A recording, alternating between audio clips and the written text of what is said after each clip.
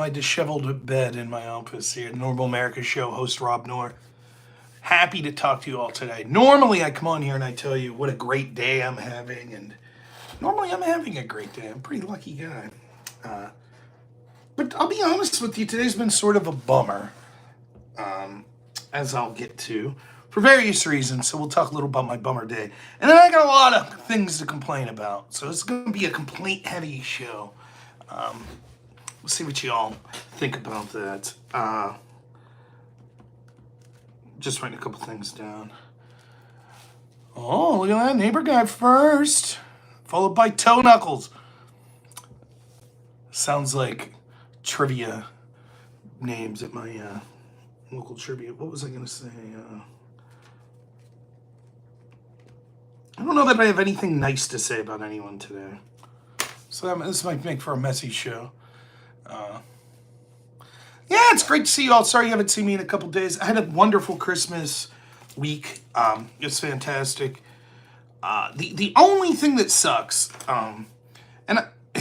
it's so weird. I bet other people are in this same boat as me. You have this occur over Christmas. I also have this occur in October a lot. Believe it or not. October, the reason for what I'm about to say is because in my wife's family, like everybody's birthday's in October. But I think a lot of people probably have this around Christmas, which is you have so many places you have to go visit.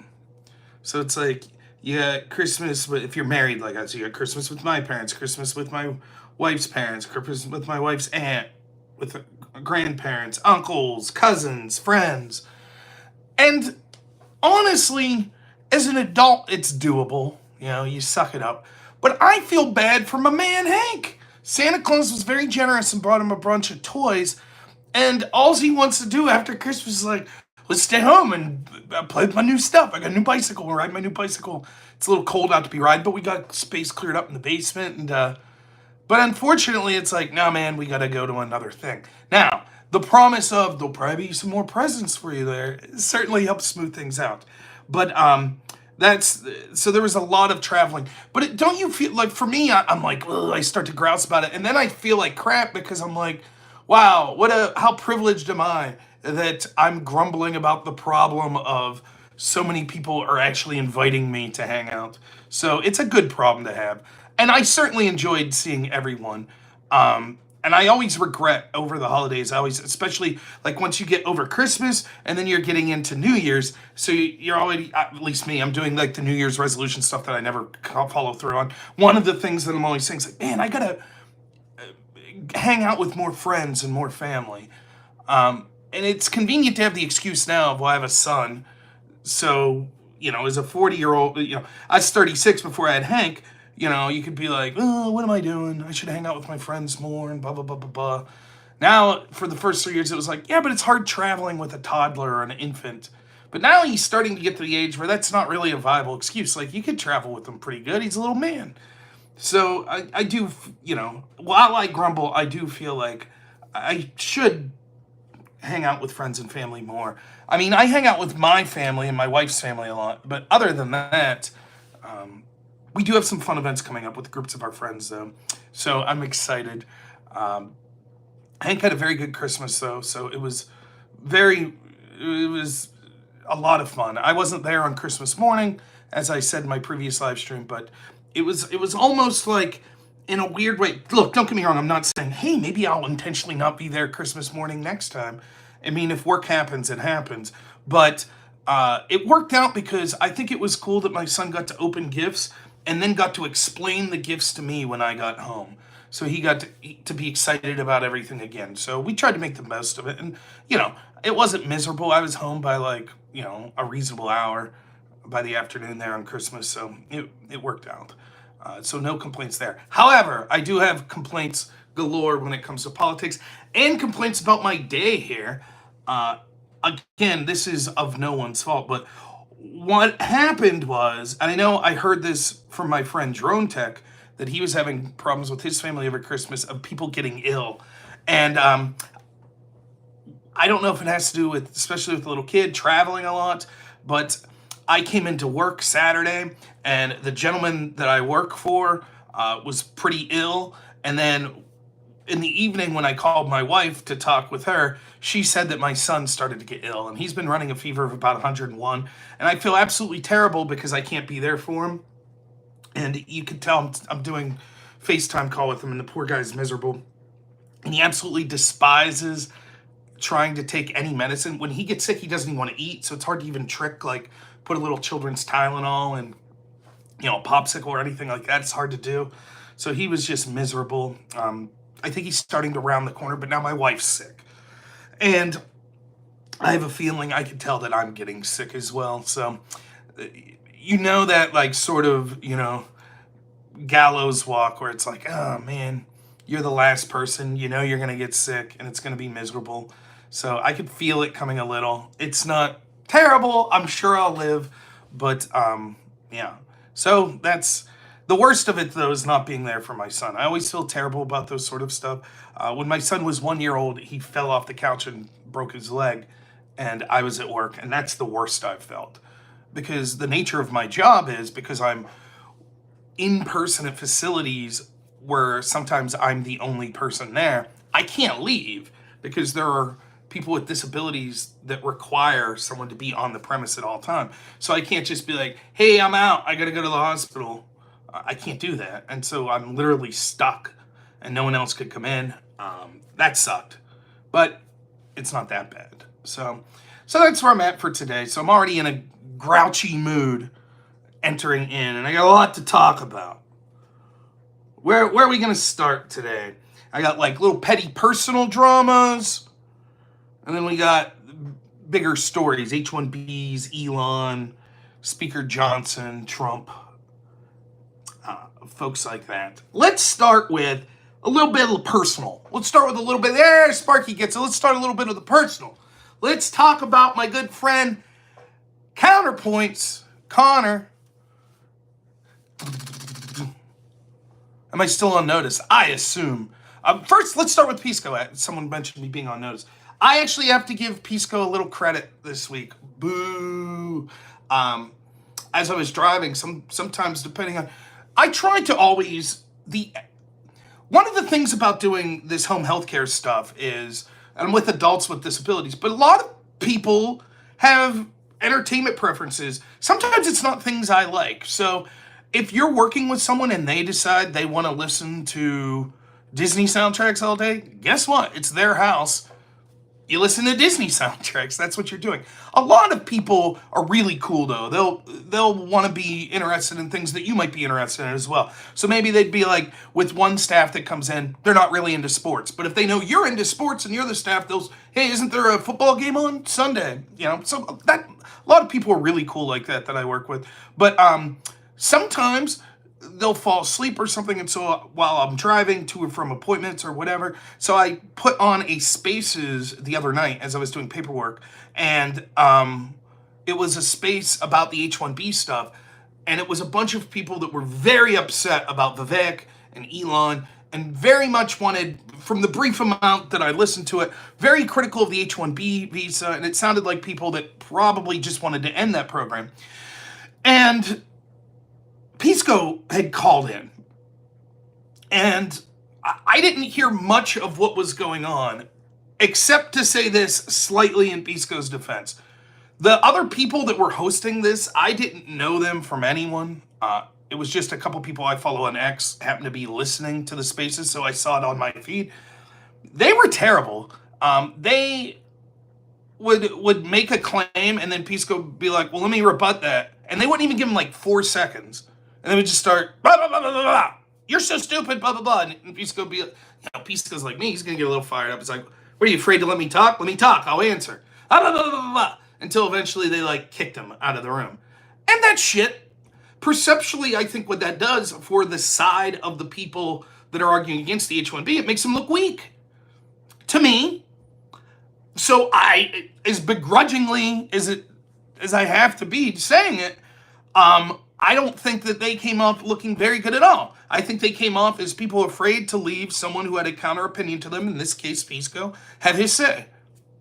That's my honest opinion on that particular situation. Now, I've certainly been in that situation myself on some spaces that are ran by Pisco's friends, etc. So, That's to give a shout at them. Now let's move on to Conor. So one of the things, and maybe I should start with this. Let's start with this. As someone who is an open advocate for getting Trump elected, one of the things that you'll run into is when Trump does things that I don't like or that is unpopular with other people, etc., people are going to point the finger at me because I'm as small as I am. I don't have any delusions of grandeur, but it doesn't matter if there's only 2 people watching me. If anyone saw me on any debate say, yeah, we should vote for Trump, now they're going to go to my X feed and go, ha ha, look at that, if something happens. Now, I have to admit to being slightly milquetoast or lukewarm on some of my takes. Let me be honest. I'll full out admit when I was wrong. I was wrong in when I said I didn't think Trump was going to win the election. I was wrong.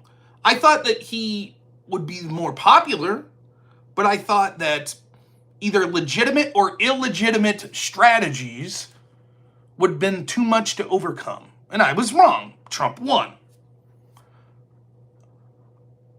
I did not have Trump as my first choice in the primary.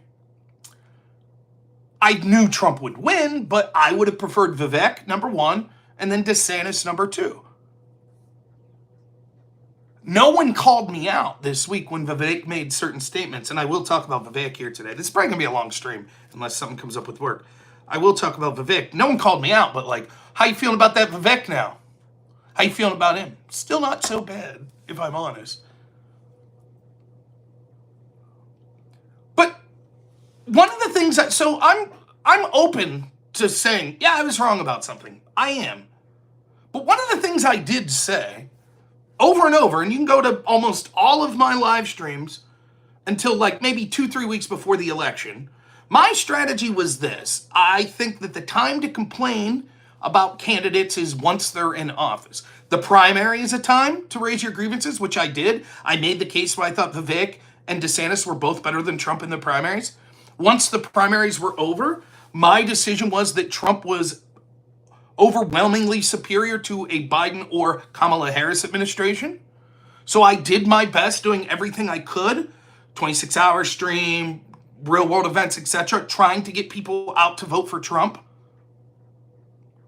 And then, once Trump wins, I think that you have every right to criticize him and try to steer him in the direction that you want. Now is the time. That's how I feel. And I have a track record of doing such. I criticized Trump quite heavily in his first term on a litany of issues. His massive spending, some of his stupid tweets, his terrible personnel decisions, decisions like bombing Syria. I criticize him all the time, particularly with his personnel decisions.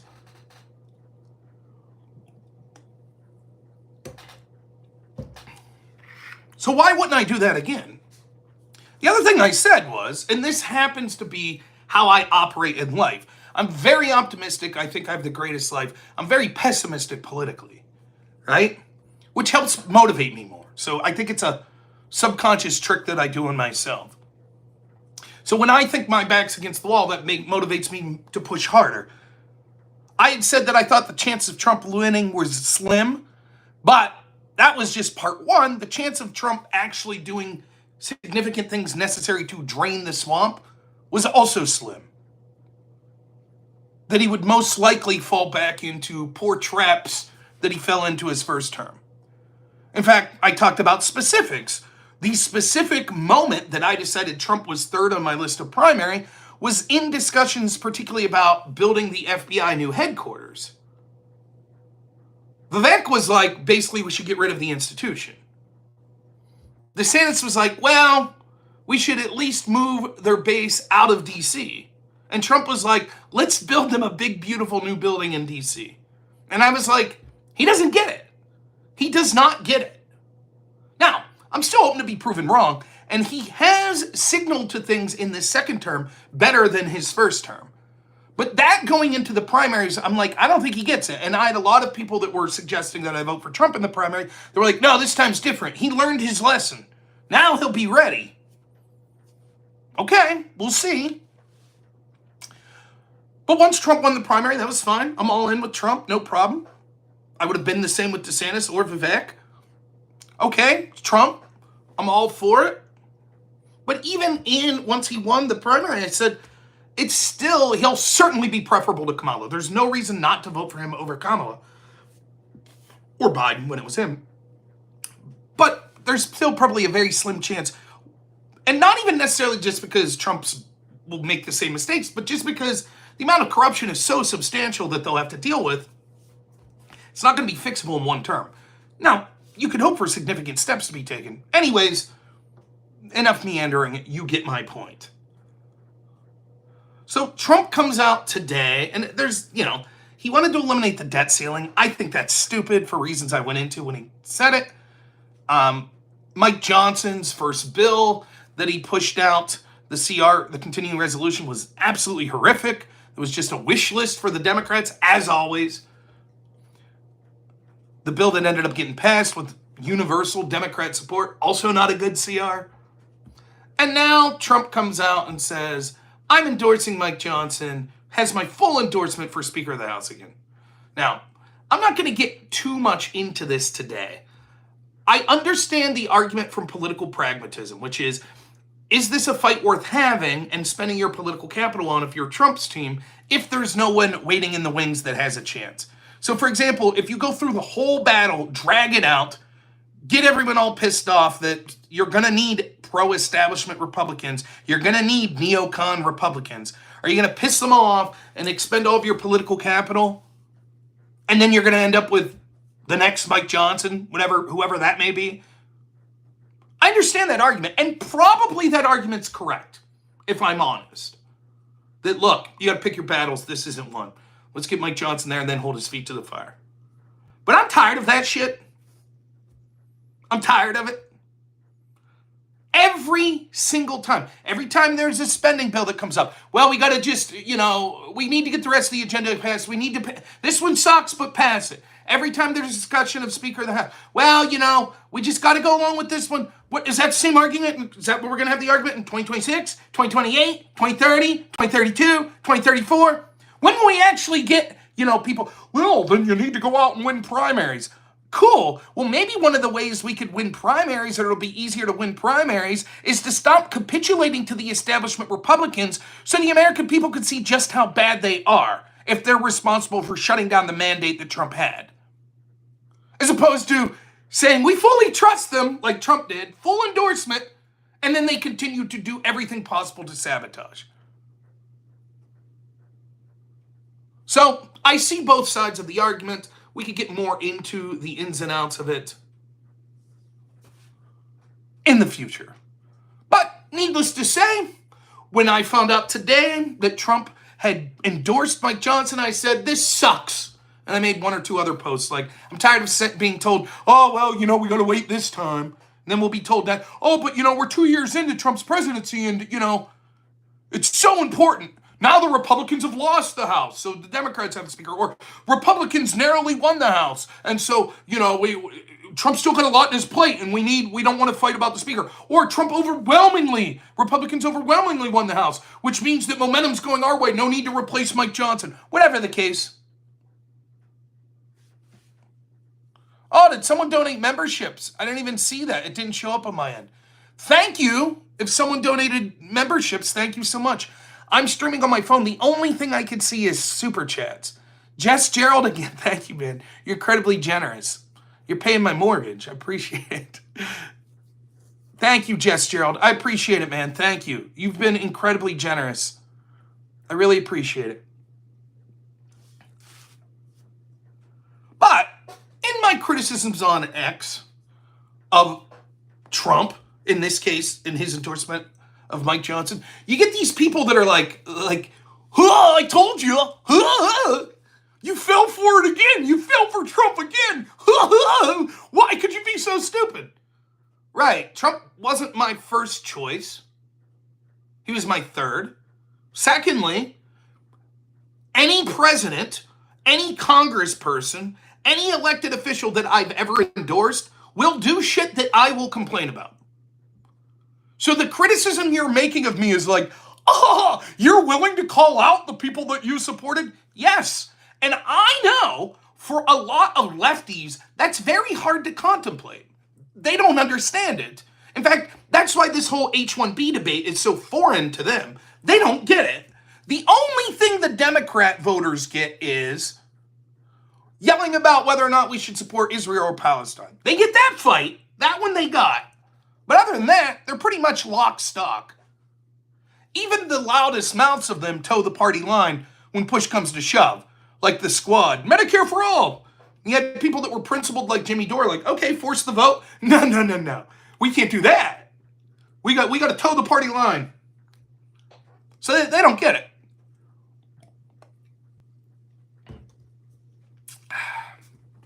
Drinking a little zero sugar ginger ale to help with the stomach.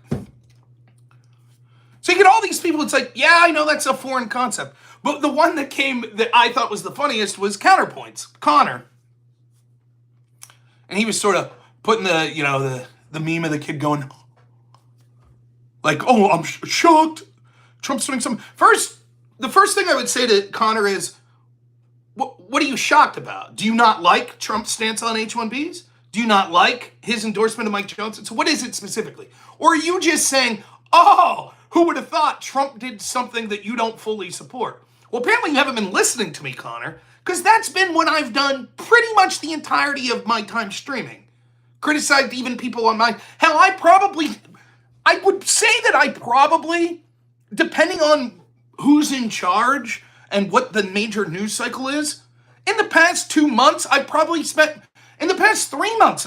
Well, okay, I can't say that. Let's just say I've spent an awful lot of time arguing against right-wingers and arguing against establishment Republicans.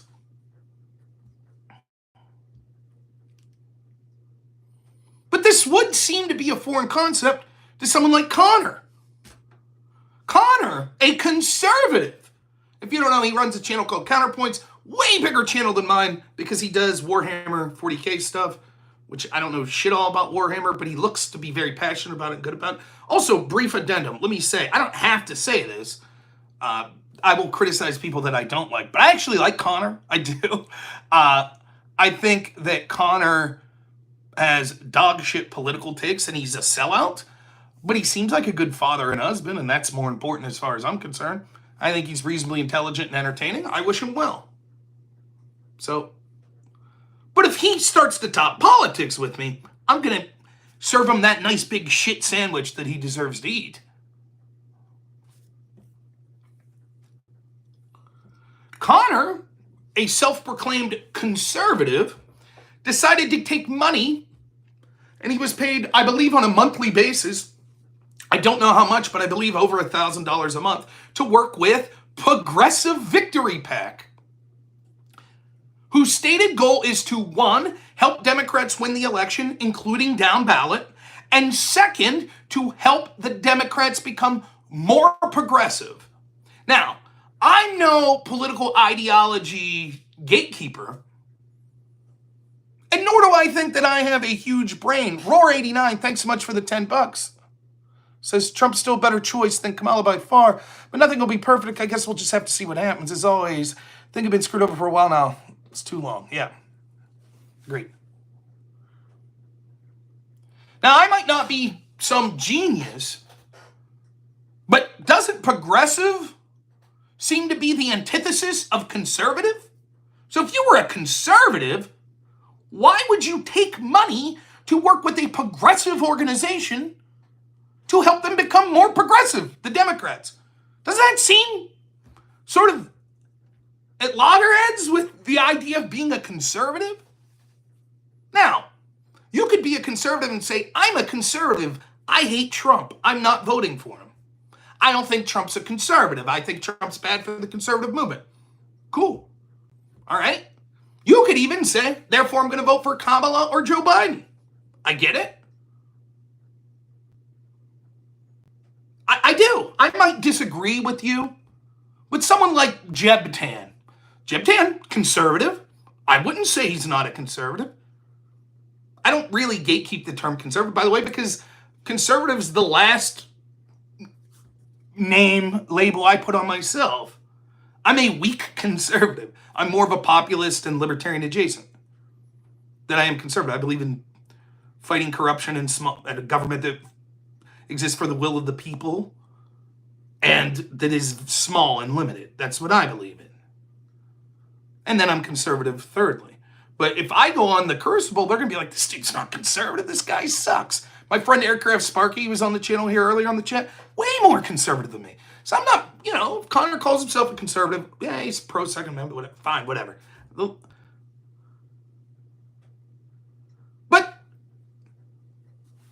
there's a difference from being like, yeah, I'm not going to vote for these specific people because I don't think they match up with my ideology as a conservative, versus, so I'm going to take money from the group that is directly opposite of me with the stated goal of helping not just beat Trump, but to beat actual conservatives down ballot and to help make the Democrats more progressive.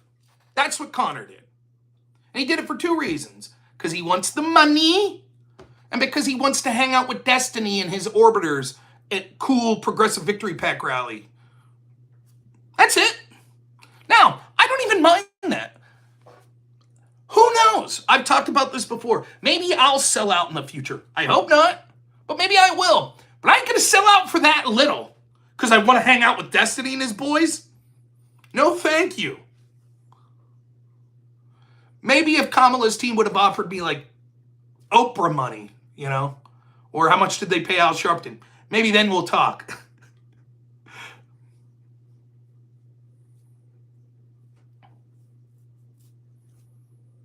But it must seem a foreign concept to someone like Conor. Wow, you mean you could criticize your own side without getting paid by the opposition? What an interesting thought, isn't it, Conor? Wow. It's weird how people are like that. We don't have to just sell out to the highest bidder.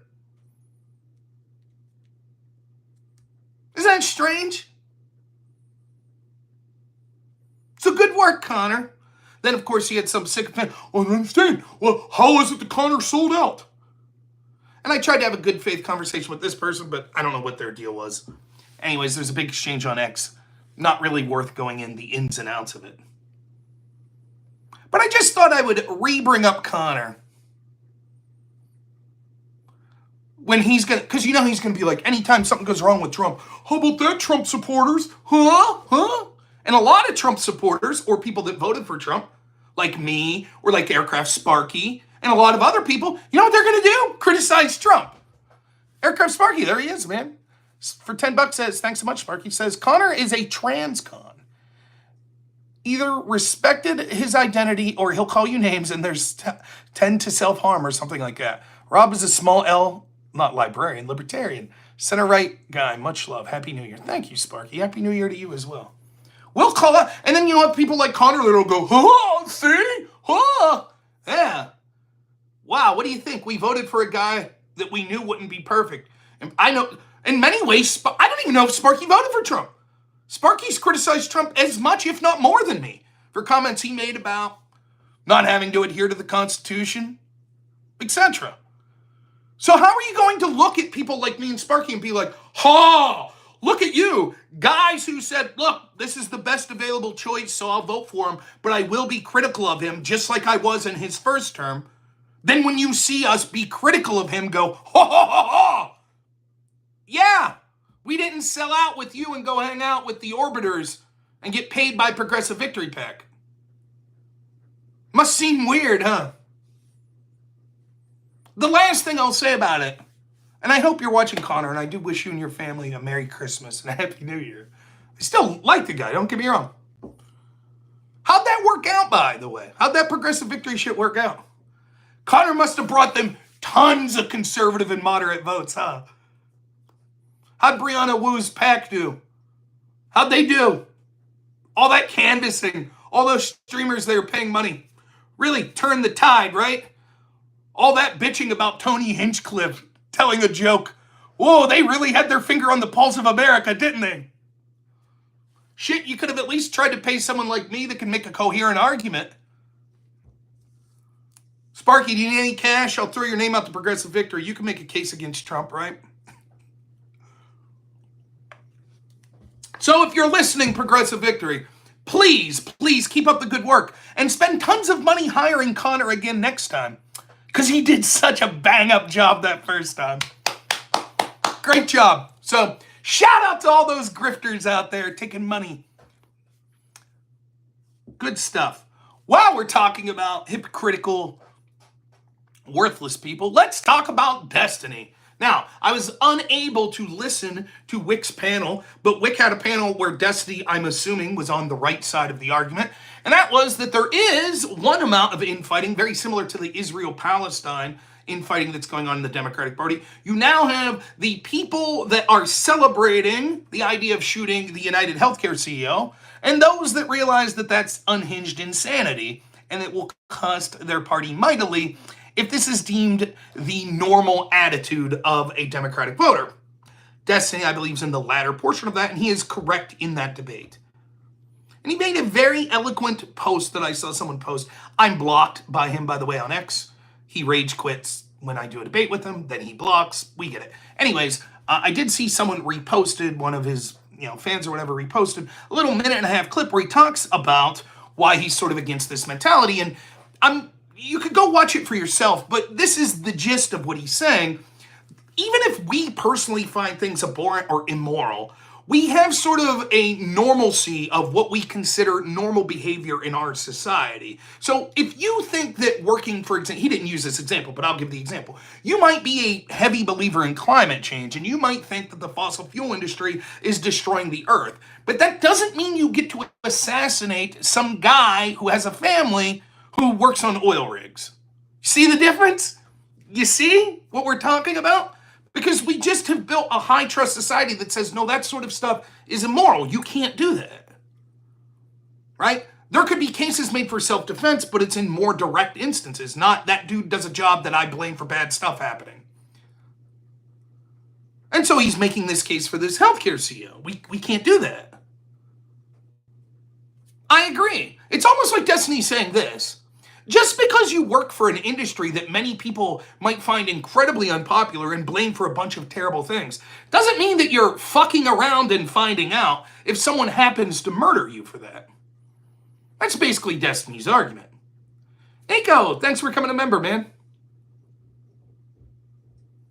Oh, but you know what's funny? When a Trump supporter got murdered in an attempted assassination of Trump, what do you think Destiny's take on that was? Hey, that Trump supporter and anyone else that's a Trump supporter, you have to know that Trump is so evil and terrible and so hated that if you go to one of his rallies, well, you're risking your life because fuck around, find out. That's what you're doing. And in Destiny's world and all of his supporters, there's no contradiction there. None. Now, I didn't see what his response was to this. He may say something like, well, I didn't say that I celebrated the assassination of Trump or that I wanted it to happen. Now, he chose his words very carefully. Well, actually, he didn't. What he did was he was spiraling out of control because he realized that his party was losing the news cycle at that point, and he's not a very good loser, which you think at this point in his life he'd be used to it. Nonetheless, so as he's spiraling out of control, he's saying all kinds of crazy shit, and then he has to keep doubling down instead of saying, look, I was a little upset. Then what he always does later, just like when the George Floyd riots were occurring in real time on day 2 or 3 when I debate him, and he said, rioting's the other side of the coin of voting, and I'm against them attacking personal property, but if they're just attacking government buildings, that's getting their voice heard. When he said that shit, then he had to change his story months and years later once he realized, oh, that doesn't help me in my political position right now. Now he's doing the same. So if you remember, I didn't mind, well, I won't say I didn't mind, but him joking about Corey Competore is one thing. Perfect. Okay.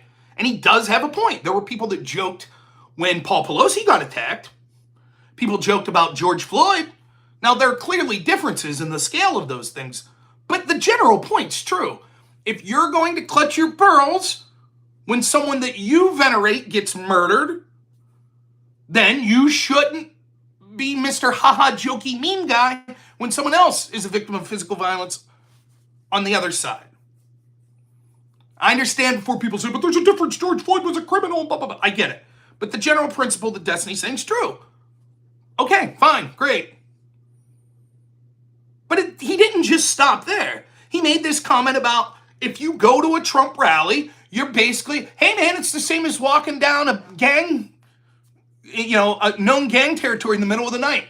You're taking your life in your hands. You shouldn't have a reasonable expectation of security because you're at a rally of some evil dude. So fuck around, find out. That was his stance.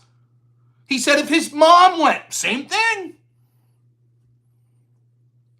Then when he was asked directly by his little toady Pisco, hey, did you want that bullet to kill Trump? Listen, I defended Destiny when he was on Piers Morgan, and he basically made an argument that I've made in the past. I am asked all the time by a bunch of lefties that were either silent or cheered on the spying of Trump's campaign, including illegal FISA warrants to spy on his team. Then will ask me, will you condemn Trump using illegal FISA warrants? Tash got a Fools, thanks so much for the sub. 100% thanks for taking the time to help reveal. No problem. Appreciate it.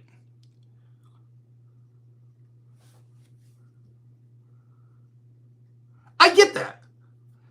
I'm not gonna, no, if you were perfectly fine, I don't know you shit. Don't ask me. That's how I feel about a lot of this immigration shit. That's why you hear these people calling all the time that are like, oh, okay, but what are we gonna do about legal immigration? I'm not interested.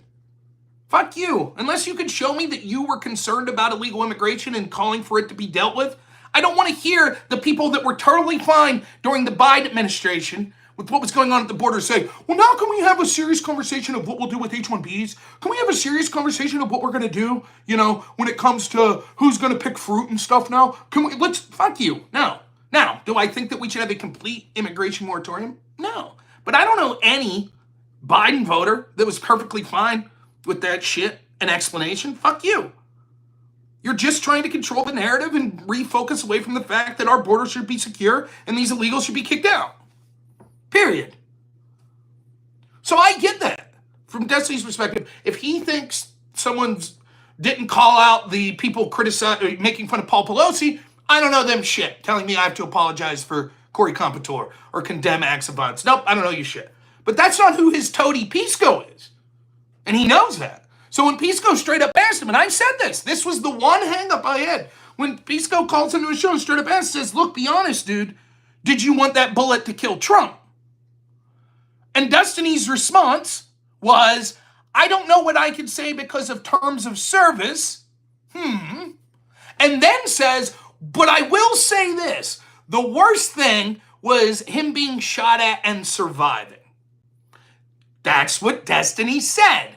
Because that would lead to increased popularity of Trump and galvanize his supporters, etc., etc. Now, he'll say, well, that's not saying I was calling for an assassination, but if there was going to be an attempt, the best thing would be for it to kill Trump. That's Destiny's position. And to Pisco's credit, he was like, no, God, no. That's terrible. Which I give Pisco credit for. That's why he has to suck up to Destiny so much, because in the odd chance that he pushes back, then he has to spend his time sucking up. So to then watch that guy be the voice that's going to be like, hey, lefties, let's pull the reins on this Luigi Mangione thing. Fuck you.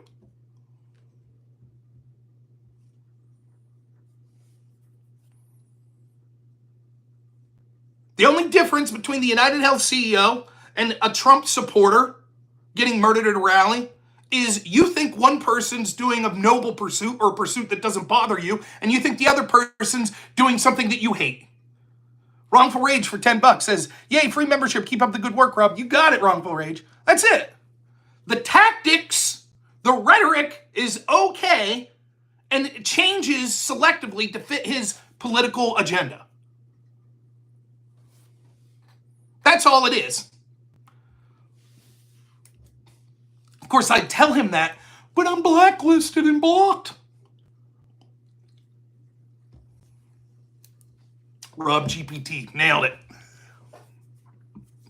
So, there's my little spiel about Destiny today. Let's keep going. Let's talk about a guy named Sindarth. Alter Void for $5. Says, suck it up or suck it off. I have no idea what you're talking about. Wick approached me or messaged me and asked if I would be available for a debate on Wednesday, which before I knew it was Wednesday, I was very much excited because he wanted someone to argue who is critical of H-1Bs. Now, I'm not on Laura Loomer, like, complete moratorium. That's not me. But I was like, well, who's on the other side? He said Sindarth and Econoboy, and they're going to be arguing that the program's very good and I think maybe should be expanded. And I'm of the feeling that our immigration system should be merit-based and we should be taking the cream of the crop, but there should be very low numbers of those and only when they are incredibly necessary. But it is evident that there are abuses rife in our H-1B and other visa systems in immigration. That's sort of my perspective on this. So that puts me somewhere in between. So I said, if you need me, what day is it? He said Wednesday. Unfortunately, I can't do Wednesday because tomorrow, New Year's Eve, is my wife's birthday, and unfortunately I work, which means I will be getting off work Wednesday, probably around 2 p.m.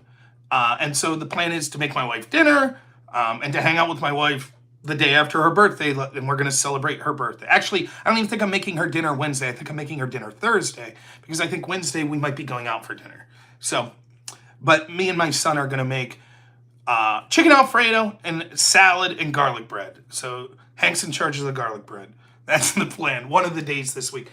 Needless to say, I can't jump into a debate panel after missing my wife's birthday because I'm working, and then the next day, the timing didn't work out. But I was curious as to what Econoboy and Sindarth would have to say. I'd never heard of this Sindarth character. And then all of a sudden, I saw that they were being reposted on X by like bigger accounts like Jack Posobiec. And so I went and I looked, and at first, the sort of thing Sindarth was saying, he seems to be someone of Indian descent. And there is a lot of racism on X about people of Indian descent. And there's a lot of criticism of people of Indian descent that's not racist. And there's a lot of criticism of H-1B abuses. And there's a lot of people saying that we should focus on American workers first. None of that's racist. But there's racism out there. And Sindarth was decrying what he saw as people, the racist comments will be something like this. You probably defecate in the street. F you. Go back to your country. Okay, that's racism. Maybe a joke. I'm not going to clutch my pearls really bad over it. But okay. And so he's making the case for H-1Bs. Okay, fine. And then all of a sudden I see all these posts. People are linking like, is this you? And it's posts of him like saying all kinds of heinous shit about white people. From like a month ago, even before the H-1B debate.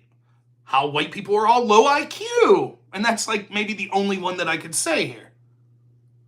Well, isn't that interesting? So what we have here is a racist, or at least a person who is making racist comments on X, complaining about people making racist comments about him. And you see this all the time. All the time. You'll have a person from a group that's a perceived victim class, and they'll say, how dare you criticize my victim class? And then they'll proceed to criticize other people's classes. For example, there's a famous one I saw that's, I can't use these words because there's racial slurs, but there was a black woman who painted her eyes using eye makeup to look like they were very squinty, and then used a derogatory racial term for Asian people and said that her eyes looked like that. And then a person of Asian descent commented that she was going to make her eyes look, and then used a racial derogatory term for black people. And people were up in arms. You can't use that term. Hey, if you want to play the racial joke game, no problem. I don't have a problem with it. But don't get upset when you want to denigrate entire races of people?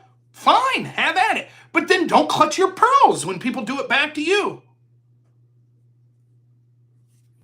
And by the way, there's a greater point to this that we'll get when we get onto the H-1B specific.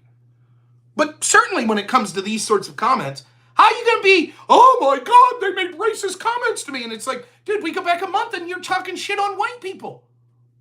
Well, That's because I was responding to people. So, all right, whatever. I'm not debating the guy because of the schedule. Fine. So the dude wants because he was kind of going viral. It's like an Indian guy. By the way, he's using like an avatar. I heard people saying, is this guy a bot or AI? But if he's doing this debate on Wick's channel, I would say no. Again, his name is Sindarth, Sindarth, and his X account's like Cloud99, something of that account. But if he's really the guy that's doing this panel debate with Wick, I would assume he's a real person. So once it's sort of, he goes viral for like, and people are like, see, oh, this is why you can't criticize H1Bs. Look at this guy. He's dealing with racism. And then people are like, yeah, but look at his racist comments. So then now he's outed. So he's got to put out like, he's got big. So he's got to put out the, stereotypical, I'm sorry statement. And his apology statement's like, people are bringing up comments I made a long time ago. They're like from 4 weeks ago, 4 or 5 weeks ago, a month. A long time ago. This wasn't like shit he said when he was 16 in high school, and now he's 30. It was like last month. But okay, fine, a heartfelt apology, blah, blah, blah. Whatever. Again, I still didn't comment. Altered Void, thanks for the $5, says, hey, what's good for the goose is good for the game. Holy cow. Oh, terrible joke. Yes. Actually pretty funny. Anyways, I still didn't comment. But then I could not help myself because someone, in response to his apology video, his apology post, posted, what do you mean a long time ago? This was only a month ago. And his response is one of the worst responses I've ever heard when it comes to an apology. I remember we used to have to watch this video at work. The one training I take at work, I have to take every 2 years. We watched this video. It's sad. It's kind of cheesy, but it's sad. And it's this guy who gave this speech on Oprah's show. It's called The Last Lecture. And it's this actual professor who was an Imaginarium worker in Disney who was diagnosed with some rare illness where he only has like 3 months to live. So he looks incredibly healthy, but he's dying. And he's saying, as a professor, you talk about hypothetically, what would your last lecture be? Here's my last lecture. And he talks about the importance of apologizing. And I forget what he says, but he's basically like, an apology has like 3 steps. Like saying that you're sorry, acknowledging exactly what you did that you're apologizing for, and asking what you could do to help make it better. An apology is something like that. It's not just saying, yeah, I'm sorry. Right? You have to say, I'm sorry that I did this, and this is how I'll make sure that I don't do that again. Or here's an explanation that I could give, etc. This guy's response to the wait a minute, you're saying this was a long time ago, but it was only a month ago. He says, and I'm not shitting you can see it all through his timeline, and I screenshotted it just in case he tried to get out of it, and I do ever end up debating him because I can't wait. He said, well, I didn't know any better. I only had 100 followers, and I wasn't media trained. Let me repeat that. Why did you make a bunch of racist comments about white people? Well, because I only had 100 followers, and I wasn't media trained. Now, does that sound like someone who has had an epiphany and was a racist a month ago, but now it's totally turned a new leaf and isn't? Well, what happened? Why'd you change? Well, you see, back then I only had 100 followers. Okay, that makes it sound like, oh, you thought when no one was really watching, you could be racist. But now that there are more people watching, you can't be racist. That doesn't sound like you're not racist now. And then, even worse, you're not media trained. What does that mean? You're not media trained? In other words, you weren't trained on what you're supposed to say. Not what you really think. I didn't know that I'm not just supposed to say what the real racist thoughts in my head. I didn't know that I'm supposed to lie to all of you and be media trained. Boy, that sounds like a guy who's really sorry and who's really not racist towards white people, right? Kiss my ass. Drunk Batman for $5. Thanks so much. My channel's underrated. Do you have any other place I could donate since YouTube takes 30%? You can donate to my PayPal. The links should all be on my YouTube channel, which will take less. However, I am in the process of getting a P.O. box, and so you'll be able to just send me a check if you want straight to the P.O. box. I used to have a P.O. box, but no one ever sent shit there. But now I've got a couple people who have sent me some gifts, so I'm going to get a P.O. box again. So that's who this Sindarth character is. Now, okay, one racist, whatever. Who gives a shit? And are they racist, or are they just making racist comments? Because I've known people that make racist jokes that aren't racist. I don't know. I don't really give a shit. But if you're going to put yourself out there as like, well, I'm an Indian, and I think this person's of Indian descent, so I think he's second generation. But maybe his parents came over in an H-1B or something like that. Certainly, he's advocating for how great Indian workers that come over on H-1Bs are. And maybe a lot of the stuff he's saying is true. But there's a greater conversation, which I'll get to here as we transition to talking specifically about H-1Bs. It's not just, a country's not just a corporation. We're not just cogs in a machine. It's not just input all of this stuff and whatever the highest GDP is always the right answer. Do I want to import Albert Einstein? Yeah. I want to import the greatest scientist in the world. If he's willing to adhere to the values of what we as America think it means to be American. If the greatest scientist in the world is in ISIS, no, I don't want them. Sorry. If they're a child assaulter, no, I don't want them. You see? So clearly there's some level of assimilation necessary. It's not just about whoever brings the greatest money for us, the greatest technology for us. Yeah, that's all that matters. And that's not to say that all Indian people are terrible or anything like that. We'll get to that in a minute. So this guy's making the case, Indian people good. Indians coming over in H-1B is good. And everybody's racist talking shit on them. And I'm good. And I'm an Indian worker, a worker of Indian descent. And I'm good. But it turns out you're a racist. Or you're at least saying racist shit. And then you're complaining about racists attacking you. And then you're giving bullshit apologies and excuses for why you're a racist. Isn't that one of the criticisms that people have? That a lot of these Indian workers that are coming over harbor ill feelings towards the native population of America? And if you're like, no, they're good like me. By the way, I hate white people. You don't see the problem there? And this is the dude I was supposed to debate? I wish that there wasn't a... Wick wouldn't have liked it, though. I know it would have been... Wick would have been like, now, Rob, let's not make it personal. Let's not make it personal. We're just here to talk about H-1Bs. Rob. That's how it would have went. But, it would have got personal. Now, I'm not doing a panel with Wick on Wednesday because I got stuff to do with my wife for her birthday. Then, of course, you got a Conor boy who said, in his estimation, 50% of Trump supporters are garbage. So there you go. You got the two people that are going to be arguing for the necessity of H-1Bs. One that thinks half of MAGA is garbage, and the other that thinks all white people are low IQ, and so we need to bring in people from other countries. But I'm sure they'll argue that you're just a bigot or a racist if you're saying, wait a minute, we think that they're trying to replace American workers. So, interesting. All right, where are we going next? Let's talk about the H-1B thing specifically.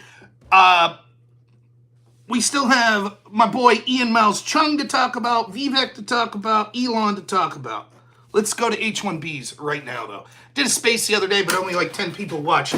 If you're one of the 10 that watched, this might be slightly repetitive. Now, I don't have at my access what I wrote, but if you go to my X, you can see my highlighted or my pinned post, and you'll see a lot of this. So let's just go from memory, sort of the things I wanted to say. Scattershot H-1B. Where do I want to start with this? The problem basically comes down to, in fact, let's go with what Vivek said. Let's start with Vivek. For those that missed it, Vivek put a post out, and it basically was critical of American culture. And he says things that are just abjectly stupid. he's making a point that there's a large kernel of truth in what he's saying. The problem is the specifics in which he's saying are either false or they're detrimental to his own point, etc. So he's like, there's a problem with American culture. And then he starts saying, like, our schools celebrate the football player and not the math nerd, not the chess team. And kids go to sleepovers. Alter Void for $5 says, didn't we import those scientists that gave us MK Ultra? Maybe that's okay because they gave us the Operation Paperclip too.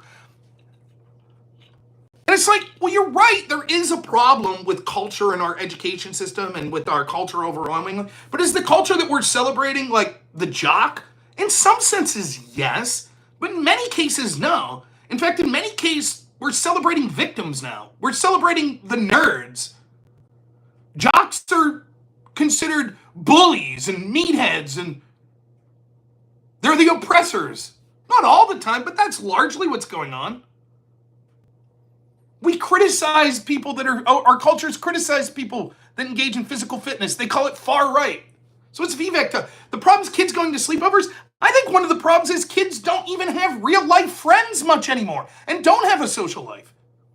And the greatest criticism I have of specifically what Vivek's saying is, I think that it's giving some insight into his character that shows that he thinks the ultimate value of a person is what they're achieving economically or what they're achieving through their work or their career. I disagree. I think that reeks of secularism and materialism. There's nothing wrong with people pursuing a career and getting into it.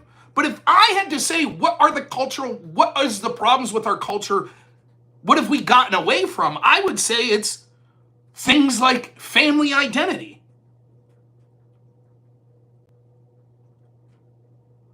There are a lot of people that got away from that are doing all kinds of bullshit that are like socialists that just want to sit at home and be victims. But there's also a lot of people that say, I don't need a family. I don't need to find someone I love and have a family with them because I'll just work 90 hours a week, 100 hours a week. I don't have time for a family. Now, do we need people like that in society? Of course. People like that can help out in society. But if we're talking about problems with our culture, but nonetheless, I'm not going to shit on Vivek too much because he's basically saying something that many people I've heard on the right, myself included, say all the time. We have significant problems in our education system and our culture. It's absolutely true. It's absolutely true. And so therefore, yeah, I'm going to steel man Vivek's position, but I think this is fair. We need to fix those things. But in the meantime, because our education system particularly has been so destroyed, there are these jobs in places that are very high level, like engineering, that we're not churning out enough people from our education system that are getting into those fields. And so in the short term, to remain competitive in the world, we need to bring in the best and the brightest around the world to fill those slots. That's basically Vivek's argument, and it's not an indefensible position. He's right about the cultural parts, and he may very well be right when it comes to the best and brightest. He probably is. Here's the problem. The problem is that both the tone and the timing of what Vivek said are horrible. That doesn't mean what he specifically said is bad. And I, who understand this, I don't have a problem. I'm not super pissed at Vivek, but I understand why other people are. That's what I'm saying. Because the problem with with Elon's position and Vivek's position, and apparently Trump's position is this. People are tired of feeling like they are citizens of this country and the government of this country does not give a fuck about them. They care about everything else except the people of this country. They care about Ukraine. They care about Syria. They care about importing workers from India or from Europe. They care about climate change. But they don't give a shit about the people of this country. Hawaii goes up in fires. Sorry, not much we could do. Hurricane hits Helene. Mass immigration hurting community after community for decades. Our Our immigration system has been so broken for so long, since at least going back to the days of Reagan. We were told, listen, there's all these people that came in that were told they would get green cards, and they didn't. And they're mostly good people. And so these people that have been here for 10, 20 years, we should give them green cards. And then we're going to secure the border. We'll stop this shit. And Reagan said, okay. And then what happened? Well, as soon as that deal was in place, bam, they just opened the floodgates. More and more and more and more and more and more. And every year we're told, this is the year we'll get around to dealing with it. And nothing happens. And then we're told it's not a problem, there's no crisis. And then, well, yeah, okay, it's happening, but it's a good thing. Republicans wouldn't touch this issue. Thanks so much, Aramaic. For $5 says, Doge's purpose is to cut waste. Turns out Elon and Vivek believe the waste is the American worker. I don't necessarily think that's what they're saying, but I get it. There are criticisms. So that's the environment. Finally, we get this guy who's like, hey, in 2016, the border, we're going to do something about this. Immigration's out of control. It's massively popular. Then he runs on it again. Massively popular. Mass deportations are massively popular. Securing the border, massively popular. He wins. The Republicans win the popular vote. And then what are we immediately talking about? Well, there's a problem with American culture and we need to bring in better workers from overseas. How do you think people are going to take that? Even if you're right, that's how you're going to sell this to the people that just voted for, we're tired of getting fucked over by all these immigration laws and policies that end up fucking us over in the end? And let me be clear, although this is right now limited to an H-1B conversation, go back to the call-in I had last week, and then there was one about 2 weeks ago from the same guy named Raicelin. He may even be in the chat right here. And he wants to talk about, well, what are we going to do when we start deporting people and it turns out that they worked at the chicken farm or they worked at the fruit farm and now we need people, so we deport them but then we bring them right back. How many people we're going to bring back? What are we going to do with that process? And I say, fuck you, I don't want to talk about this. Let's secure the border. Then we can have a conversation about this stuff later, because this is always the exact conversation that's used to never secure the border in the first place. So let's do that. We'll take care of that and then we'll deal with those other problems. How about that? Well, that's what's coming down the pipe next. Oh, well, we got rid of all these other people, so now, yeah, we're just talking about 85,000 H-1Bs, but now we need to increase the amount of visas for all these other positions as well. That's the problem. The problem is the tone and the timing of it. This is how they should have approached it. Yeah, the people that are complaining about these H-1Bs are exactly right. The tech companies that are claiming that there aren't jobs have massively supported the political and cultural movements that have led to the destruction of our education system. They have endorsed, used their platforms to put out messaging to censor people that were critical of the politician and the cultural movement that was destroying these universities. And now, all of a sudden, they're like, oh, but we're on board with Trump. Keep giving us those H-1Bs, we need those people. Sorry, it doesn't work like that. First things first, DEI must go. The people that have exploited it and have gone after people and refused to hire them because of their race need to be held civilly and criminally accountable. No government money should go anywhere where there is DEI that is saying that you can't hire domestic Americans. Every policy in this country should be first and foremost prioritizing that it benefits the American citizen first and foremost. If we find out any policy is being used to discriminate against the American citizens by companies, there will be harsh penalties, not just to the company and their shareholders, but by the people in charge of making those decisions, up to and including criminal penalties. This is unacceptable. We understand why the American people are furious at the exploitation, not just of illegal immigration, but also our legal immigration system. And we will not stop until these concerns are met. Of course, there is room to bring in the best and the brightest. People like Elon that have done such a great job in helping give us free speech on platforms like X did take advantage of the H-1B system in the correct way. And there are many other that do so. But the first priority needs to be making sure that these systems can no longer be exploited and punishing those that have. You see? How hard was that? Instead of, well, there's a problem with your culture and you're racist if you disagree. Or like Elon said, I'll go to war over this fuck face, or fuck yourself in the face. Great. Good tone there. Now, I could handle it. I don't give a shit. For me, whatever. Do I still think on net Elon and Vivek are very good? Of course. Did I ever think that they were perfect altruistic people? No.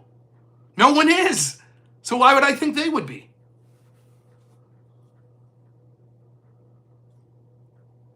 That's the problem with what they said. That's why people are outraged. Yeah, sorry, we know that you were lied to over and over and over again about, trust us, this immigration policy that we're putting, it won't be exploited. It won't. This is it. It's just these couple limited people, and then it gets massively exploited, and it's a huge problem. Then 20 years later, we're like, yeah, that was bad, but trust us this time. That won't happen again. This time that won't happen. And if you disagree with us, you're racist, you're a sack of shit, you're DEI.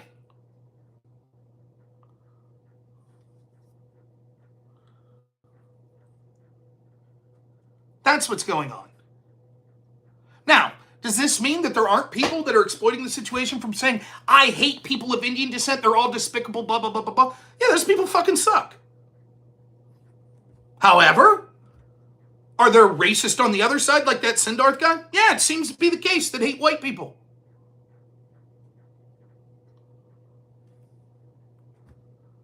Does that mean that if you're critical of H-1B, you're a racist? No.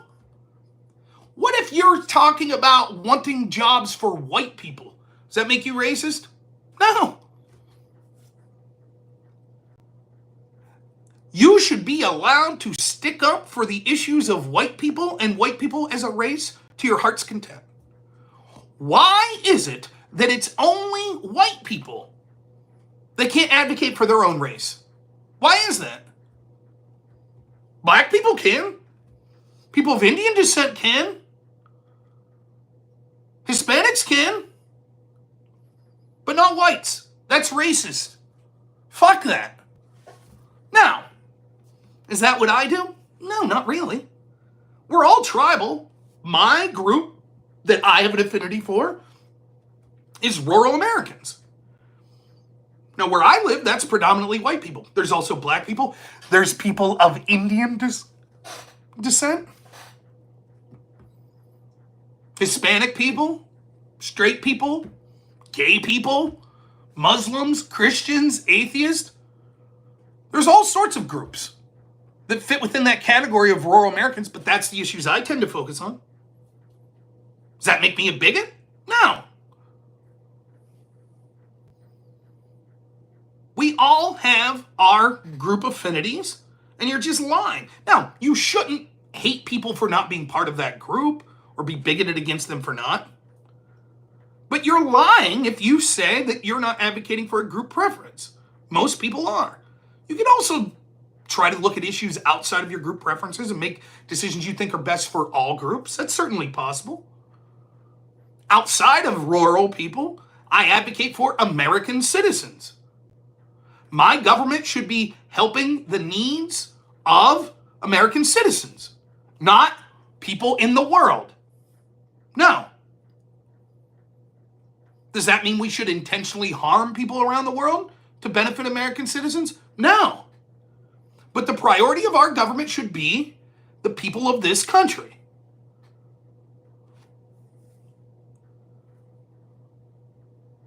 So I don't blame someone who's like, hey, Sarah Carter, I saw saying. I like Sarah Carter's reporting. She says, my family, my parents came on H-1Bs, and I'll be damned, personal attack the people that are criticizing. She has every right to feel that way. Just like a person who's white, it says, my kid got a 4.0 in school and couldn't get into Ivy League school because they're white, and then got into a lesser school but still was top of their class and studied to be an engineer and got turned down at all these jobs and now is working in a completely unrelated field. Fuck H-1Bs. Don't they have the right to say that as well?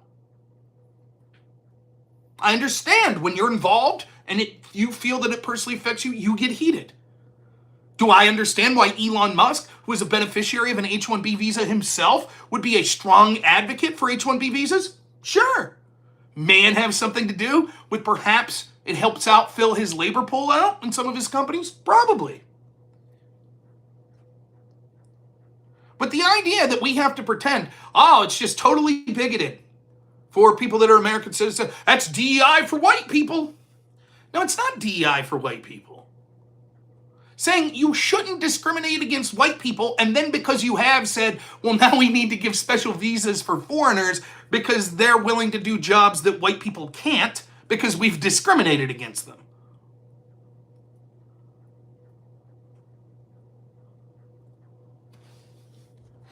That's number one. Number two, I know probably personally 4 or 5 people around my area of Indian descent, and they're all terrific. I hear all these commentaries about how terrible, and it's not the norm, but I have seen the racism that people are talking about or other criticisms. I haven't seen it anecdotally. Now, I don't work in the tech sector. Maybe it's true. I've heard stories say, I work in the tech sector, and all of a sudden you bring Indians in at your company on H-1Bs, and then they end up getting green cards, and then they only hire other Indians. Maybe that's all true. I don't know. I'm telling you right now, though, the people I've met that I know that are legally here, that are of Indian descent, are terrific people. That is bullshit anecdotal. That in no way, shape, or form makes any declaration about what policy should be. I'm just telling you that's my experience. That's number 2. I had like 3 or 4 points. What was it? Next, I have no problem taking in the best and the brightest. None. I think that that's absolutely something that we should do. I believe that we should have a merit-based immigration system.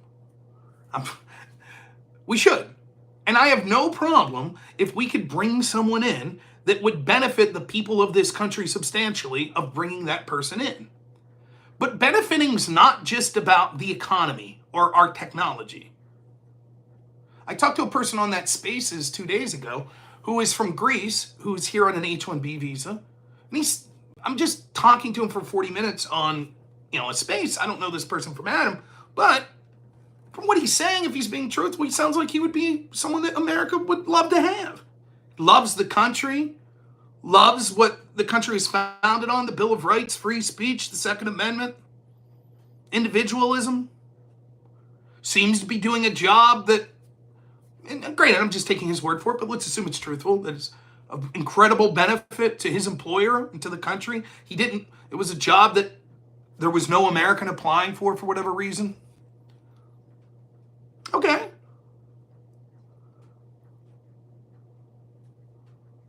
And yet, we have to admit, or we have to ask ourselves, what does it mean to be American? If the country exists for the benefit of Americans, what does it mean to be American? Elon Musk, using this sports metaphor, absolutely gives what I think is a terrible look into what perhaps his worldview is. It sounds to me that he thinks America is just the place where I had the best economic opportunity. That's what it sounds like. It's the best corporation. It's the Yankees. I want to play for the shitty-ass Pittsburgh Pirates when I can play for the Yankees. That's what America is. It's the Yankees. And India's, I don't know. The Orioles. I don't know. Some other team.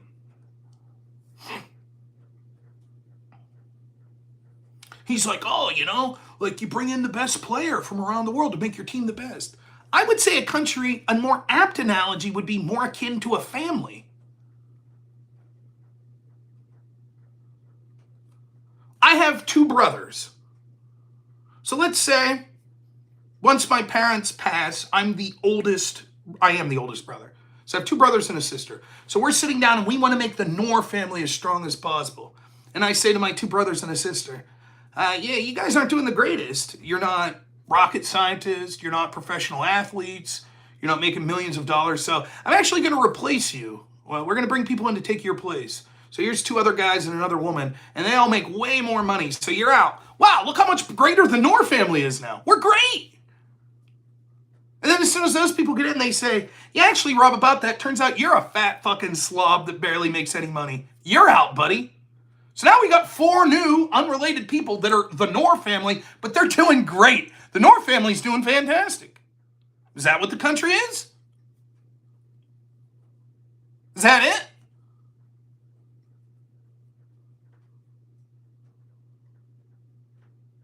What are American values? Well, no, they have to assimilate, Rob. They have to have somewhat of your values. According to who?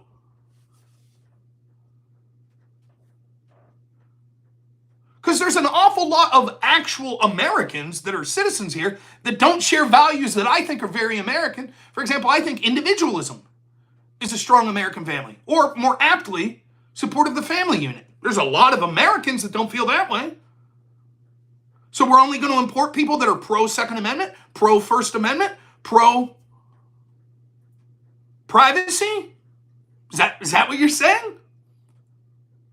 That's what it means to be mad? You think that's how the system's going to come down? By the way, just curious to those new right-wingers, new MAGA people in the tech sector that are saying, actually, it's pro-American, blah, blah, blah. Just curious. I wonder, of the people that receive H-1B visas that end up getting green cards, what percentage of them do you think end up voting Republican? If overwhelmingly they vote Democrat and say, actually, we want to vote for the party that wants to take away your Second Amendment, wants to have the government have czars on disinformation to censor speech that we don't like. Is that pro-American? Are those people now American? Just because we said, well, you got a green card now? Even if they are we to pretend that the person, and I've said this, but I've had to reconsider, is that person, the moment they become an American citizen, as much of an American citizen as someone who's been here for 10 generations? Now, legally they are. I don't see how you could get around that. But are we to pretend their connection to the country is the same as someone who's been here for 200 years? If I go to China, should I be able to expect to be given citizenship and be just as Chinese as people who's been there for 10, 20 generations?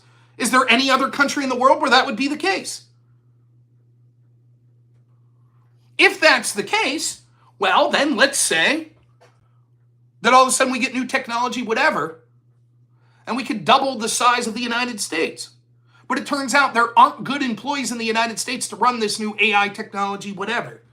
And so we import 30 million people from other countries. And all of those countries, those people that we bring in all have values massively different to what the Founding Fathers thought. So what? It doesn't matter. They're the new Americans? Is that how it goes? What exactly makes us American then? What's the defining? And you might say, well, that's ridiculous. It wouldn't matter. Well, we have to have some sort of philosophical underpinnings for our argument here. The argument can't be, as long as you're making us money, you could come in. That's how you get situations like we see in Canada, where people are massively regretting how many immigrants they left in. Guess which country they're complaining about predominantly? India.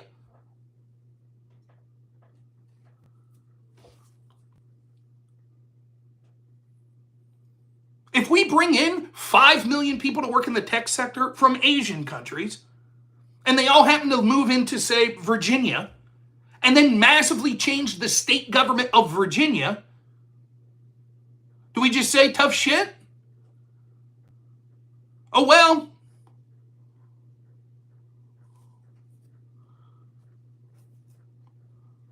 There has to be more to it than that.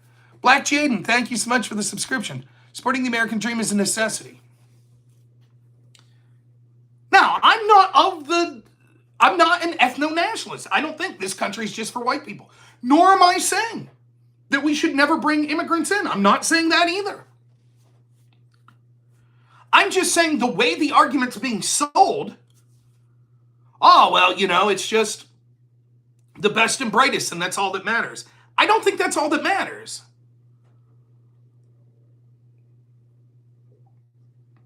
I don't.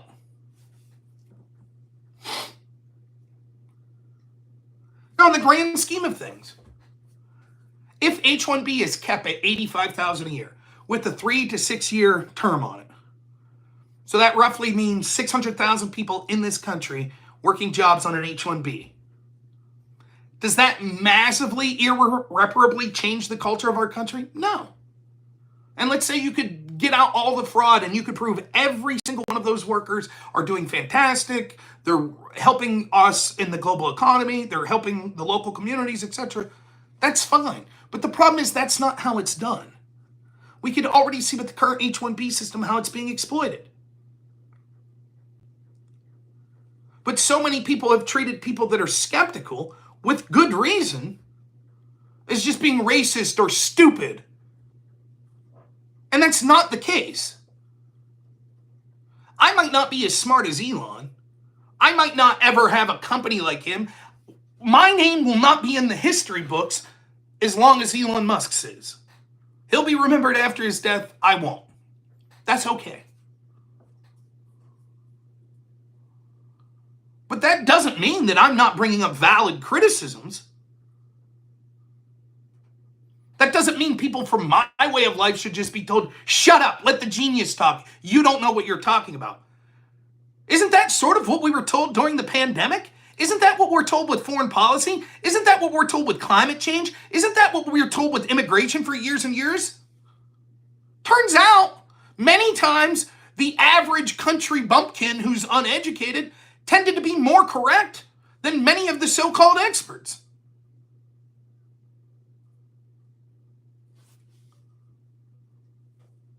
So I don't find it persuasive.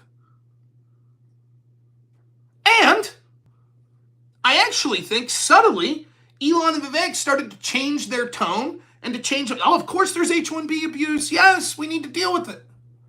We'll see what happens policy-wise. But this idea of like, well, we must all not fight. We all just have to agree with everything Trump says and everything Elon says. Fuck all that. Not this guy. That shit ain't happening.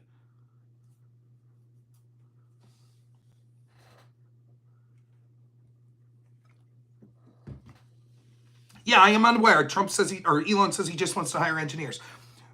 I don't know. I'm not an expert in the field. I don't even have anecdotal evidence. I just see what other people are saying.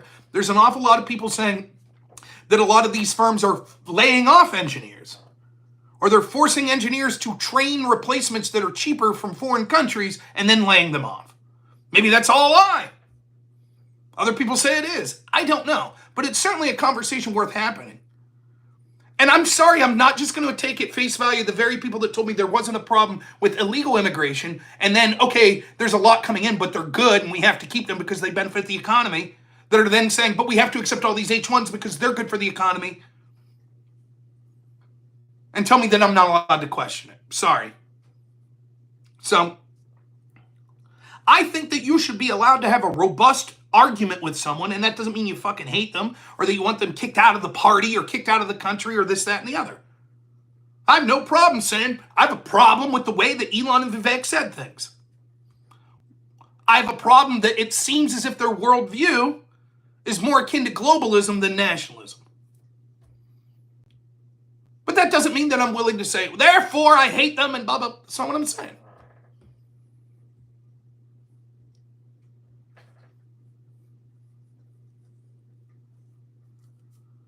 You gotta have a little thick skin if you're talking about politics.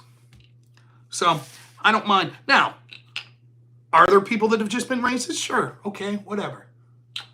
And yeah, we should call them out, of course, when we see it.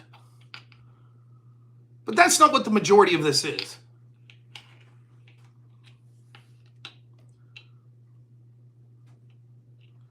Now I want to talk about a specific person. The people that I respect basically the least are people that have no underlying principles. James, thanks so much for the $10, says, I think this is just labor arbitrage. Yeah, Good word, Brian. If corporation wants to lower labor, just do it the old-fashioned way with outsourcing and not offering living in our country as a benefit.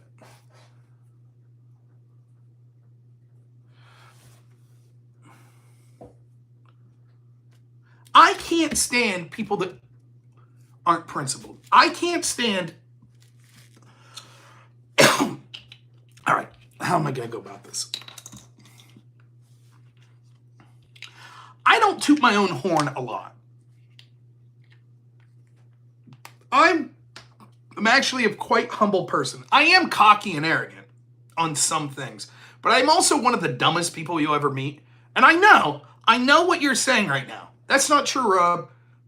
You're objectively a pretty smart guy. That's what you're saying.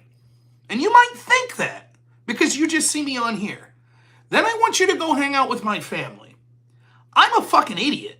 Like, I'm terrible. I am the worst handyman you'll ever meet. I don't know shit all about, like, fixing anything. I've lived in the same area my whole life. I'm the most ill-conceived geographic mind that you could ever imagine. I have almost no common sense in day-to-day life shit. It's true. So much so that my wife all the time will be like, what the fuck are you doing, you idiot? And I'll say, hey, once she asks people on my channel, I'm a really smart guy. She's like, you're right, you're right. That's a joke I have with my wife all the time.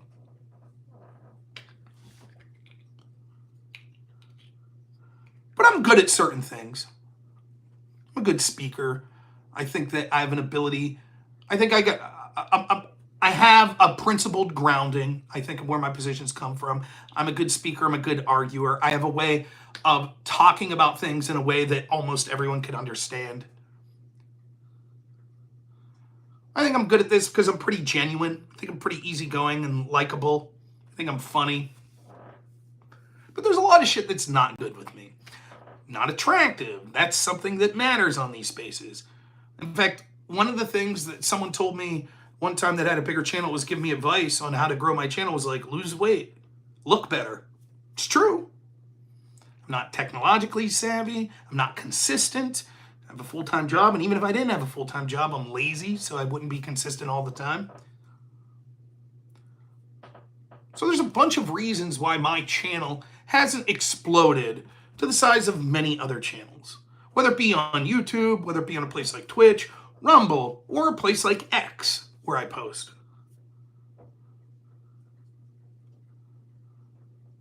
But so many people that have risen to incredible reach on these platforms are absolute fucking garbage. That's the truth. They're terrible. They are wretched. They bring nothing to the table. All they know how to do is grift and manipulate the algorithm. That's it. It is pathetic, and it's nowhere more evident than on X. Certainly it's true of the streaming community at large, but on X, how many times will you see these big posters that are just posting clickbait bullshit? You won't believe the third thing she says. There's a video. You won't survive this video. What would you tell her? What the fuck? Or just straight up ripping off content from other people. Smaller content creator put something, you just almost word for word post the same shit they did. Yeah, that person gets it. Destiny shit's original. I'm lumping him in on this stuff.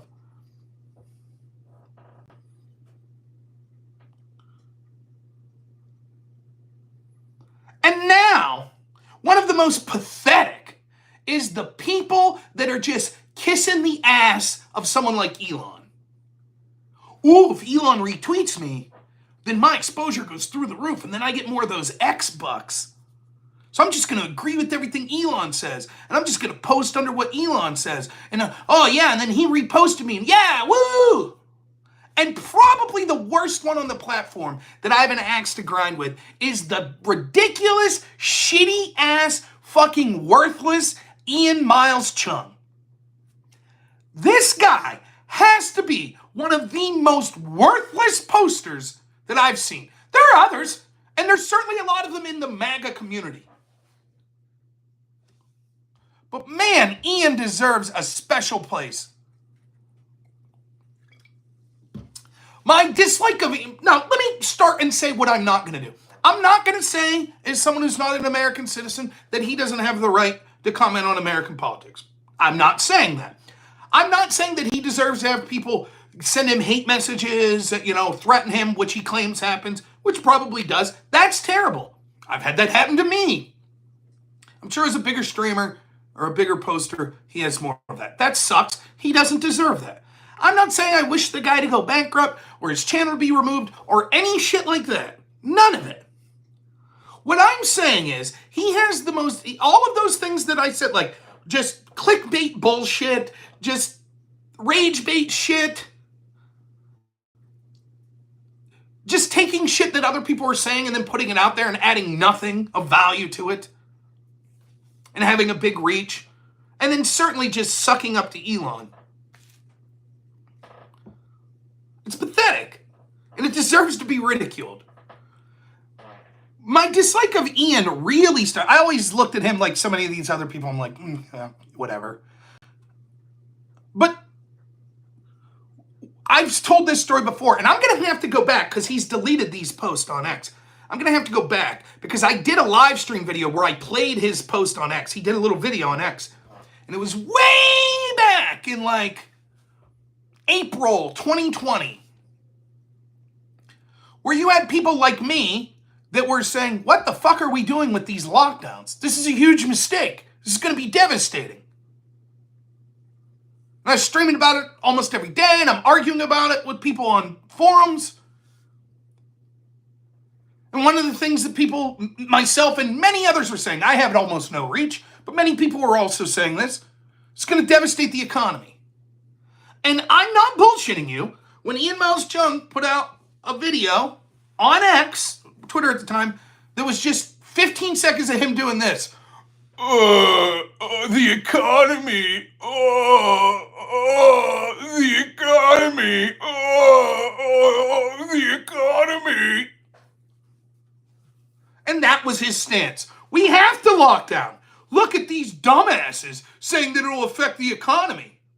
Now, what do you think that Mr. Kissing Elon's ass, MAGA superstar Ian Miles Chung thinks about lockdowns now? What do you think his stance is now that popular opinions changed? What do you think his stance is now?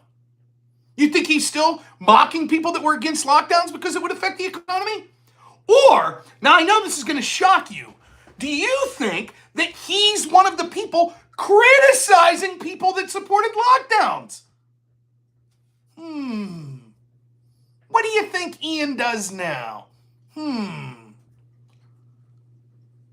So I called him out many times on this, like, who the fuck are you to now stand? That was you! When you're talking about people that were wrong during the pandemic, you! That's who it was!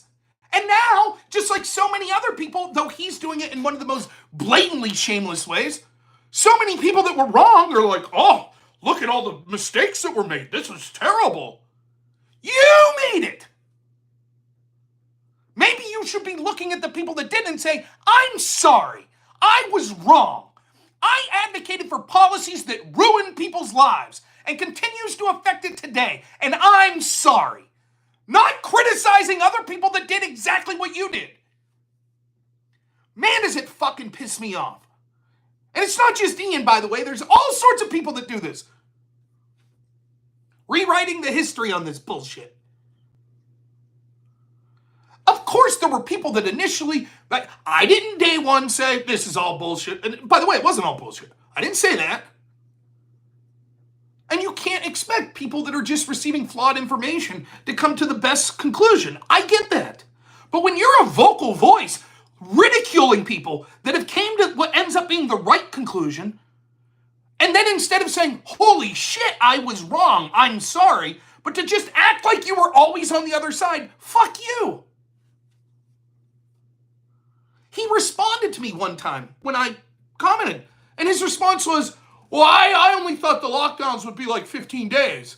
I didn't know that they would be exploited as long as they were. What? Then you're also an idiot.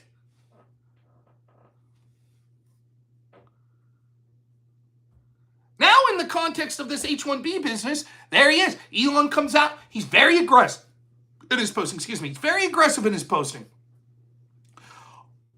Fuck yourself in the face if I'll go to war over H-1Bs, blah, blah, blah, blah, blah, blah. And there's Elon. You racists that are against H-1Bs. Ha, ha, ha, ha. Oh, look, Trump came out and supported Elon. Ha, ha, ha, ha. Look at all you people that were wrong about H-1Bs. Ha, ha, ha. And then I happened to be scrolling through these posts like, okay. And I saw someone posted, and I took a screenshot of it, of 2 posts that Ian had back in 2022 or 2023. I think 2022. And in the first post, he says something, and you can go check my feed, because I've probably responded to Ian Miles Chung 50 times on 50 different posts he had by saying, this you? And then posting this, where he basically said in 2022 or whatever it was, you have all these tech companies that exploit the H-1B system to drive down wages for American workers. And then and it also outsourcing game technology, I think he said. And then the second post said, and then when you bring this up, you have places like the New York Times call you racist. Which is exactly what Ian's doing today. 2 years later. Calling you racist for saying H-1B's driving down American workers' wages. He doesn't give a fuck. He's shameless.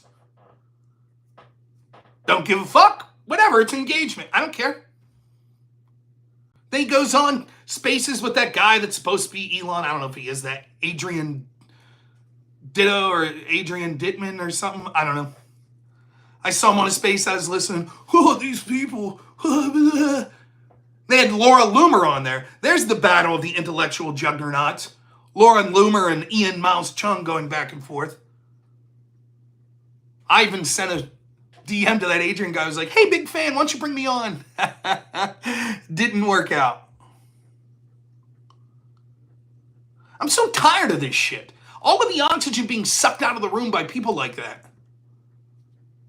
I don't even give a fuck if you're wrong. At least be original. Don't just shamelessly... I mean, if Elon came out tomorrow and was like, you know what? You're right. H-1Bs are terrible. Let's end the program. Ian, who just spent a week being like, oh, yeah, they're great, would be like, absolutely, Elon, I knew it all along. Look at my post from 2 years ago.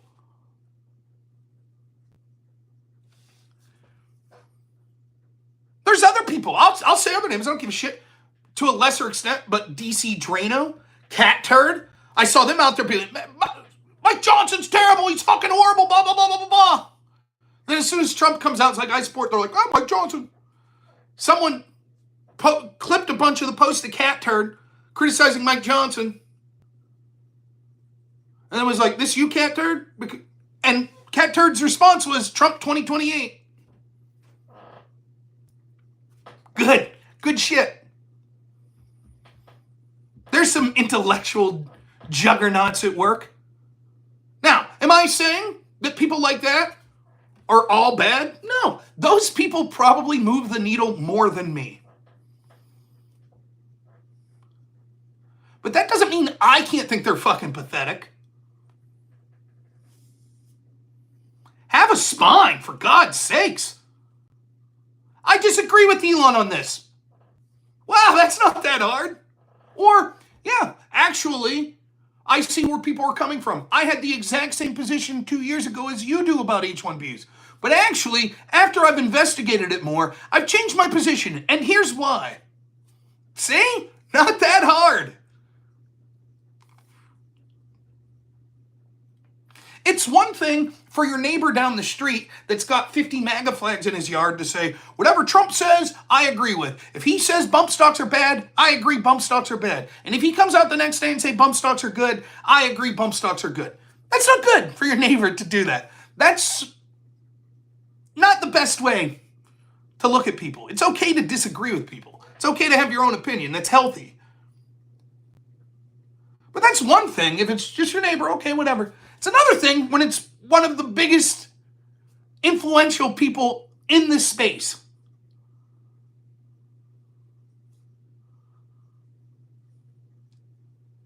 Why would anyone pay any attention to anything Ian Miles Chung says? At all?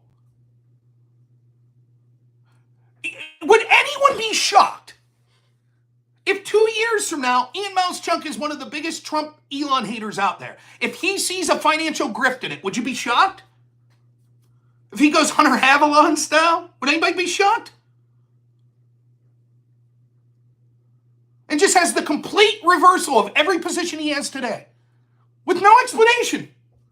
And people would be like, was this you? You were posting 2 years ago? Just ignore it. Fuck it.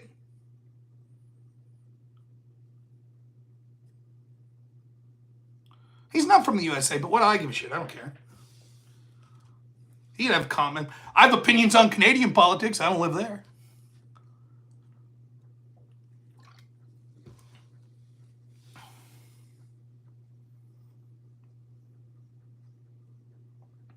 Is there one streamer, influencer, political pundit?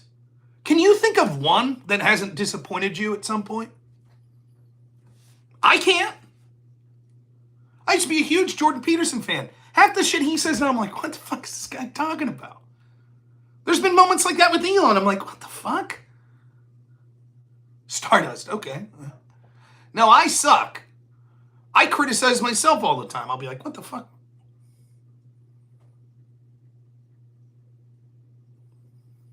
No, I'd certainly my criticisms of Andrew.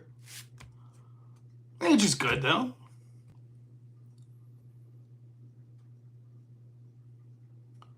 And the more people talk, the more you get disappointed.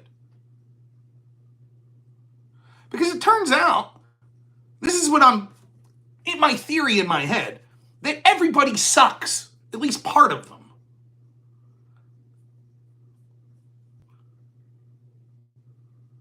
Not every thought that Einstein had was awesome. Or Mozart, right? Or Shakespeare.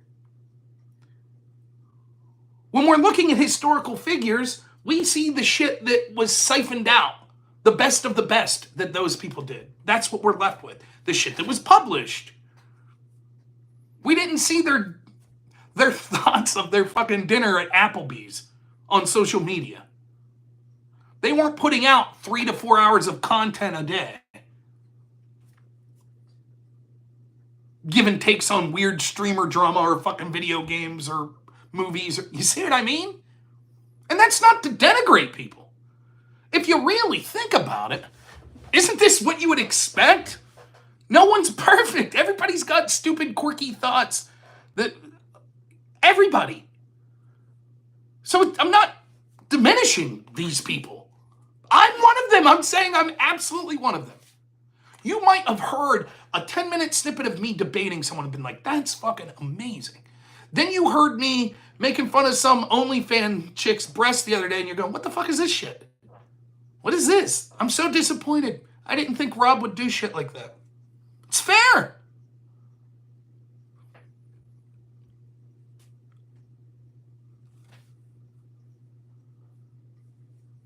How many people like me and think I'm a fantastic debater, and then as soon as I get to a religious topic, they realize I know next to nothing about the very religion that I claim to be part of? Fair criticism. Then they might think, well, shit, religion's a huge part of my life. And Rob doesn't know shit all about that.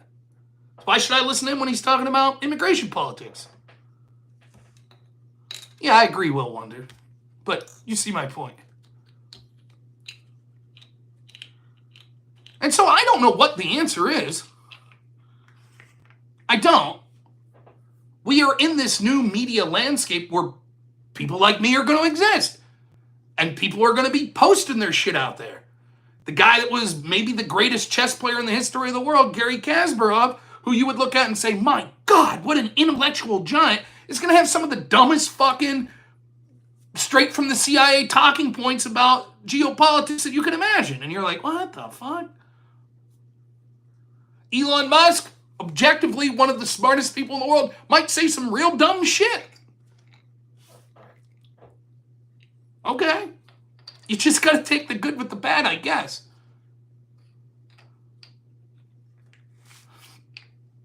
But at least we should try to support people that we think are trying to be authentic, not bullshit grifters. No matter how much they agree with us or pretend to agree with us. Don't be surprised when it bites you in the ass if you're putting your eggs in the Ian Miles Chung basket or people like that. That's all I'm saying.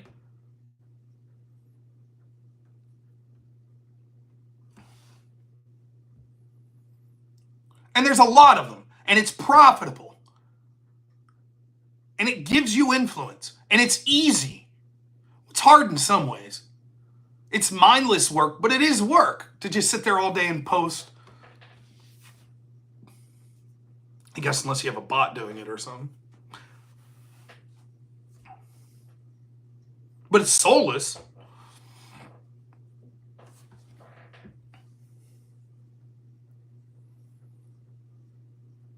And I understand from Elon's perspective why it's beneficial.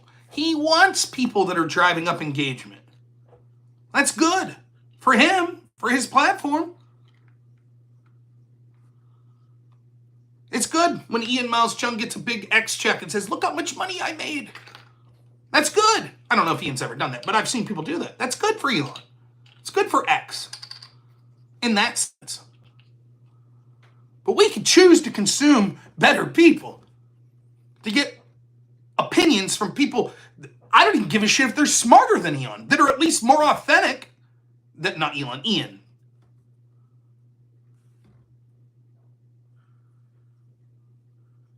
Are you talking to me, Manu? Can I give you my reference for your cheating? Must be talking about someone. I don't know what you're referencing.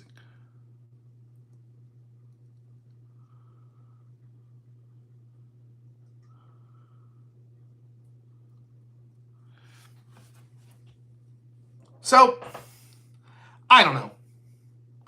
That's how I feel. Now, I will say the one other caveat that I'll say in this is, I do find loyalty to be something that's important.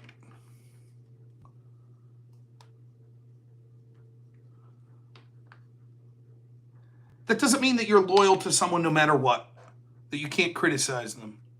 But there is something to be said about having your friends' backs or family. Maybe that's what it is. Maybe Ian's done something to help Elon out that Elon was very appreciative, and Elon says, I'm going to give you a boost, buddy. Maybe that's what's going on there. Or maybe that's how Ian feels about Elon. There's a way to do that without just being a kiss-ass grifter.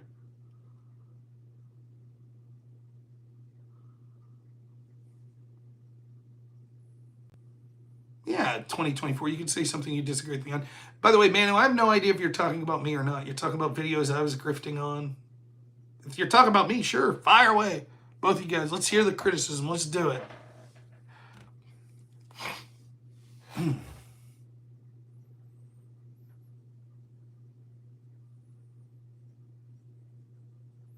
Yeah, it's one of the things I love about my audience. My audience will tell me when they think I'm wrong.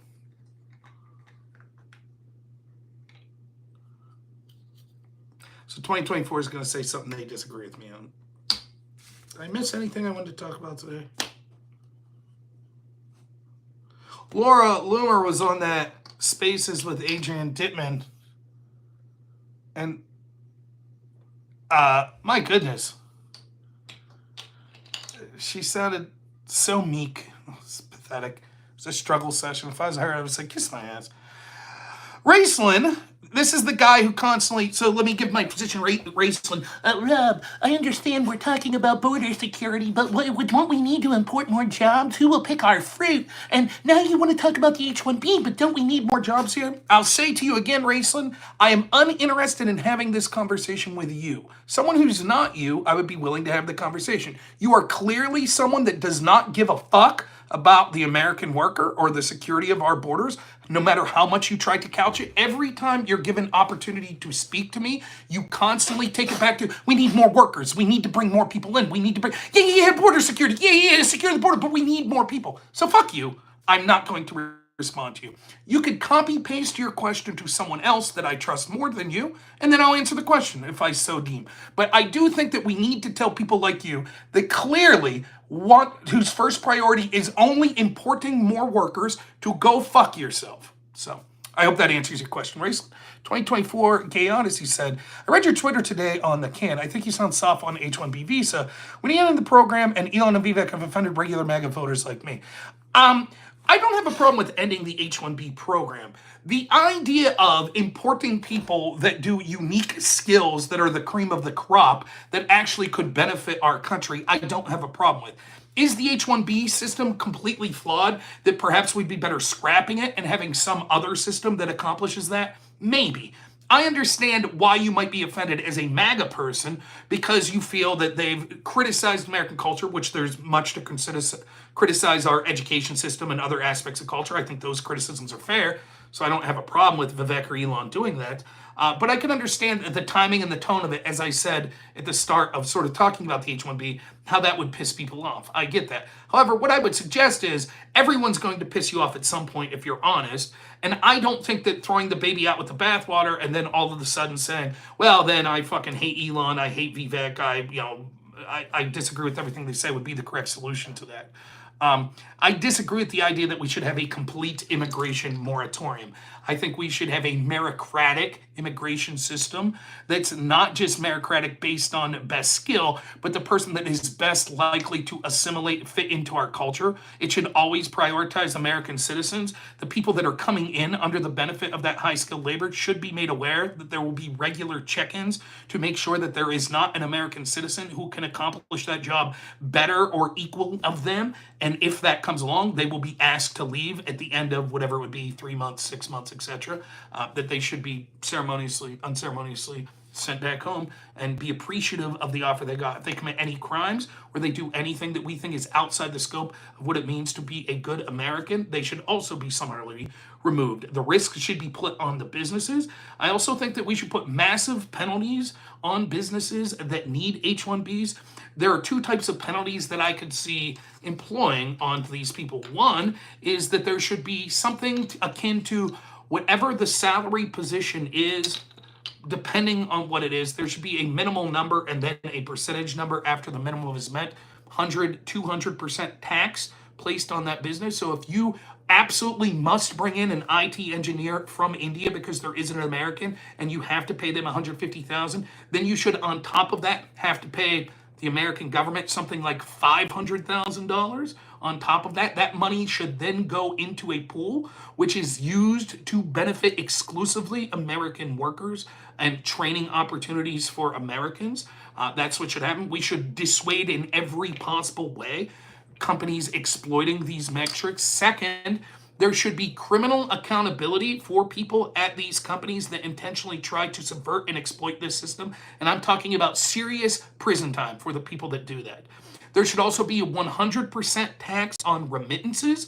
So if you come from India, Greece, South America, wherever, on an H-1B or any other type of visa, and you try to send money back to your home, all of that money should be taxed and you should not be able to send that money back. None of this should be a problem if the system is operating as we're told it's supposed to, which is this is a last resort. These are people that are uniquely qualified for jobs that Americans can't. So these companies will be willing to pay these exorbitant fees. The people that are coming here are great people that just want to work hard and want to help contribute while they're here. Then it shouldn't be a problem for them to keep their money in this country. Everyone should be happy with that system. That's what I would do.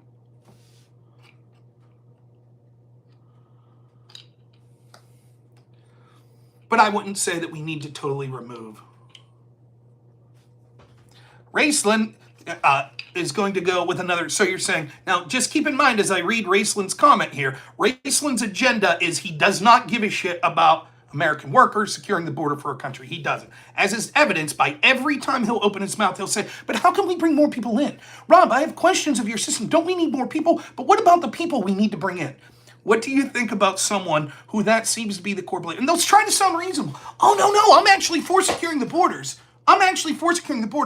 But we're going to need to bring in millions of people legally then if we kick people out. And we need to make sure that we keep... I bet Raicelin would be for lifting caps on H-1Bs. Let's see what Raicelin says this time. So you're for government getting involved in the free market, or you just want involvement to be your way? You do not see how this is the same as subsidies, environmental incentives, etc.? So here's the deal, Rob. Yes, the government has intentionally forced DEI that has destroyed our education system, being involved in our education system. And they've intentionally pushed policies that have made it profitable for companies to dissuade hiring American citizens, particularly white people. But if you're against the government massively importing people for these jobs, then isn't that the equivalent of subsidies? That sounds like DEI. Great point, Raicelin. Wow, that's amazing. Now, this is someone that said, I'm pro-Trump. I'm a pro-Trump voter. I actually believe in securing the borders. Does this sound like a person that's authentic when they're talking about this? Or does it sound much like many of these tech bros that are now pro-Trump? In reality, it's just to further achieve their agenda of bringing people that aren't American citizens in to work these jobs so that they can have people at the lowest possible cost. And that's what Raicelin's advocating for, even if he won't say it. This is evidenced by everything that he says when he opens his mouth about it. This is why the correct response to these people is, fuck you, secure the border, then we'll talk. So that continues to be my response to Raicelin. More than willing to have the conversation for people that aren't bad faith sacks of shit like that really have an agenda that they want the border to be open, whether it be through illegal or legal immigration, because they're probably for the demographic changes and the cheap labor that would come in as part of that. So, hope that clears up any of that. Oh, my stance on anonymity? I missed what Green Lord was saying about that.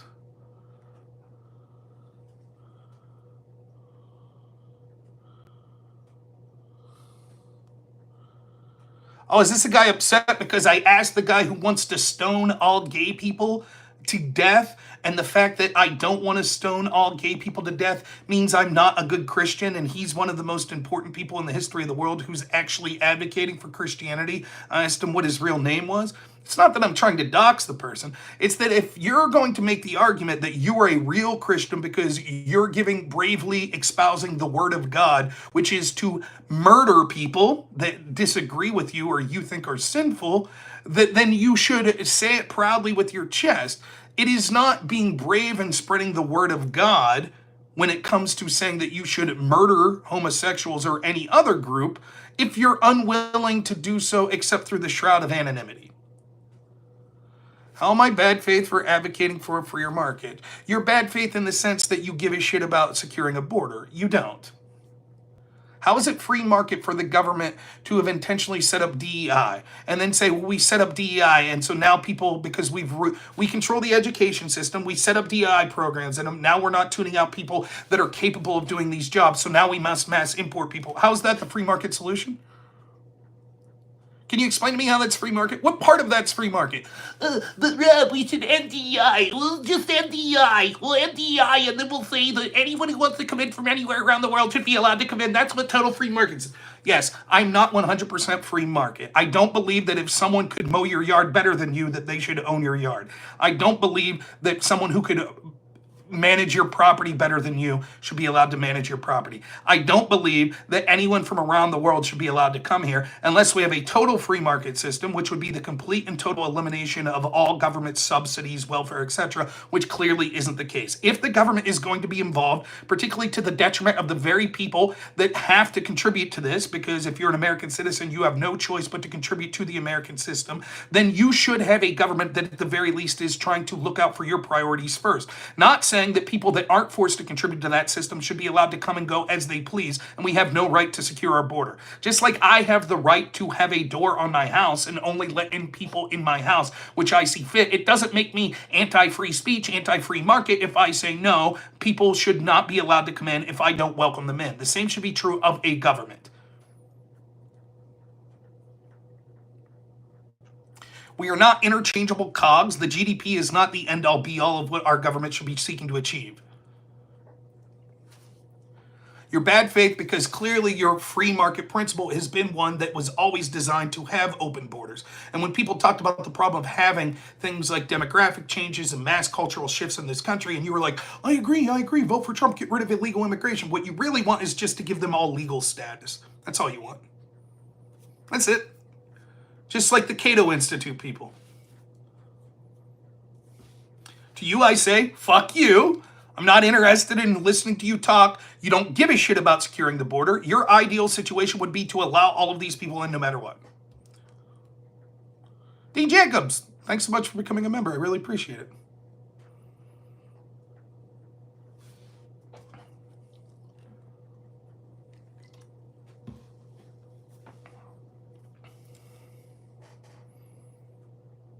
Oh, someone gifted 5 subs too. Thank you so much, Dean Jacobs. I can't see when people gift the subs. I can only see when they join. Wow, Raicelin says open borders is a good theory and concept, but it doesn't work in a world where other countries don't have open borders. And yet you do. That's anti-free market. Why aren't you free market? Oh, Raicelin, that sounds like a very anti-free market principle you just said there. Wow, what's up with that? Oh, but if I say, because of the massive government interference in destroying our education system, etc., done largely supported by the very tech companies that are now saying, oh, geez, we don't have anyone that could do the job, that allowing them to import people through abuse of a visa system so they could have cheaper employers is a bad idea. And you say, but that's free markets.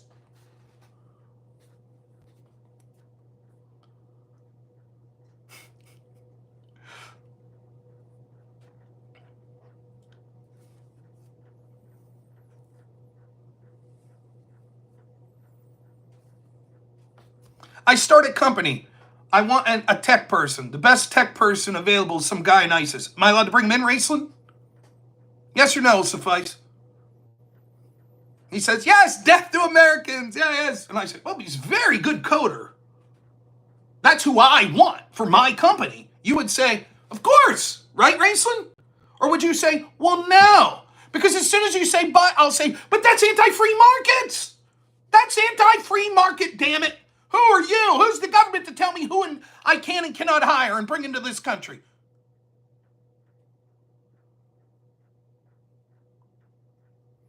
Now, I will say this about cricket. These Indian guys that I know that own a couple companies around here, they bought an old ball field, baseball, and changed it into a cricket field, and then bought a bunch of equipment and opened it up to the public to have, like, basically intramural cricket. And they're training people and giving people free... which I thought was pretty cool, right? You want to get people interested in a sport you're interested, donate your own money and open it up to everyone else in the community. I thought it was cool. If my back ever stops feeling like shit. I am very animated today. You're right, Neo Jackass.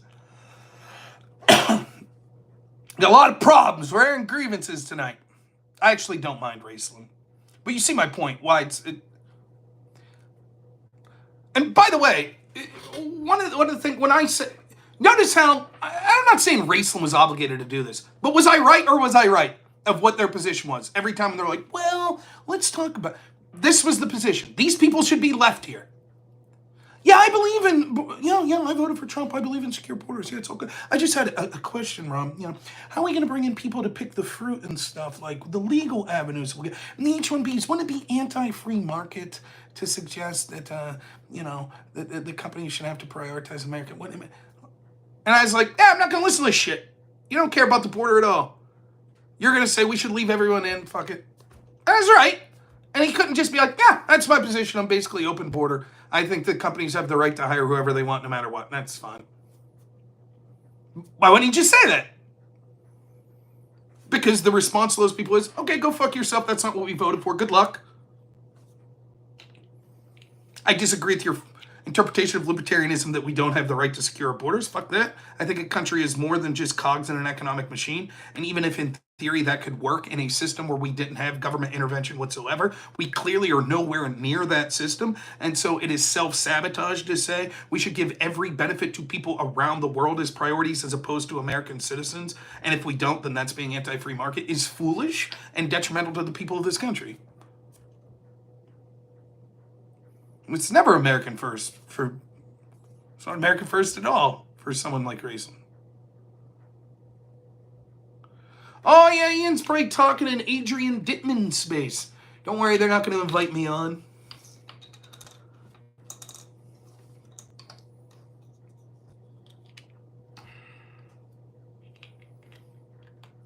Anyways, that's my thoughts, my grievances on people today. Do you have anyone else to call out?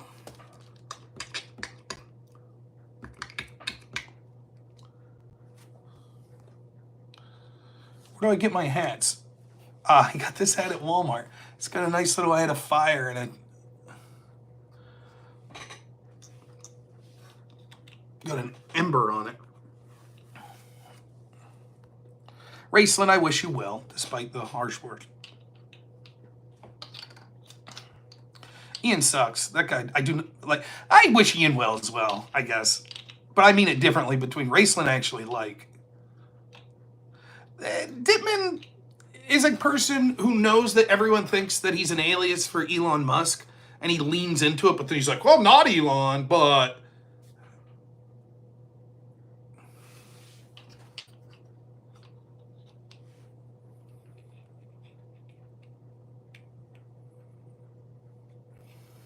And it's funny watching them today, oh, people think I'm Elon. He certainly leans into it. I saw him on the space I was in the other day. He was talking about, the rocket fuel he's making it sound like maybe it is Elon, maybe it's not. I don't give a shit. If it is, it's cheesy as shit. I heard, Viva Frey says he thinks it's an AI. Cody Folsom for $2. I appreciate the work you do, Rob. Keep up the good work. Thank you.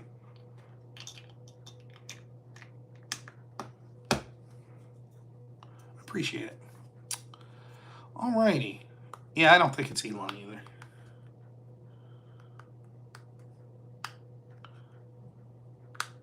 Why would you pretend to be Elon? Because people watch?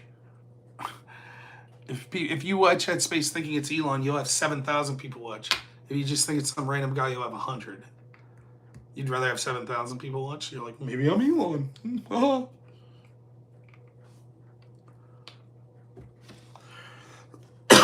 But there was a big fight with them, with the gripers that Adrian guy and would have. Am I no longer streaming to Twitch? Yeah, I stream to Twitch. I just can't while I'm not in my home office. I can only stream on my phone when I'm not at my home office, because I don't have a computer here. So it's YouTube only. But when I'm at my home office, I stream to Twitch, Kick, X, YouTube, and Rumble are the 5 platforms I stream to. By the way, you see a lot of the people that are talking about H-1Bs, like Vivek. Was it Vivek? No, maybe it wasn't him. But maybe it was. I can't remember. That's like one of the first things we need to do is, because correctly, it is true, the workers are basically indentured servants. That's another reason these companies prioritize them.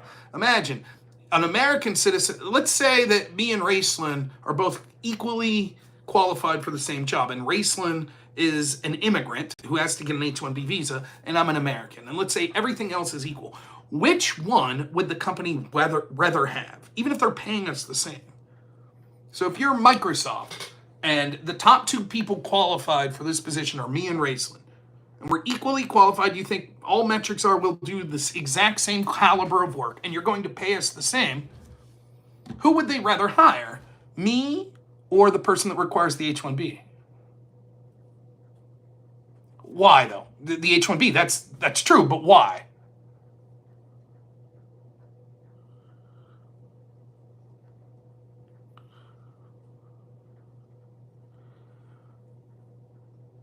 Raicelin says they would choose the immigrant, but that's not necessarily a bad thing. Of course it is.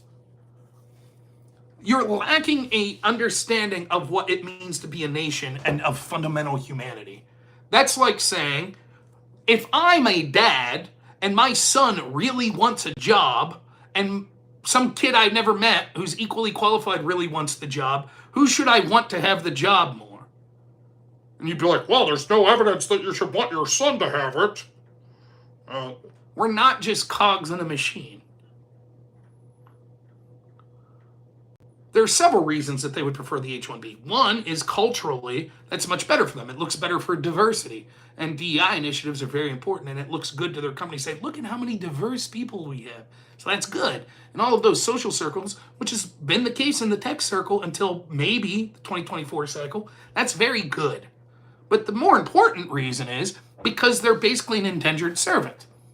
Because let's say both Raicelin and I, he's the immigrant in the H-1B, and I end up both getting hired then for the same job at that place. And let's say they treat us like shit, and it turns out they're massively overworking us, and we're not being paid what the market would determine. I would be able to say, hey, fuck this, I'm going to this other company. And Raicelin would not be able to do that. Because if Raicelin says, I no longer want this job, Microsoft would say, thank you very much, you're now going back. That's what would happen. So, if you're an employer and you have basically what's tantamount to an indentured servant, they can't go. Because the free market would be, I'm competing with my labor, but they're competing by hiring me. So there's other companies that could potentially hire me. I'm selling my labor to them. I could sell my labor to the person I think brings me the best benefit. But if I can't do that, if I'm stuck with only one person that can buy my labor, that severely disadvantages me. It's not just, I just said that the example that would be paid the same wage, even at the same wage. It doesn't matter because the way the current system's set up, it's simple supply and demand. If you're selling oranges and there's only one buyer for oranges, then your oranges aren't worth as much. If you're selling your labor, but you could only sell it to one company, then your labor is going to not be as worth as much. Even if financially you're being paid the same amount of money, that company knows that they're able to exploit you in many ways because you have no other options. You can't say, I'm going to take my business to Google down the street then. I can. I'm an American citizen. I could say, I don't have to work here. I could leave. Imagine I'm in a job right now. Imagine if my job said I do home health care and part of my contract was by signing this contract, you could never work at a home health care place ever again. Or let's go further than that. By signing this contract, you will be kicked out of the country if you terminate your employment with us. And then all of a sudden the end of the year comes and all of my coworkers get raises and I don't. And I say, hey, why didn't I get a raise? And they're like, because go fuck yourself. That's why. What are you going to do about it? Leave? Okay, you're out of the country. You think that puts me at a strategic disadvantage for the selling of my labor? Of course. So then, the free market people say, yes.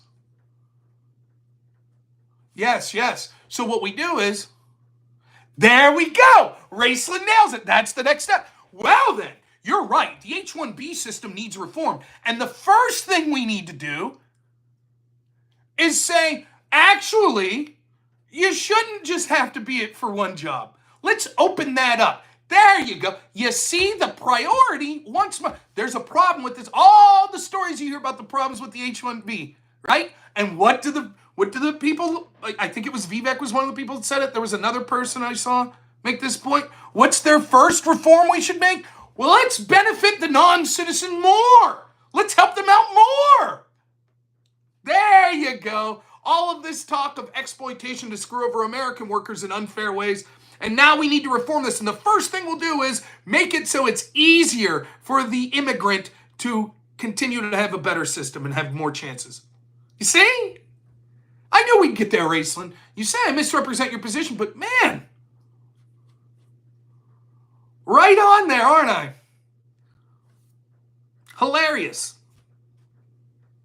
And make no mistake, if you're interested, if you're a tech company, you're like, they want the biggest labor pool possible. Why? Because the more supply there is of labor, the lower the demand, which means they can pay less. They have more people to choose from. You have less leverage. See? So their problem's not, Oh yeah, all these stories about American workers being fucked over in the education system with DEI, then being fucked over in the tech system from HR groups with DEI there, intentionally not hiring people based on their skin color or political preferences. Yeah, fuck all that. How do we make things better for the immigrant? That's the real problem. How do we get more immigrants and make things better for them? That's what we need to do. And that's people like Raicelin, and there's many people in the tech sector. Those are the people that are claiming to politically align with you.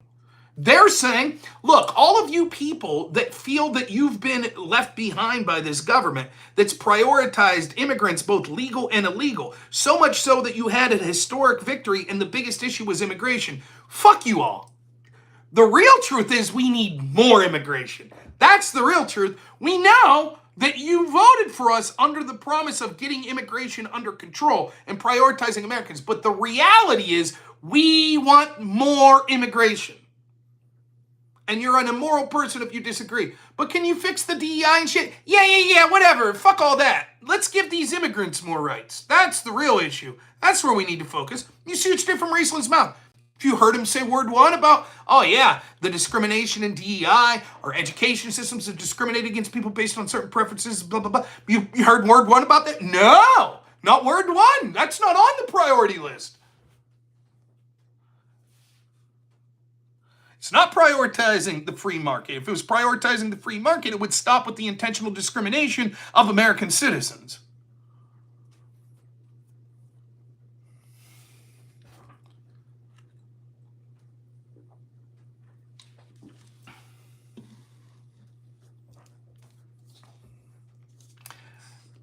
Anyways, it's been a fun stream.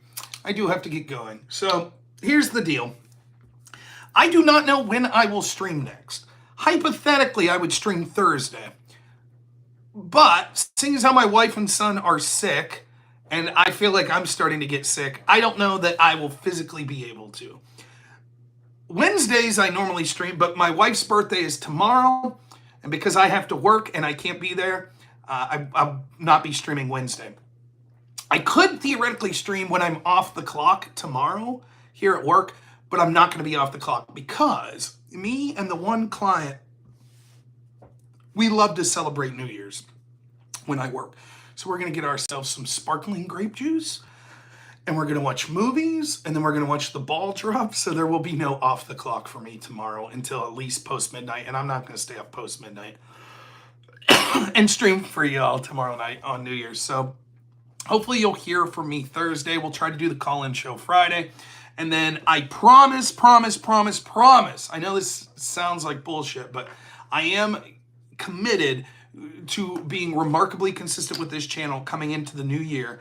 And that's going to mean that I'm going to have a schedule set up every week for you all to see. I'm going to be putting short form content out every day. We're going to do members content of some sort. We're going to still do the special 10,000 subs on, or subscribers on YouTube show. And we're going to break out new types of show like debate reviews and things of that nature. So we're going to be breaking all of that stuff out come the new year here. It's just been, I think people understand over Christmas is one thing. And then I have New Year's is a weird time for me too. I don't know what my plan for the 10K sub is. Oh, by the way, one of the things I wanted to say real quick, I will say this. There's this discourse about working 80 hours a week. I certainly do work 80 hours a week, but there's a caveat. Raicelin, thanks so much for the $5. Says it's fun with your wife and have a good new year. Appreciate the discourse. Yeah, no problem. I'm being hard on you to prove a point. I don't think you're a bad guy. And I would talk to you about this at some point. But I'm going to stick to my guns at this point on it because I'm quite annoyed at sort of how this plays out. Anyways, the discourse on 80-hour work week, I work a shitload of hours. I work at a minimum half the hours in a week. Now, I don't get paid that though. Because technically I have to be here but be off the clock. Should I get paid for that? I think I should. But I don't. When now when I'm off the clock, I'm not being paid. But I still have to be here. Can't leave. But here's the truth. I don't work all the time when I'm being paid to work. Or rather, it's not work as if most people would think about it. Like, for example, is going fishing with your buddy for 4 hours work. I get paid to do that. Now, it's a therapeutic relationship. It's not just my friend. It's someone who has a developmental disability that I have to help. But it doesn't feel like work. It feels like work that you're away from your family, that you can't be doing other stuff. But it's not like, oh, I'm digging fucking ditches 80 hours a week. I'm roofing 80 hours a week. You know, I'm up on power lines. Or I'm coding 80 hours a week. It's not that. So this discourse you see when people are like, you ought to fucking strive to work 80 hours a week. And I'd be like, yeah, like me. It's like, well, not really. That's not what they're saying. And then there are other people who are like, it's terrible. It's terrible to say that people should work 80 hours a week. You should prioritize your family and blah, blah, blah, and you'll burn out. Well, yeah, but maybe not if your job's not physically or mentally intensive for all 80 of those hours. You know, in this line of work, the truth of the matter is 90% of the time I'm like, I can't believe I get paid to do this. And then the other 10% of the time I'm like, I can't believe this is all I get paid to do this. Because the truth is, particularly working with people with disabilities, when shit goes wrong, it could go really, really, really, really, really wrong. Like horrifically wrong. And you know, when I started in this field, I'm not shitting you. I made like, I think $11 an hour. That was like 14 years ago. And I found myself in situations that you wouldn't believe. Sometimes involving law enforcement, sometimes involving angry members of the community, involving me getting put in the hospital, involving people I was working for being put in the hospital, involving people being put in jail, involving spending 6-7 days in a row trapped in a house that you can't get out of because no one else will come into, involving bodily fluids that you wouldn't believe. It's difficult to talk about some of the negatives, but there are a lot. That's good. You know, Jackass says, I work with people with disabilities too, because it's funny. Did I get in a fight? It's difficult because of HIPAA. So there's obviously, I could talk in the abstract. I've worked with people that have thrown cinder blocks at me, that have hit me with 2x4s, that have ripped, while I was wearing a t-shirt, pulled my hair and my shirt from behind in a car so much that it literally ripped the shirt off my back and ripped chunks of hair out of my head. I've one that was an accident that wasn't violent, but I had to go to the hospital for was cooking, and a gentleman reached for the celery salt, was the seasoning we were putting a little on, and as they reached for it, they flung it, and it got me right in the eye, like the whole shaker flew into my eye, so I had to get my eye stream. Green Lord, thanks for becoming a member, says, thanks for the stream, Rob, Merry Christmas, Happy New Year, thank you so much. But I have stories you wouldn't believe, and like, you'll be in the middle of this shit and you're like, I get paid like fucking $11 an hour for fucking this? No way. But then you have to remember, the other 90% of the time, it's like, you know, if you'd see me working on an average day, like if you could spend a day with me, you'd be like, dude, it looks like you're hanging out with your fucking best friend. You're getting paid for this shit? It's crazy. You know, you went to see the Pittsburgh Pirates, spent all day seeing the Pittsburgh Pirates, and went out to Pizza Hut, had fun with your friend. That's it? That's your job? You're bitching about working? And that's the way it goes. You know? Did I win? I haven't won a fight in years. I would say my overall record on fighting is probably more losses than wins. I used to fight a lot in high school, but I just didn't mind getting my ass kicked. If I thought it was worth it, then I would fight. And if I got my ass kicked, that's okay. I'll fight again tomorrow if I have to. And most of the time that gets the point across. But no, you can't put your hands on people. I've intentionally worked from Benny Fierro's. I've never heard of it, but the companies I've worked for, I've worked for 2 companies in this field, and both of them are non-restraint companies. So I'm really not allowed to put my hands on someone. Now, there are companies that do what I do that are allowed to restrain people, but I don't want to work for them. Not to say that they're bad or wrong. I'm not saying that. It's just not something I'm interested in. So it depends. Primarily, I work with one individual now, and I've been with that person for about 13 years. Though certainly being an employee of the company, I've worked with many other people inside this company. But the person that I'm with primarily, that I spend the majority of the time with, where you basically become sort of family. You spend half the week with a person. Every 52 weeks a year. How could you not expect to develop, sort of a family type relationship? But you can't look at it like it's just family either. Right? Like, you could ground your kid. You get pissed off at your wife and say, you know what, I'm not talking to you tonight. You can't do that here. You can't. I say this all the time when people say about this work.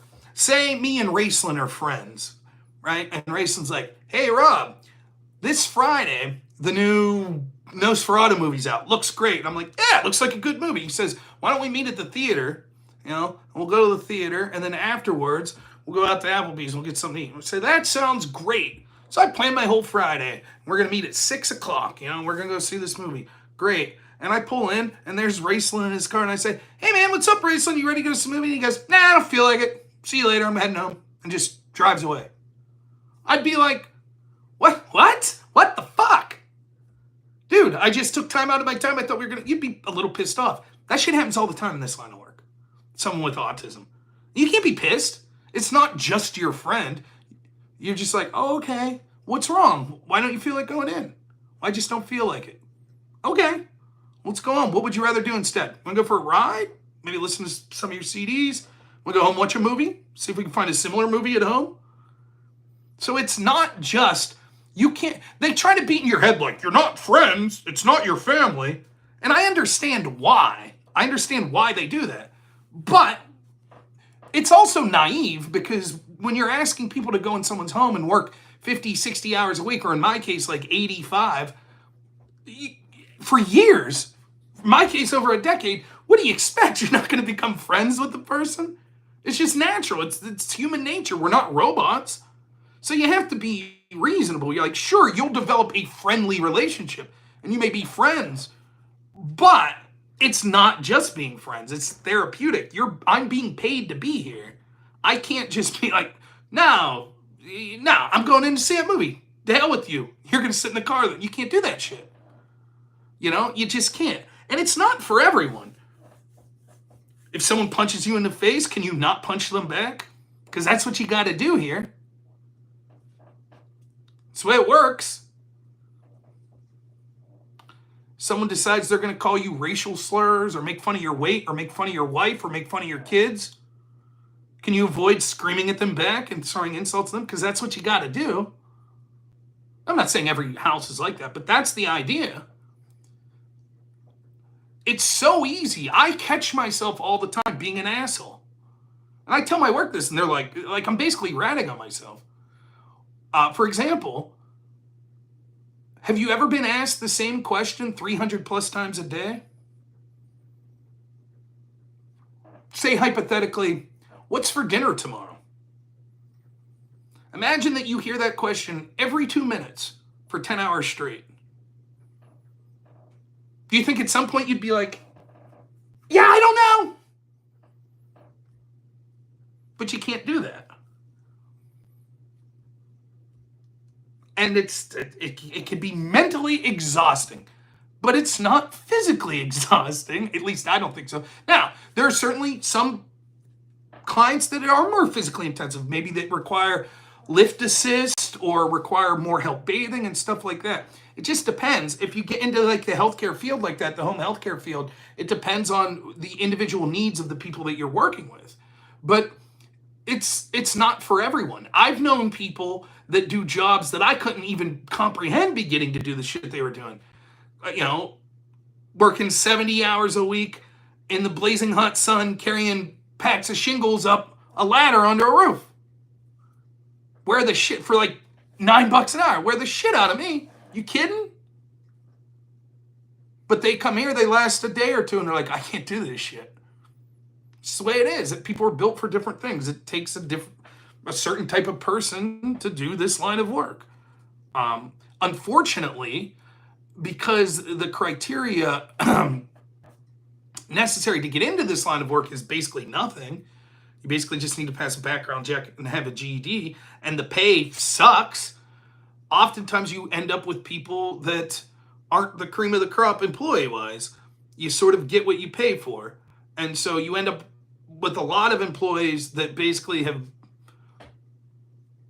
found themselves not able to get other jobs. Maybe it didn't work out for them at their construction job, or it didn't work out for them working fast food or retail.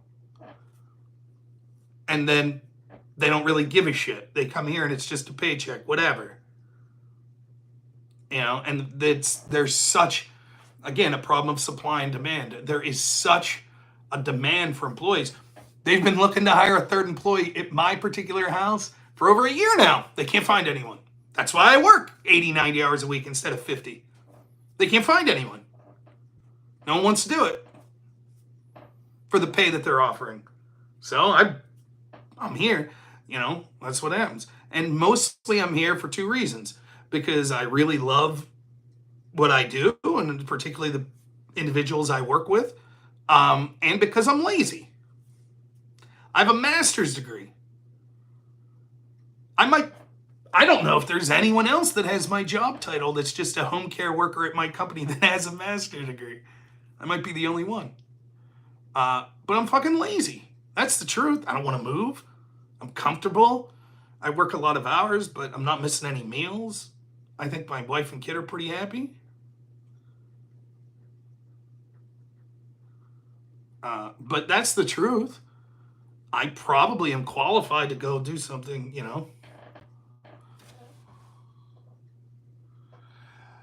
What's some of the biggest difference between college and online debating? Besides the obvious. Well, when you say the obvious, it's sort of like saying, what's the difference between playing a pickup game of backyard football versus the NFL? Just to give you an idea of it. College debate is structured, formulaic, has a bunch of rules, has a bunch of money that goes into it, has an official declared winner or loser. It doesn't matter how good you think you are or how you could go tell everyone back at your school that you really won this debate. All anyone gives a shit at the end of the day is the W or L. That's it. Online debate's completely different. You could have two people win, two people lose at the same time that are debating each other depending on the metric that you want to look at.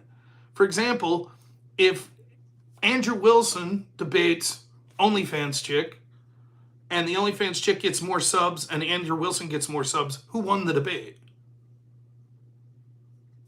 Well, if the goal was to get more subs, they both won. So how do you, right? Like it's different when there's not an objective. And by the way, just because you win or lose in college debate doesn't mean you objectively won or lost, because maybe if 100 people had sat in there, that 100 say you win, but the one judge says you lose.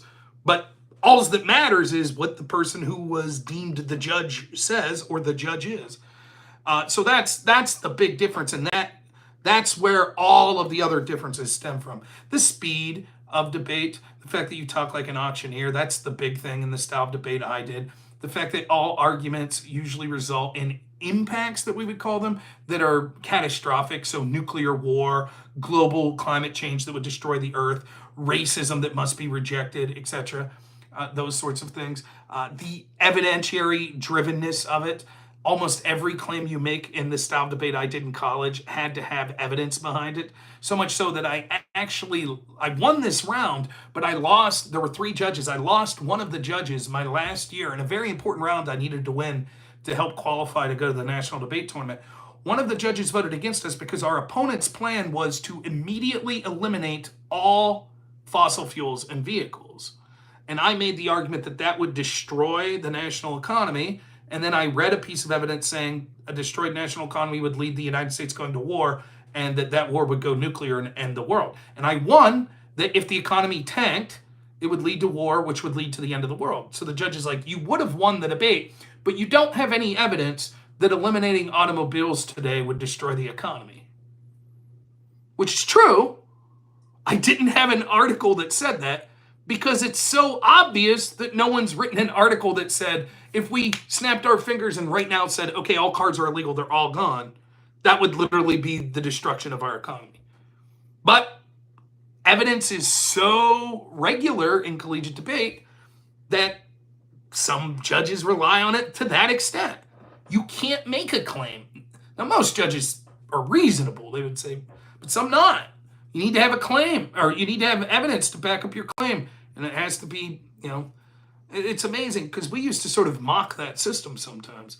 I used to belong to this forum called Above Top Secret, sort of a conspiracy theory website, but it talked about politics a lot.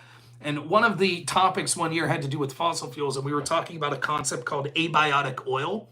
And it was the idea that oil basically I'm going to butcher this, so don't quote me on this, but it had to do with the idea that oil was like regenerative and it came from the core of the earth, right? It wasn't really a fossil fuel. And we made an argument once that said, well, if it's oil and it's in the core of the earth, why doesn't it burn up in the core? I'm sure that someone who argues the abiotic theory would give an answer to this, but the guy you're debating that just read the article on it, he'll know. And the judge is like, we need a piece of evidence that says that. So we went in Above Top Secret and we found a dude that said that on Above Top Secret. And his name was Gold Baron 357. So normally you quote, like if I'm quoting an author, I'll say like, and actually free market principles would help the economy thrive. This is Milton Friedman from his book, 1984. So he's the author, the publication, the date, That time we were like Gold Baron 357, 2003, or something like that. And that was good. That was a source. Who's Gold Baron 357? Just some anonymous fucking dude on a forum online. But that's a source. If I say it, I'm not a source, but that guy's a source. So there's shit like that. Couldn't we just slow our reliance on fossil fuels?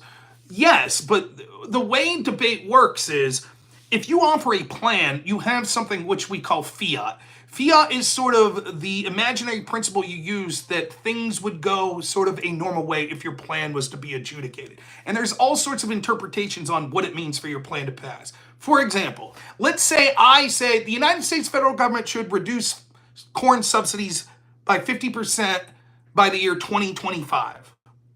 Well, what does that mean? How does that happen? We would have something, a lot of people argue for what's called normal means. Normal means would be, well, if you were going to have something like that occur regularly, which branch of government would do that? Well, we would say Congress. Okay, so how would Congress do that? Well, they're not going to pass a session overnight in the middle of the night. In the next congressional session, they would bring up bills that will be passed. We'll say this one would be brought up and would be voted on in a normal procedure.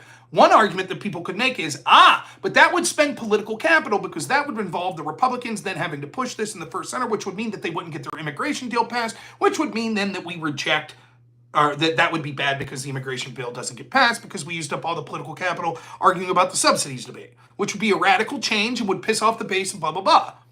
Now you're not really arguing about, well, should or should we not remove subsidies? You're saying the process of how it would play out would.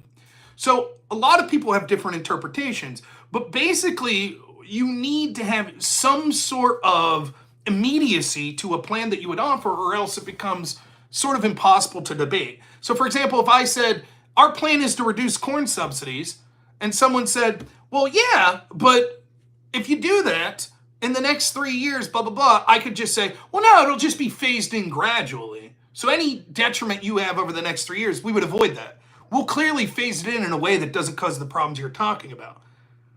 Then it would be hard to have negative ground against any potential plan. So most of the time, there's some immediacy to a plan or a counterplan that's offered. Now, you could negotiate it, and you could be specific when it's asked, like, okay, when you say reduce subsidies, like, how long are we talking? And it's actually a debate strategy that's a lot of people don't understand. Because you have the tendency to oversell why your plan's important and what it'll do. If we don't do the plan, the whole fucking world's gonna blow up. If both sides are making arguments that the other side's gonna cause the world to blow up, who wins? How do you evaluate impacts? If I say your plan crushes the economy, you might say, and? Maybe that's a good thing. So what? The economy. Who gives a shit? There has to be a reason why. Well, because if you crush the economy, people will starve to death. Okay, that's bad. Or you crush the economy, we go to war. Okay, why is that bad? Well, going to war will kill a bunch of people. You see? So how do you evaluate these different impacts, why things are bad? Well, there's 4 ways that you evaluate them in policy debate in college. There's magnitude, how big is it? So if your impact is, it will cause some people to lose their jobs in your town, and my impact is, it causes nuclear war, I win on impact. Then there's probability. Maybe there's a 90% chance that it causes this town to lose their businesses, but there's only a 0.000000001% chance that a nuclear war is caused. Maybe you say, well, then the loss of jobs is a bigger deal because it's a much higher probability. Then there's time frame. Okay, this nuclear war, maybe it's big and it will maybe happen, but it's not going to be for 3,000 years. Whereas the impact they're talking about will happen next week. And then the last is called case, sort of what we call a case turn. What happens if this impact triggers? How does it affect other impacts? So for example, if your impact's climate change and my impact's the economy, which causes a war, I might say, well, even if we don't win that it causes a war, what do you think happens to climate change in a world where the economy tanks? Well, then we start using cheap fossil fuels, which will make climate change worse. One of the things that would happen then is, when talking about these time frame issues, people when they're talking about the harms that a case will solve or that a counterplan will solve, the harm is the economy is going to collapse unless we do this plan. They'll want to make that harm, the impact of that, sound really big, really probable, and really fast, but you don't want to oversell it. Because if there's a 99% chance that it's going to destroy the world and it'll happen tomorrow, well, then that probably means that your plan can't solve it. Right? What are we going to do? Call an emergency session in Congress like right now at fucking 10 p.m.? And that's going to solve the nuclear war that's going to happen at midnight? No way.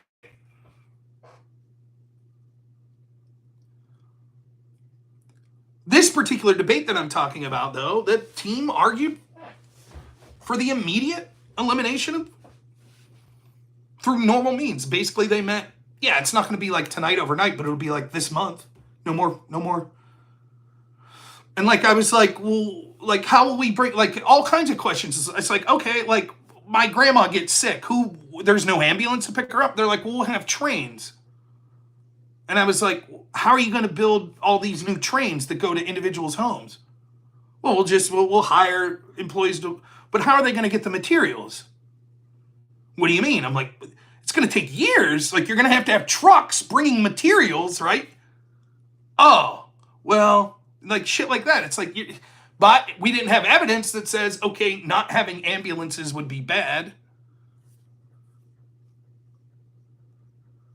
So, I don't know. That's some of the differences. Online debates, in some ways, are more ridiculous, and in other ways are less ridiculous for those reasons. But people always, like, you get me talking debate, that's right, counter thriftity. You bring shit like that up in the debate. You're like, and I was very good at coming up with kind of novel arguments and things like that. No, well, yes, some judges have heard it's self-evident, but many haven't. You have to understand, debate is, now I'm debating circa 2003 to like 2007, 2008, and then I'm judging debates for probably 4 or 5 years after that. And even back then, you have to understand, if universities are left-wing, debate is the fringest of the fringe of the left. So if you were like a Bernie supporter, you're basically a fucking right-wing devil. That's how left-wing much of the debate community was. You could count on one hand at the national level the people that identified as Republicans. Like, there was me, Boston College had a head coach that was Republican, maybe 2 or 3 other people out of thousands. I mean, just, so when you say self-evident, Yeah, sure, there's self-evident shit, like white people are evil. They're racist. That's self-evident. You need evidence for that. That's just self-evident.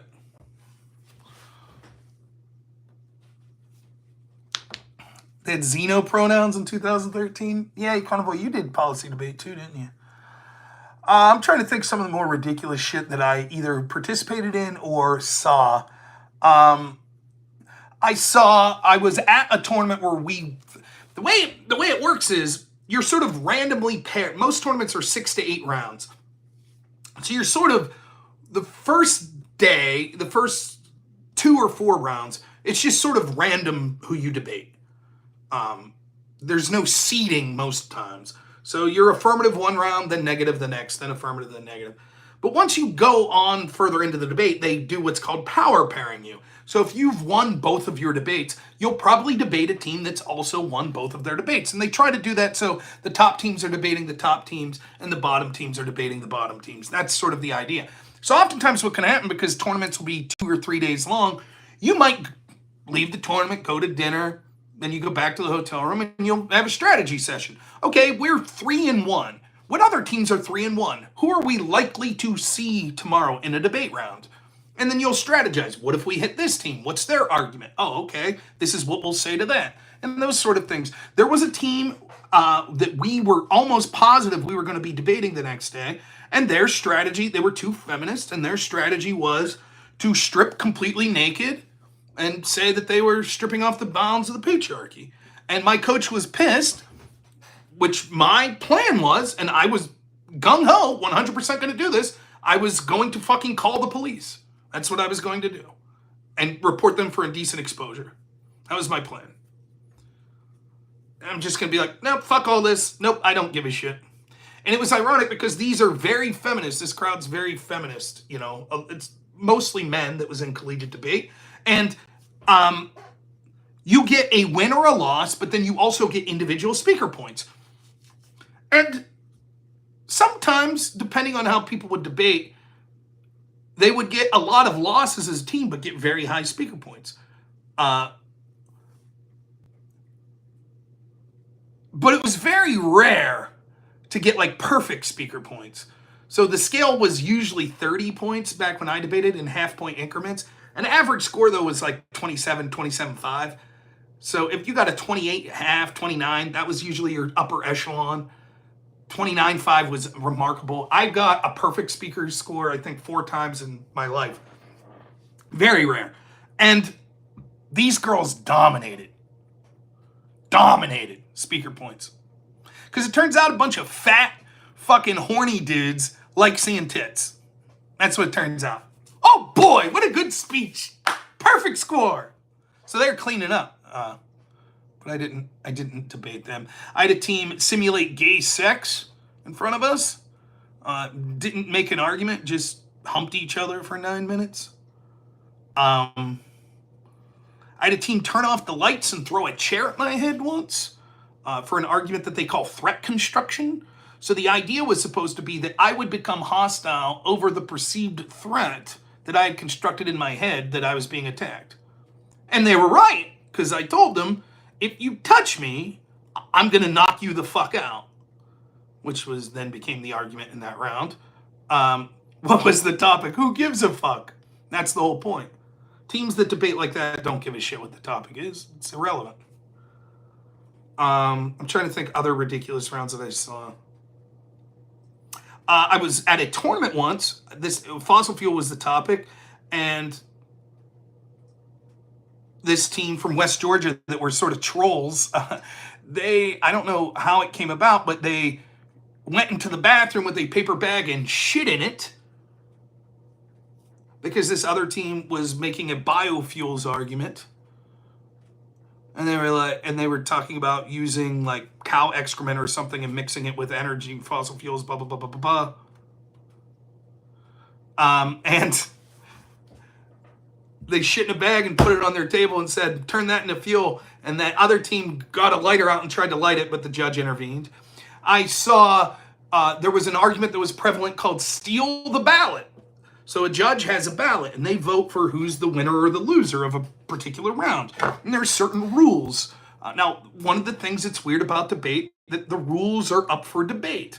So one of the rules of debate says the team that is the affirmative has to have a plan that affirms the topic. So if the topic says the United States federal government should substantially reduce subsidies in one of the following 5 areas, your plan would have to substantially have the United States federal government act in a reduction of subsidies in at least one of those 5 areas. That's what your plan would have to do if you're affirmative.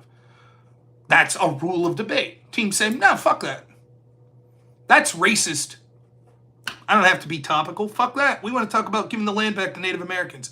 And if you say no, the topic was supposed to be about subsidies, we say, see, you're a fucking bigot. You'll do anything to avoid giving the land back to the Native Americans. So that rule's up for debate. But why just that rule? Well, there's eligibility requirements, just like any collegiate activity. There was a team once that we debated that just brought in illegal immigrants that weren't students. And we're like, there, those are our debaters. But the rules say that you have to be students. Fuck all that. I was at a tournament with a person who did not have a mouth. I didn't debate them, and they literally would just give their speech. It wasn't like they wrote their speech down. They'd just go, And then when you said, I can't hear you, his partner would say, you're a bigot. True story. That fucking happened. Not making that up. I mean, a person literally born with a physical deformity that was unable to speak because they were born without a working mouth.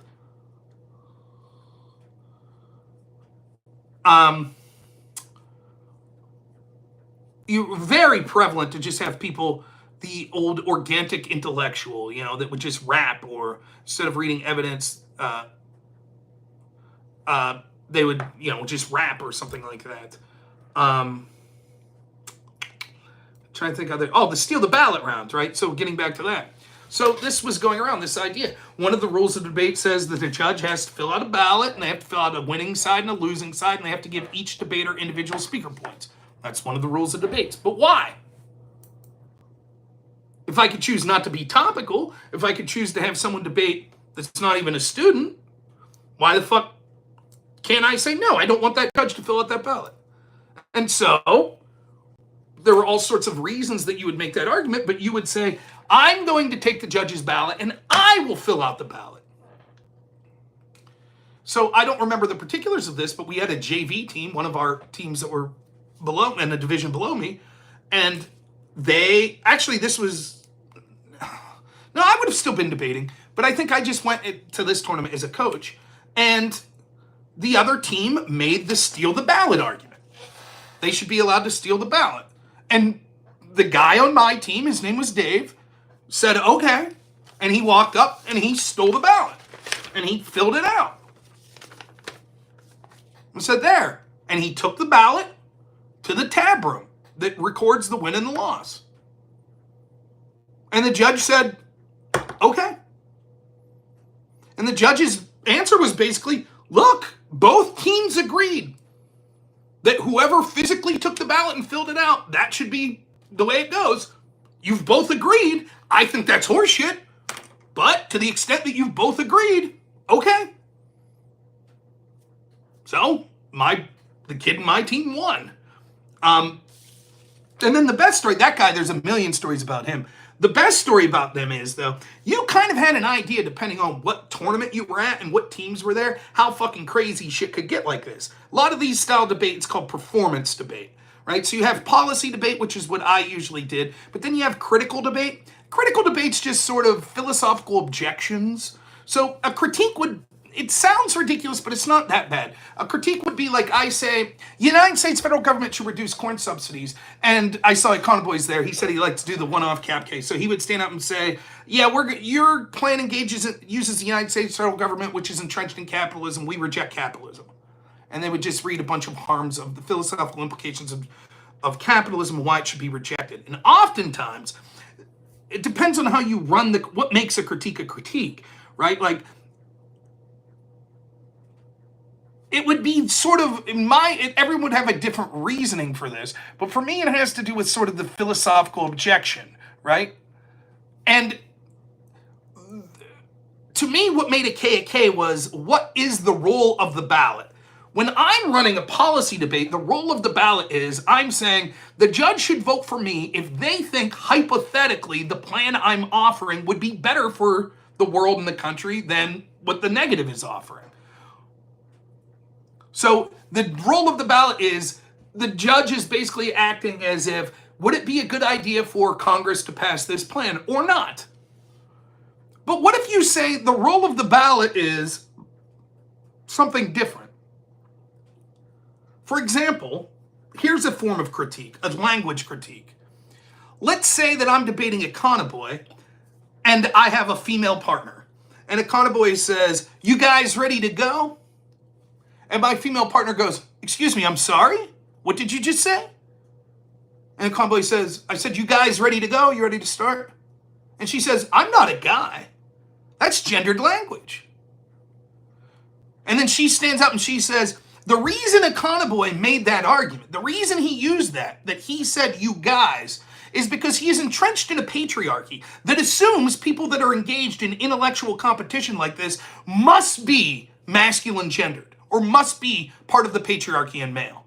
And so therefore the role of the ballot has nothing to do with the plan that they're offering or the counter plan that we offer. The role of the ballot is to reject that gendered language that occurred right here. It doesn't matter if you think their argument's better. Punish what they did. That's a common argument. Same could be true of critiques of capitalism. You're critiquing capitalism, how do you win, right? It would be like this. If I say 2 plus 2 shouldn't equal 4, and you'd say, okay, so then what should it equal? Well, we don't take a stance on that. It just shouldn't equal 4. But how is that relevant? It just shouldn't equal 4. We reject capitalism. Oh, you're critiquing capitalism. What does my plan do that specifically is capitalist? Well, it uses the United States federal government, which is entrenched in capitalism. Okay, so then are you embracing socialism? No. Are you embracing communism? No. What system are you embracing? None. We're just saying there's bad things with capitalism. Our alternative is to reject capitalism. So it's not that we're offering a better system. We're saying that your personal actions are furthering capitalism and we must reject that. That's a critique. That's not as bad as a performance, which goes further. Now, there's obviously overlap with some of these, but a performance debate is sort of the actions that you are taking within the round itself is what's being evaluated. I'm rapping. Rap good, therefore I win. And again, there's overlaps to this shit. So I originally, when I first started critique, I was like, this is fucking nonsense. What do you mean you reject capitalism, but you're not going to defend a system? That's fucking ridiculous. Then you could make your critical debate performative. So one of the rounds I got a perfect speech on was, the only person this will make sense to is a Conor. You could run your counterplans or your alternatives. How do I put this? Dispositionally, conditionally, all sorts of terms that use. But basically, if I offer a plan and I'm affirmative, I have to defend that plan in the rules of policy debate until the end of the debate. Now, I could say, but no, wait, they called me a guy and I'm really a woman, and that's the performative aspect. But in the context of the policy implications, I'm supposed to continue to defend that plan. But that's not true of a counterplan necessarily. So if my plan is get rid of corn subsidies and a Conor stands up and says, no, actually we should get rid of rice subsidies, I might make an argument. I might say, actually getting rid of rice subsidies would be bad because that will collapse the economy in Texas. Some bullshit. But Conor could be like, okay, then we won't advocate getting rid of rice subsidies now. He could kick the counterplan. So what's he endorsing? The status quo. So he can endorse the status quo and say, no, we're just rejecting your plan. We'll defend the status quo. Or he can endorse the counterplan. That's called running your counterplan conditionally. There are conditions in which you no longer have to advocate the counterplan. And a critique has a counterplan or alternative proportion to it. So you could run it conditionally. You could say, you might do this. I stand up and I say, eliminate corn subsidies. And a Conor might say, okay, when he gets to stand up for a speech, he might say, all right, we sort of have three arguments. The first is a disadvantage. And a disadvantage is just a policy implication that would be negative as the result of passing your plan. Disadvantage, your plan would collapse the economy and cause war. Next, critique. Your plan engages in capitalism. We must always reject capitalism. Roar, thanks so much for the membership. Says, I love debate talk. Did it nice. Oh, thanks, Roy. So he runs the disadvantage. Then he runs the critique, which has the alternative of reject capitalism. And then he runs a counterplan. And he says, and our counterplan is to instead pass an executive order to stop subsidies. And the advantage to that is it doesn't use votes in Congress, which means that this other bill could get passed, which is good. At the end of the day, if he says all of those are conditional, he could choose to advocate for the critique, the reject capitalism. He could choose to advocate for the counterplan, to have an executive order eliminate subsidies. Or he could say, I'm not advocating for either of those. I'm just advocating for the status quo.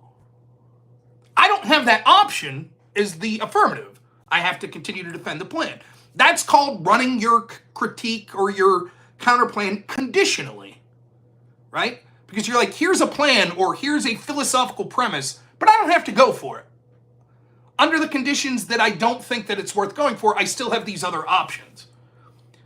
So one argument that I got very persuasive at making, even at the top levels of debate, if you run your critique of capitalism conditionally, in other words, you say, we are rejecting rhetoric and implications that further capitalism, but you say, we reserve the right to not go for this, then you yourself have engaged in what I would call a performative contradiction. That you are actually engaged in a form of capitalism. Because if capitalism is a for-profit motive, you have literally just performatively engaged that you are only willing to reject capitalism insofar as that it benefits you in some way through profit. Which would mean your rejection of capitalism in a conditional way is actually more of an embrace of capitalism and the problems with it than anything my side has done. Therefore, you should be rejected. And I made that argument one time and the judge was floored by it. Was like, yeah, they don't have a fucking answer. That's brutal. So I was good at coming up with shit. The weirder debates got, the better I was. My weak suit at debate was I was slow compared to most high-level policy debaters. I was not a good researcher. I was better at telling a story. I was very good at cross-ex. So when you get to cross-examine the other side, I was very good at that. But I was slow and I wasn't very organized. And so all of the technical things that made a good high-level debater, I sucked at. My partner was good at that shit. But I was good at connecting to a judge and cross-ex and finding like weird quirky shit that was wrong with their, like on my feet that was wrong with sort of how they were advocating shit. And it was fun and it helps with critical thinking. It ruins your speaking ability because it makes you speak fast the rest of your life, which I struggle with to this day. But it's also really stupid. Like really, really stupid. Just incredibly stupid. In many ways. It's cliquey. It's a bunch of fucking nerds that think they're the coolest people in the world, and we're all fucking ridiculous, absurd nerds. Like you walk into a room, you know, you're getting ready for a debate, you walk in, and people got their laptops up and jamming to like Jay-Z and shit, like fucking, everybody could do these fucking, except me. I think I was the only person in high-level debate that couldn't do the fucking stupid pen twirl and stuff like that. Just nerd, biggest nerds you ever meet that think they're cool as shit, man. Which is fine, because again, I am a nerd. So I'm not saying I'm outside of that. I'm not at all. I'm part of that. But there was so much fucking stupid. And you would get so frustrated sometimes. Like, just, the shit that would happen that would frustrate the shit. Anytime that it got personal, it was fucking outrageous. Not anytime, but most of the time. It's just bullshit stupidity that would just infuriate you, you know? I don't have a problem if the argument is white people should be eradicated from the world, because that is an abstract argument in a game. It's fine. But when it's you're fucking racist because you did X, that pisses me off. You know, and that shit happened all the time. And it was quite infuriating. And there were times that you would just sit there and you'd be like in the middle of a round, like, why the fuck am I even here? It's so dumb. Just absolute stupidity. I don't even know what to say. Sometimes it would get so... And I wasn't even, like, my partner was a Buddhist hippie, man. He didn't give a fuck. If it was up to him, we could have lost every round. He didn't give a shit. But he was pretty good. And he agreed to try really hard. He probably researched more than me. In fact, he definitely got more evidence more than me. Not even close, probably 20-1. That's terrible, cutting evidence. But he actually got more infuriated. He like wanted to quit mid-tournament one time and be done forever. And it was because we were debating abortion. And the topic that year was you should overturn one of these 5 Supreme Court cases. And one of them was the 92 Casey decision, which basically just reaffirmed Roe v. Wade.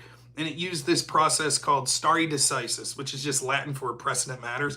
So the entire Casey decision was basically just 15 pages of, we don't want to reject the Roe court. We have to continue to say what they said. And our plan was, we didn't take a stance on whether or not abortion was good or bad. We took a stance on why that was a bad decision, that Casey should be overturned because Roe wasn't a good decision anyways, and by just upholding it, saying precedent matters, that's really bad, and it should actually be something that's kicked back to the states. And then if pressed on it, we said, when it gets kicked back to the states, you're probably likely to see abortion will be legal, some sort of compromise in almost every state. In some states, they'll have more abortion, some states less, etc., etc. But we don't take a stance on the morality of abortion. That was the plan. We debated this team from Wayne State that had... we debated them several times. I knew them. It was a man and a woman, and the woman was very feminist, and we had a judge in the back of the room who we knew as well, and the woman decided to start screaming in the middle of my partner's speech, like blood-curdling screams. Gets out of her seat, in his fucking chest, just poking him. How dare you? How dare you try to control my body? And that's a big no-no, even in the context of debate, like interrupting someone's speaking time while they're speaking. And this woman didn't give a shit. Fuck you, blah, blah, blah, just screaming. To the point where my partner's just like, what the fuck's going on? So they're yelling back and forth. And again, this is a Buddhist hippie who's one of the most pro-choice people you ever meet in real life. And she's teeing the fuck off on him. And me and her partner are looking at each other like fucking laughing because we're like, this is pretty fucking silly. She's going crazy. So the whole debate goes on, and, you know, our argument was like, you know, listen, we have evidence. We have an argument. We're not trying to control your body, blah, blah, blah, blah, blah. And we're making all these arguments. And the judge, at the end of the round, takes him about 35 minutes to decide. And then he's like, okay, normally it's what happens. After the judge makes a decision, they fill out their ballot. They give their ballot to someone to take to the tab room. And they say, okay, well, let's talk about the debate. I'll tell you who won and why. And he's like, I have to be honest, like, I have a very difficult time deciding this debate because I think on the facts of the debate, Clarion, which was my team, is winning. I think that they're right that this was a bad decision. I think that they're right about the harms of having a court that's giving bad decisions like this, what it'll cause, and blah, blah, blah. However, I do, as someone who's pro-choice myself, that doesn't affect my decision, he says, but as someone who's pro-choice myself, which couldn't be a clear way of saying that does affect my decision, he says that ultimately he is voting for Wayne State because when he heard her stand up in his speech and say, fuck off, that triggered something in him. That he said, this is passion. This is what I need to support. And that was his decision. And so the very thing that pissed my partner off as someone who's massively pro-choice, who's having someone just be a total fucking asshole, standing up screaming and swearing at him in the middle of a speech, not only did that occur, which pissed him off, but that's the very reason that we lost the debate.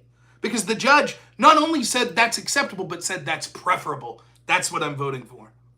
And my partner after that round was like, I fucking quit. Fuck this. I'm not going to sit here and leave people yell and scream at me like that. It's not worth it. Fuck it, I quit. So I had to spend the rest of the night like at dinner talking to this super pro-choice dude. And they're like, nah, man, no, don't quit. It was weird. Shit like that would happen. Like, it would infuriate you because you're kind of like, you know, Roars for $5. Thanks so much. Says debating school was always wild because it'd be debating stuff I didn't believe sometimes, and that's when I was at my best, kind of. Yeah, we debated pro-capitalism all the time. That was our business confidence. That was the argument we made all the time. My partner's a fucking Buddhist hippie, super socialist. It's debating cap, and he looked it too, man. He looked like pictures of Jesus. Had a big fucking beard, long hair, like tall beanpole skinny guy, and then there's short fat me.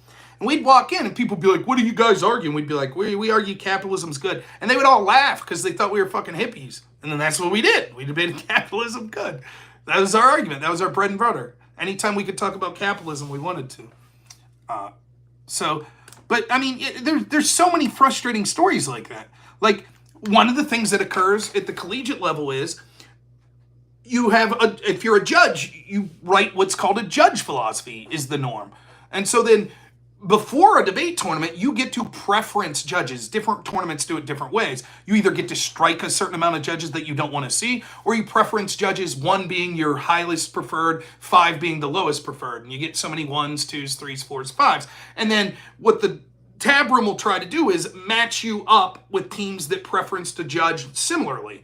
So if you ranked a judge a 1 and another team ranked them the lowest, a 5, you're probably not going to see that judge. But if you both rank them 2s, probably see that judge. And so the way you rank them is judges would have philosophies. They would say, these are the arguments I like, these are the arguments I dislike. There was this one judge, we were at this national tournament, and we're reading their philosophy, and it's like, I think that fucking capitalism's the bomb. It's awesome. These socialists are fucking weirdos, blah, blah, blah, blah, blah, blah, blah, blah, blah. You know, there's a solid chance if you defend capitalism, you're going to win in front of me. Cool. So we stand up. We get this judge in the back of the room. Other team stands up. They're speaking first. They're basically embracing communism. We're like, fuck it, man. All in. Cap good. Great. Judge, halfway through the debate, starts eating a Subway sandwich. Isn't even taking notes. And me and my partner are like, we fucking wrap this up. We literally went almost word for word what the judge said his preference was. So the judge isn't even paying attention anymore. He's eating a sandwich like this fucking debate's over. Rob and his partner killed it, right? Debate ends. Judge immediately signs his ballot.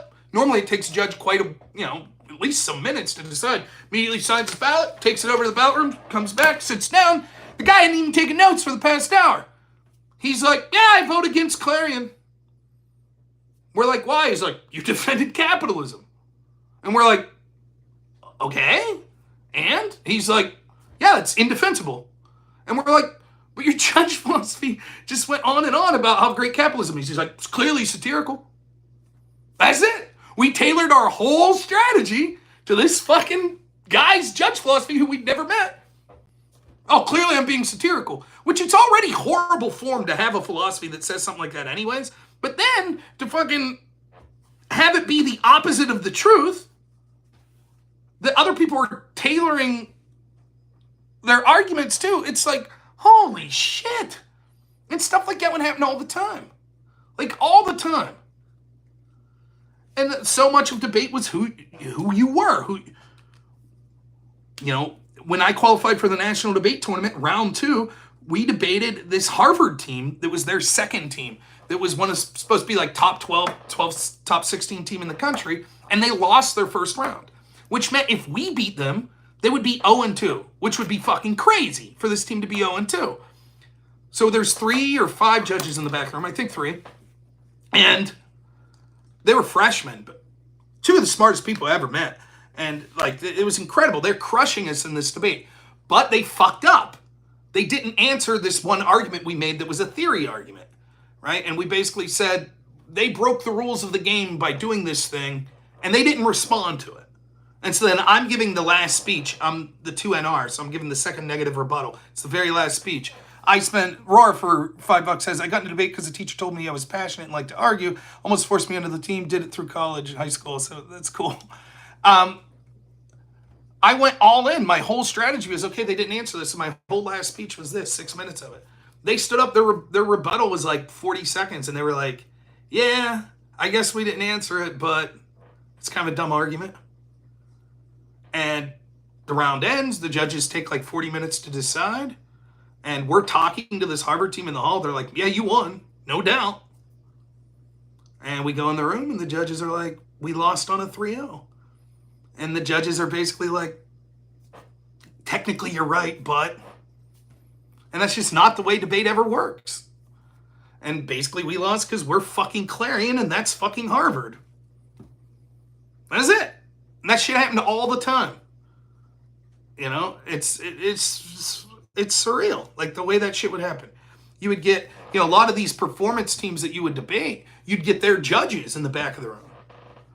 So like there were schools, certain schools that you knew if you got one of their judges that it was going to be way fucking different. And I always did phenomenal with the performance judges in the back of the room.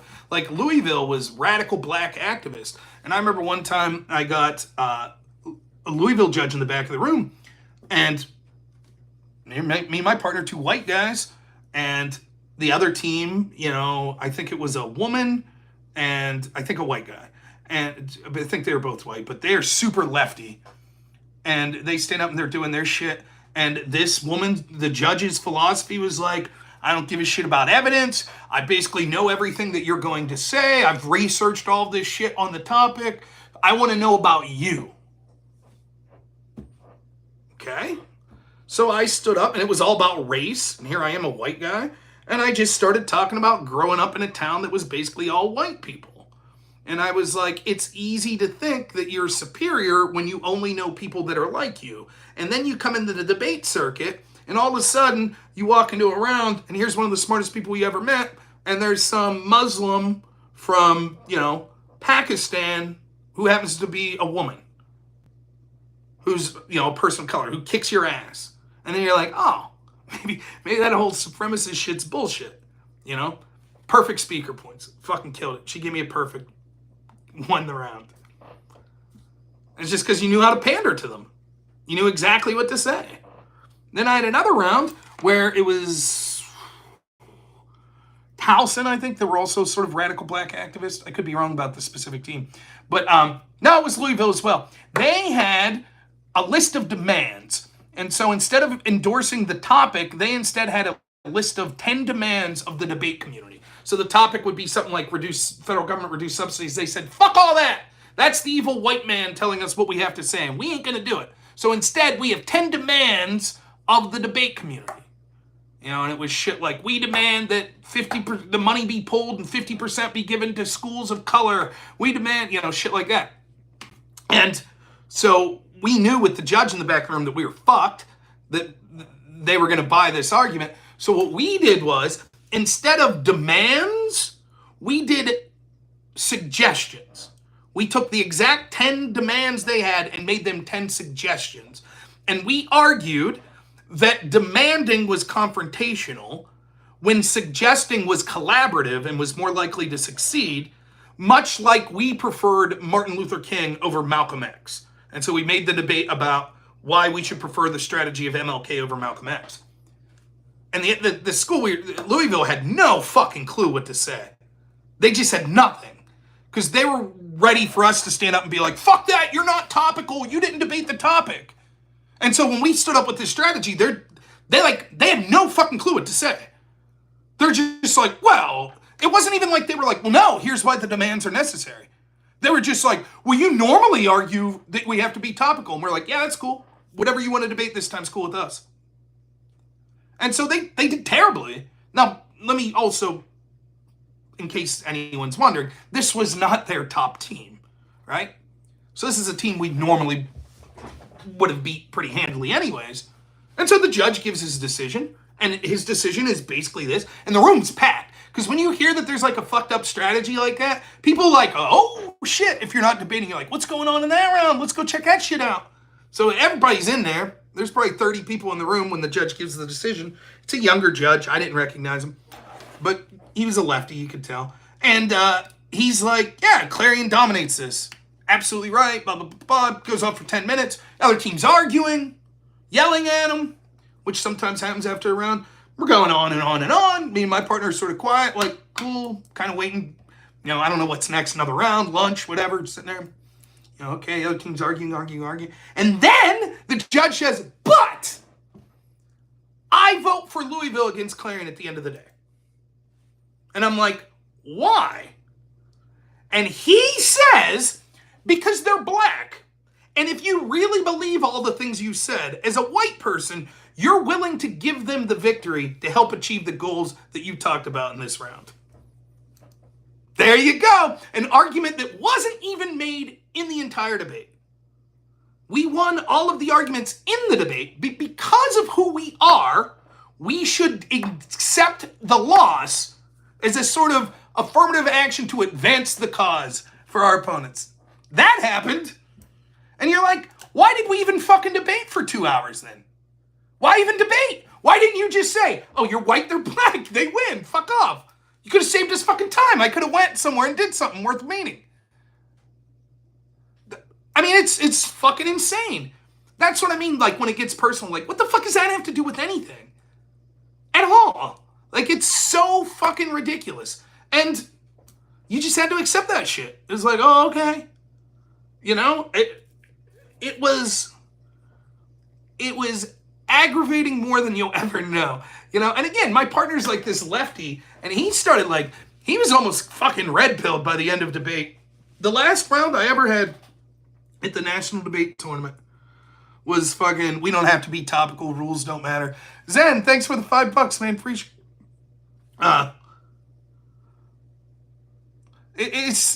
and me and my partner knew with the judges we had it was a losing round, but we said, fuck it, man, we're going out like Chads. We're arguing rules matter, and we did, and we lost. And I gave the judges, somewhere there's a tape out there, maybe being like, I think you people fucking suck. This sucks. Fuck you. Rules don't matter. Bullshit. Other team was talking during our speaking time and shit like that. I'm like, that's fucking ridiculous. It's ridiculous. The whole thing's stupid. And then, I remember the one judge saying, it's like they're saying, yeah, in tennis, you gotta have a racket and you gotta have a ball, but what if we just remove the lines? And I was like, this is the dumbest fucking thing I've... First off, they didn't make that argument. Secondly, you don't see how... And, it's bad form to really go at it with the judges like that. But this is my last debate ever, and we're fucking... I don't know if we were 1-7 or 2-6. I think we were 1-7. So we get our asses kicked at this tournament. And I'm just like, I don't give a fuck. I don't care.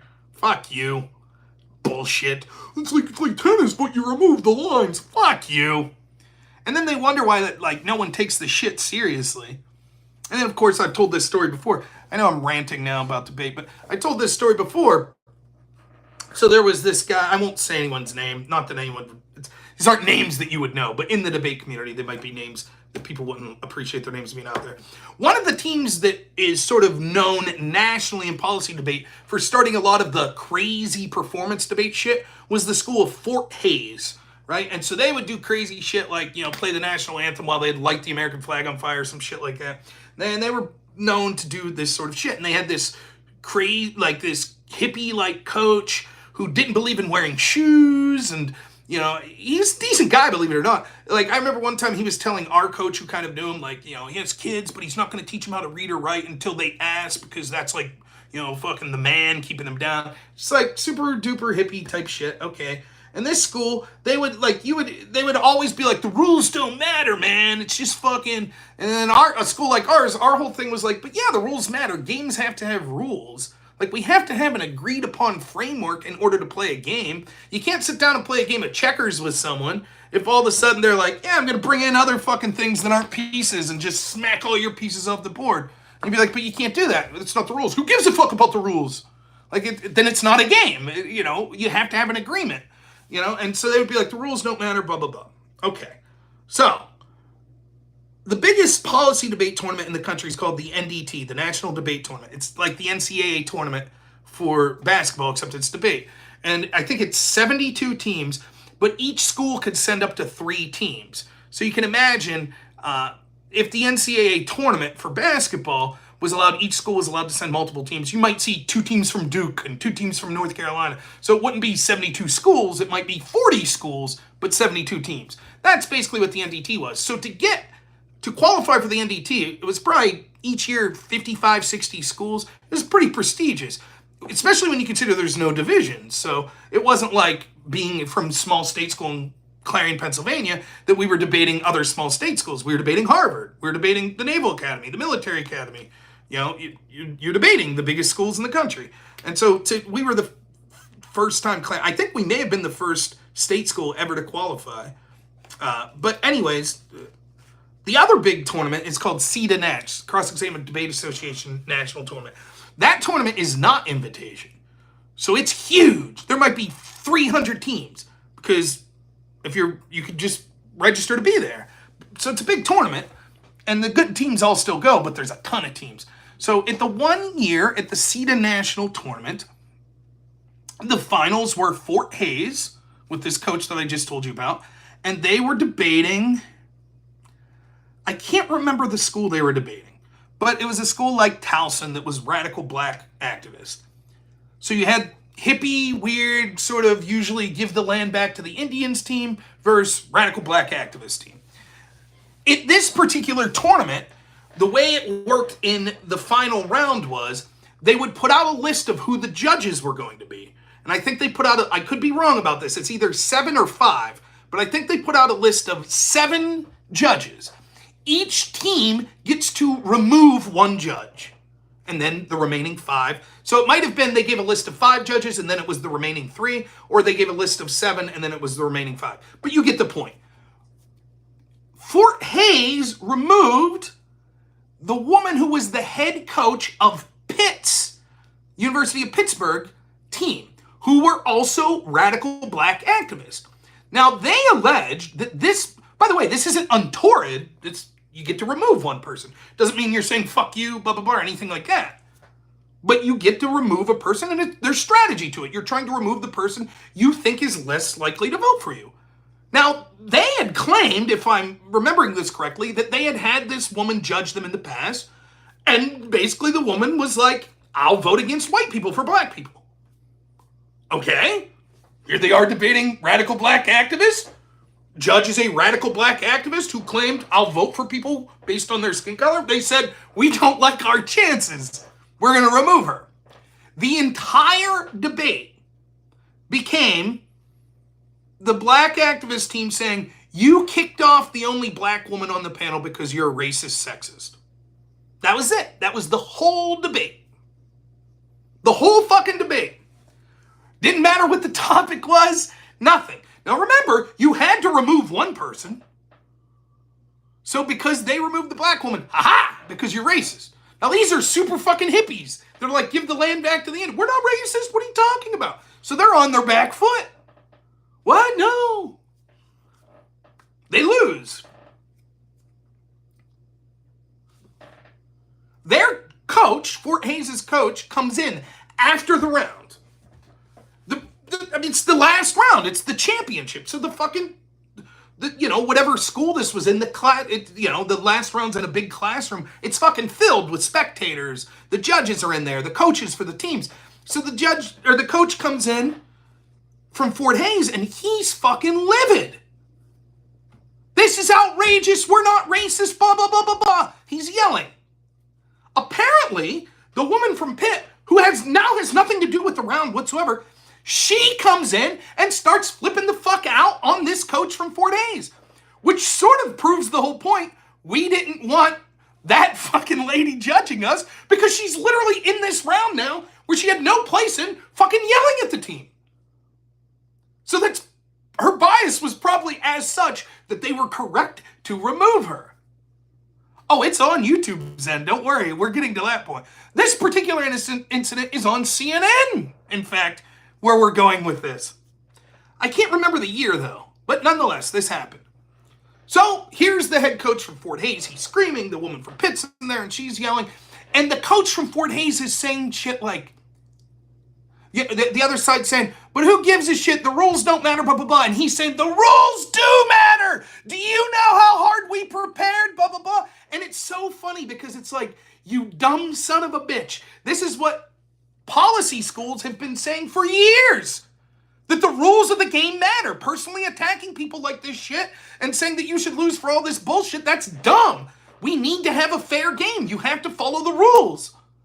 And so now after years of training his team to be like, now fuck all that, now they're on the receiving end of it. Someone more woke than them came around, and they don't like it. And so they start, he's yelling. And then somehow, whoever was yelling back and forth, this is the moment that went viral and made it on CNN. He stands up, turns around, and drops his pants and moons the entire audience. Then storms out of the room.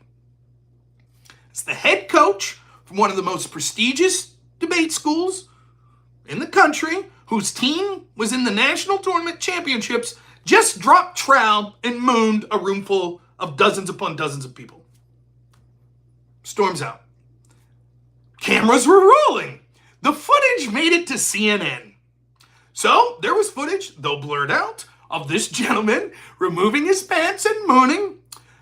This led to an insane crackdown on what was going on in policy debate. Basically, that coach was let go, completely fired. The woman from Pitt, I believe, was suspended for a year, if I'm not mistaken, from participating in collegiate debate. But the real ramifications were, debate was something different in the 70s and the 80s. And you had a lot of legacy people that donated to universities, and they would give money to debate programs. There were debate coaches that are making six figures, hundreds of thousands of dollars a year just to be a coach. That's how much money is put into this activity.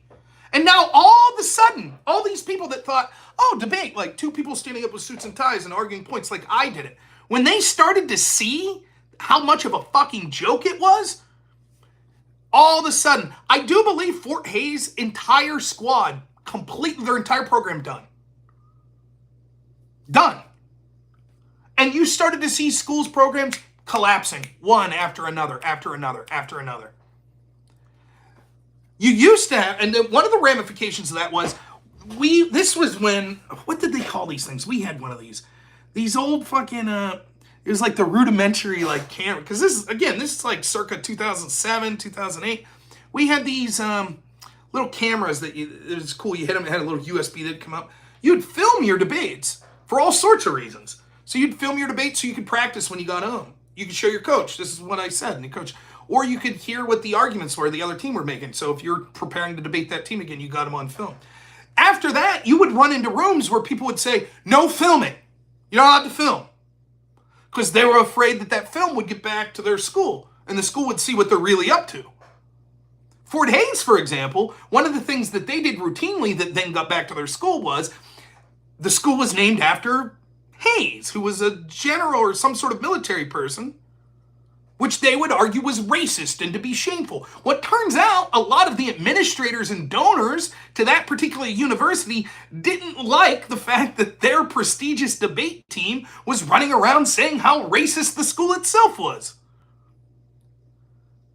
So the irony was, you have this insulated group of people in this debate circuit that started off people talking like this, and then all of a sudden, people talking as fast as humanly possible, saying everything comes to nuclear war and everything is racist, and even if you kick someone out as a judge that you're supposed to kick out, if they happen to be a black woman, then you get considered to be racist, and all of a sudden you can pull your pants on the boot because all this shit should be labeled on this, and you're just racist if you don't think that it's a patriarchy, and all of a sudden you're basic capitalism, we have to reject this stuff at all times, even though we have hundreds of thousands of dollars coming in this, we don't want anyone to see what's going on because we would think that that's what debate became. And then the people that are financing that actually come in and they're like, what the fuck is this? What is this? What the fuck is happening? And so the solution wasn't, you know what? Maybe we should start talking like normal people, making normal arguments, instead of being ridiculous fucking talking like auctioneers, everything causing nuclear war. And by the way, I didn't do the crazy mooning people, racist shit, but I did talk fast like that and talked about everything being nuclear war. I did. So instead of everyone taking a step back and being like, by the way, there were a couple tournaments where I argued against talking fast and talk like this, and we lost every round. So just to give you an idea where it was. But nonetheless, instead of fixing it, they were like, well, we'll just make sure no one records it. Just close the curtain so no one can see what we're doing. That was the solution that the community came up with. I have no fucking clue what the community's like now.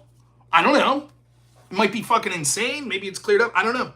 I know the only school that I ever worked for was Clarendon University. That program existed basically off the back of one man who was my coach, who now is a family man, and he basically washed his hands of it. So fuck all that, because it was a lot of time and energy he was putting into it. So that program doesn't exist anymore, to my knowledge. But I was assistant coach there for a while. First person ever to make it to the national debate tournament from that school. But yeah, that's how fucking insane. You wouldn't believe. And that's why every once in a while people that know I do debate will be like, Rob, did you see this? Look at this. Here's the high school national championships and one team saying that all white people should die. I'm like, that ain't shit. That's nothing. I don't even find that offensive. If your argument wants to in the abstract be like, we should kill all white people, how's that any different, really, than if my argument's we should nuke China off the face of the earth? I should be allowed to make that. That was the appeal that got me first into debate. It was billed to me as an arena where any argument's on the table and the best argument wins. If you want to stand up and say kill all women, fuck it, do it. You're probably going to lose because it's a bad argument. But sure, have at it. No problem. You want to stand up and be racist, make racist arguments? It's in the abstract. Saying all white people should be removed is different than saying fuck you, you're white. You see the difference? It's abstract.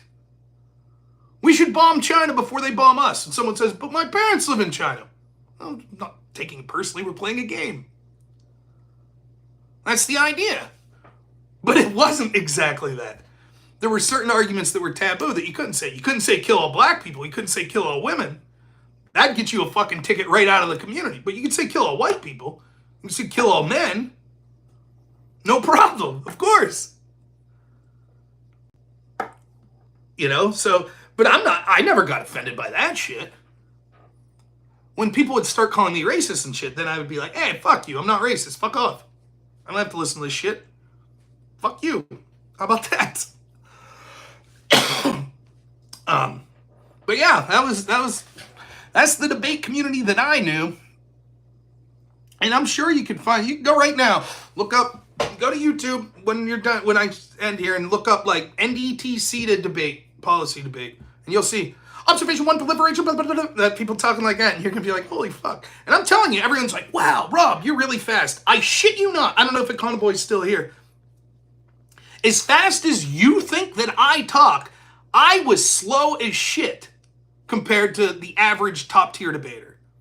I was probably, if I'm being completely as honest as I can, my guess would be that I was top 80 debater in the country, would be my guess.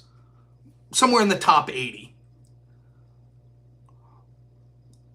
The top 30 or so I wasn't even close to their league. If I debated those teams 100 times, I might win 3 times. That's how much better they were than me. So I was pretty good, but I wasn't top tier. Now, they had advantages over me. Most of them debated at private schools their entire high school life. I debated for 4 years in a public school at Clarendon University, you know. So, you know, I had to start at the lowest level in college, and I only had 4 years to work myself to the top level. But even still, if I had all the advantages they had, I don't know that, maybe I could have been top tier, but damn, some of those people, there's just no weaknesses. This is, you know, like I would have bad rounds. These people didn't. They didn't have an off round. Like they're fucking solid. Everything. Their research, their clarity, their speed, their brevity, their ability to select the best arguments, their knowledge of, you know, memorization of specifically where things was, their organization, all of it, just top notch. I was fucking horrible at organization. I was horrible at note taking. You know? It just, but you know, there were things that you learned to exploit as someone who didn't have the technical skills they had. I think that people talk about their SAT. I saw someone mention this. Did you notice lately, talking about this H-1B, people talking about like IQs and fucking SAT scores, and everyone's like, oh fuck, you had below a 1450. Now when I took the SATs, they were out of 1600. I believe I had the top score in my high school, or one of the top. I think it was the top. And if I remember correctly, my SAT score was a 1210, which I was fucking pretty pleased with. 12-10 sounds all right to me. Pretty high for little old me in some redneck school, you know? But the way you hear people talk now, that basically makes me a fucking imbecile. Everybody has 1500s or so. But I will say this. My guess is the year I qualified for the national debate tournament, I would not be shocked if I had the literal lowest SAT score of every debater there. I would not be shocked. And I would not be shocked if we took an IQ test that I would have been bottom 5 out of all the people there. Just totally being fucking honest. There are people there that were just absurd geniuses. Just fucking insanely, like, perfect SAT scores. And there's me. Some dude with the perfect SAT score from Harvard. And here's fucking Rob with his 12-10 from Clarendon University. But there were things you learned, right? Like, sometimes connecting to a human judge is more important than technically being correct about everything. Sometimes being able to explain things in the real world means more than being able to explain things in an abstract way. There's no way one can understand that fast without certain sound signals, demeanors. They say that the human brain can understand 500 words a minute. And I think the fastest people speaking could get like 200, 250. So yes, there is a way actually. Now you're right that there's certain things you're looking for. Also what happens is, so here's something that happened. Oh, fuck. Let me find something here for you real quick. People, especially novices, when you're getting into debate,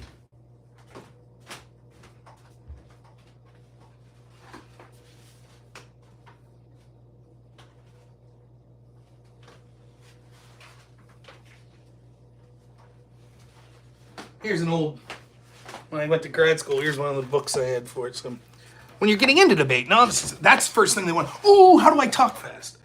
So your first speech is basically pre-written. And when you're reading evidence, I could teach you to read fast. That's easy. The problem's thinking fast. So people will do this. So I'm just going to read from a random page here, right? Exercise exploring our biases. Objective students will explore their biases and prejudices, working with those who are culturally different from themselves, possible to manner and internalized prejudice, or even nearly possible of growing up in society, sexism, racism, classism, and homophobia, not be influenced by these things. Ideology, expression of bias is the most painful thing we can do. Express is well recognize the influence of these and sometimes believes in the impact on our group of leadership and possessing the thoughts and the people robbing us most important role, the writing reflection, since these things are difficult to complete them. You place them where you can feel safe and not wish to branch or to the workbook. You may write them separate piece of paper and go to destroy when you're done. Right? That's reading fast, right?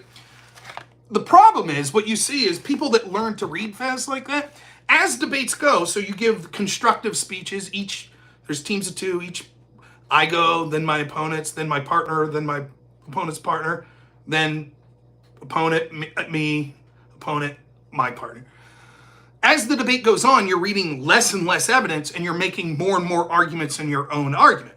So you'll hear a novice debater that could read that fast. And then they get to their rebuttal speech, and now we're done reading evidence. Now we're kind of explaining how the evidence interacts. And this will be them. The same person you just heard talk like that will be like, on the first, their first evidence, extend that. And then you're like, dude, the whole point of reading that fast is you got a ton of fucking information that you want to get in there, right? But if you can't think that fast or you can't explain it that fast, what's the point? Instead of reading like that, you might as well have just stood up and said, teaching is humbling experience that provides constant opportunity for learning and personal growth. Over the years, students have you might as well have read like that and filled out the time instead of after you're done reading the evidence being like, right? So that's easy, and you'll see that all the time. What's difficult is, now, as I'm reading this evidence, though, I finish, I set it down. Then my opponents get to read the evidence as I'm still talking. So you'll skim through it real quick, right? What happens, though, is what you start to realize is a lot of people can't talk that fast. They could read that fast, but they can't talk that fast. And that's something that I picked up on quite quickly, that even though when I first started, I might only be able to read about this fast, I could talk this fast as well. So there wasn't a detriment to my speed from when I was reading versus when I was talking. And I also had a lot to say. In fact, that was one of my problems. It's still my biggest problem with debate. My biggest criticism is I'm too wordy. I need to shorten shit up. That was always a problem I had in debate as well. But so many people, particularly at the entry level, their problem was you have 6 minutes to speak, and once you're done reading evidence, they only have 10 seconds worth of shit to say. And me, it was like, I wish I had another 30 minutes, right?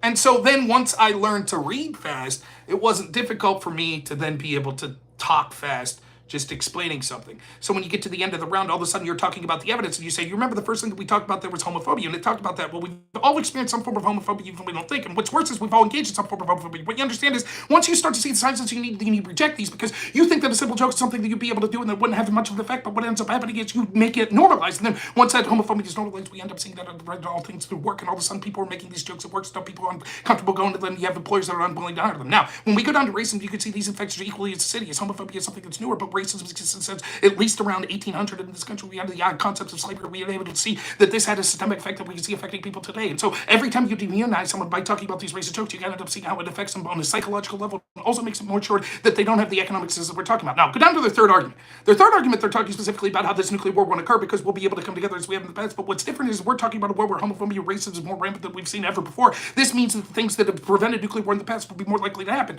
Now, when they say that we've seen other countries that are engaged in racism and homophobia haven't engaged in this war, that's because they haven't had the access to the technology that we're talking about specifically. So you see, I'm just making shit off the top of my head there, talking about homophobia leading to nuclear war and shit like that. But that's me free thinking. I could talk and free think that fast. Most people that get into debate could read that. If I wrote down that speech, they could read it fast, but they couldn't just come up with it that fast off the top of their hand. So that's, and a lot of, again, the best novice debaters, the people that are getting in, are people like fucking you people. People that are just regular people. What do you think about nuclear weapons? You'd be like, yeah, okay, I can see both sides. On one hand, nuclear weapons are so dangerous, we should try to eliminate as many as possible. Because maybe it won't even be an intentional thing, just a mistake. All of a sudden, someone in the Soviet Union thinks they see a missile beep go off on a radar, and so they counterattack, and the next thing you know, we're in nuclear war. And unlike regular war, there's no time to fucking forgive it. We're all dead. But on the other side of the argument, if everyone has nuclear weapons, then you're kind of all afraid to piss each other off. So you're less likely to see regular wars. Particularly if you're a country that's surrounded by hostile people. All of a sudden now, hey, maybe we should go to the negotiating table because there's this weapon. And so we know the risk of nuclear war is incredibly low, and because it will prevent conventional wars, it's all good. That right there would make you a very credible novice debater. But your opponents will be like, observation one, nuclear war proliferation, we need to be prevented at all time. This is Waltz in 95. The more nuclear weapons that people have, the more likely it's going to see this proliferation. You have something like miscalculation, and they'll be reading shit like that. And you as a normal person are like, holy fuck, what is this? They're going to crush me. But then as soon as you get to the later parts of the debate and you're like, I don't know, can you explain what that evidence was saying? They're like, and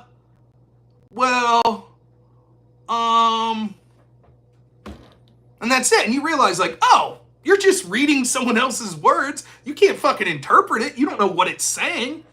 And you actually see this a lot in the style, this online debate. So I'll give you an example. There was this guy, food shops that I debated, right?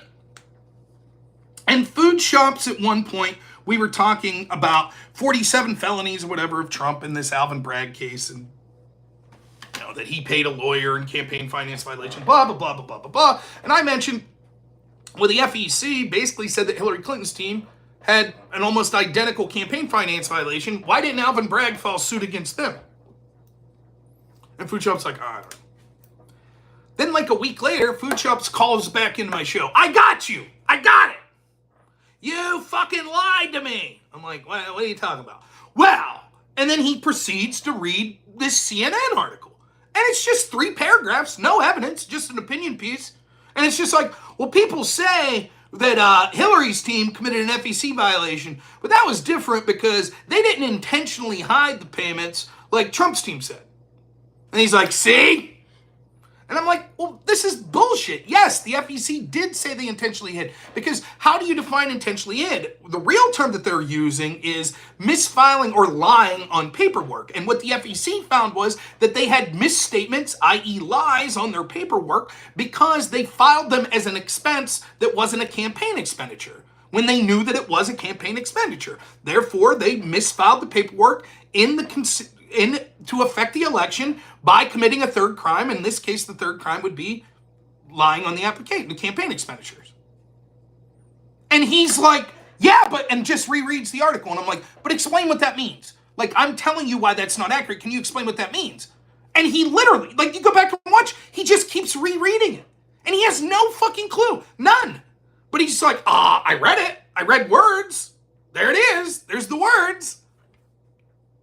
That's it. And you see people do this a lot with studies, like that Jasmine Jafar that I debated the other day. I let it go almost the entire debate. Well, studies say, studies say, studies say, studies say. And then finally she's like, you probably think that you're more likely to be addicted to porn if you watch more of it, but that's not true. Studies say. I'm like, yeah, can we see that study? Let's see that one. And what happens? She has no fucking clue. None. No, Zen says you should have asked what the meta-analysis was. I'm not even big on the jargon like that. But I know enough to be like, okay, let's look. I know when something sounds like bullshit. Does it sound like bullshit to you that if you consume a huge amount of porn, that has nothing to do with whether or not you might be addicted to porn? Doesn't that sound like bullshit to you? Everyone should be like, okay, I'm open to seeing this, but that sounds like bullshit. I heavily suspect that either you're misinterpreting this data or that this study is incredibly flawed in some way.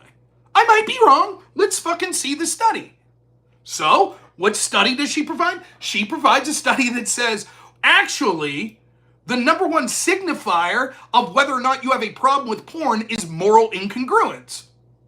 That could be 100% true. That has nothing to do with the statement she said, that she was going to provide a study that suggested that consuming large amounts of porn had nothing to do with whether or not you were addicted with it. There was no correlation.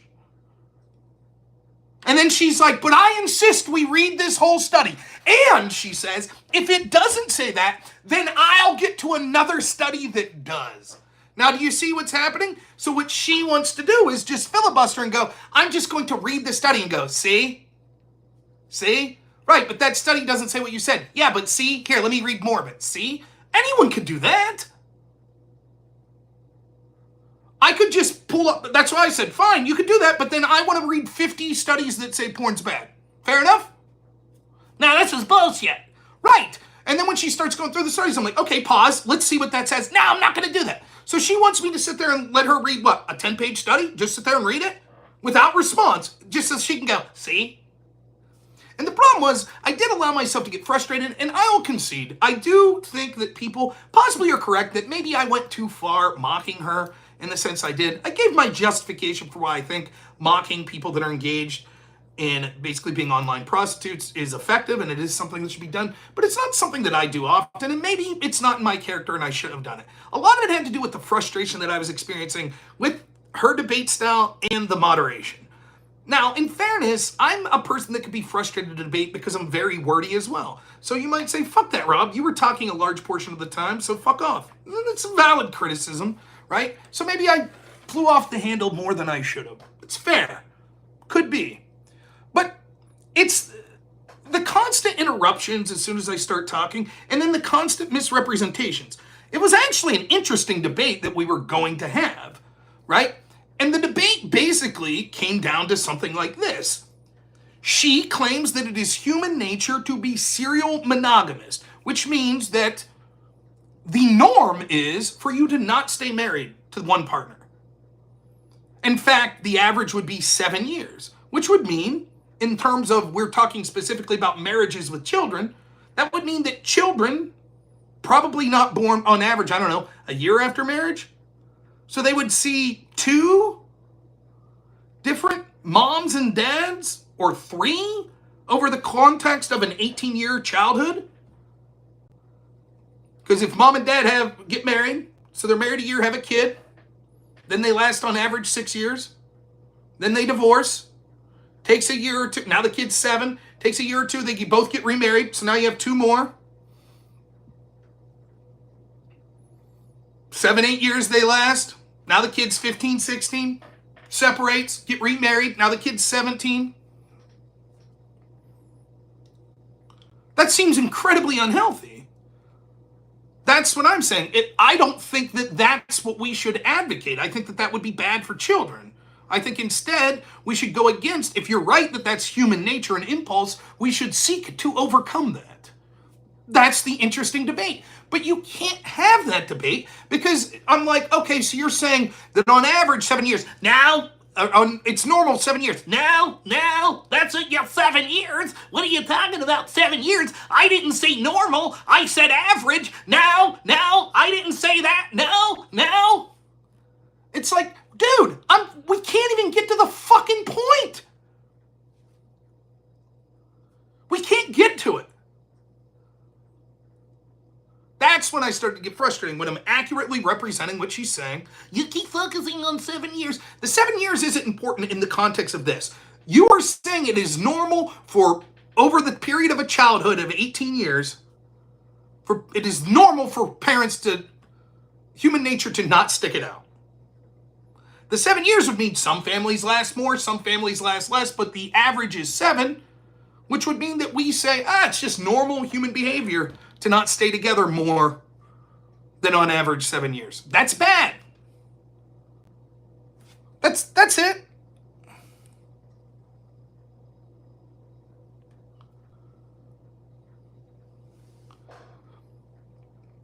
And so that's like that.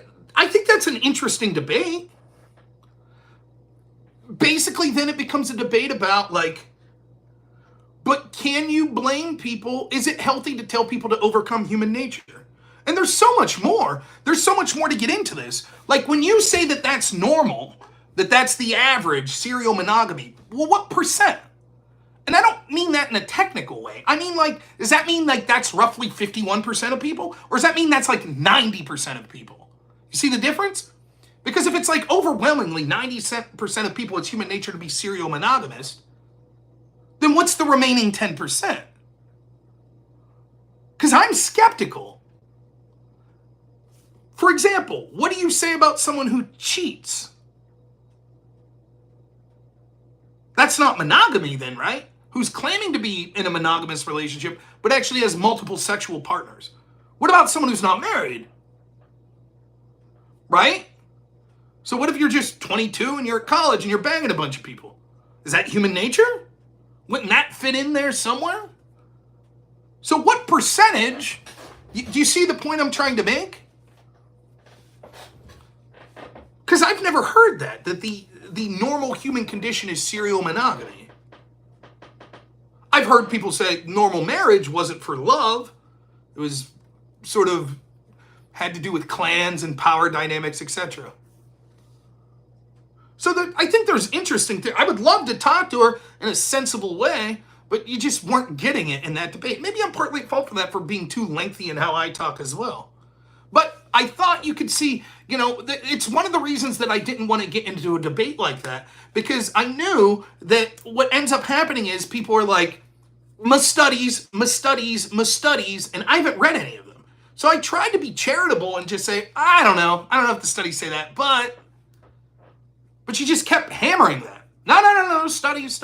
And then as you saw, I had people call in, like in the call-in show the next day, were like, that's bullshit. Actually, the studies say the exact opposite of what she's saying.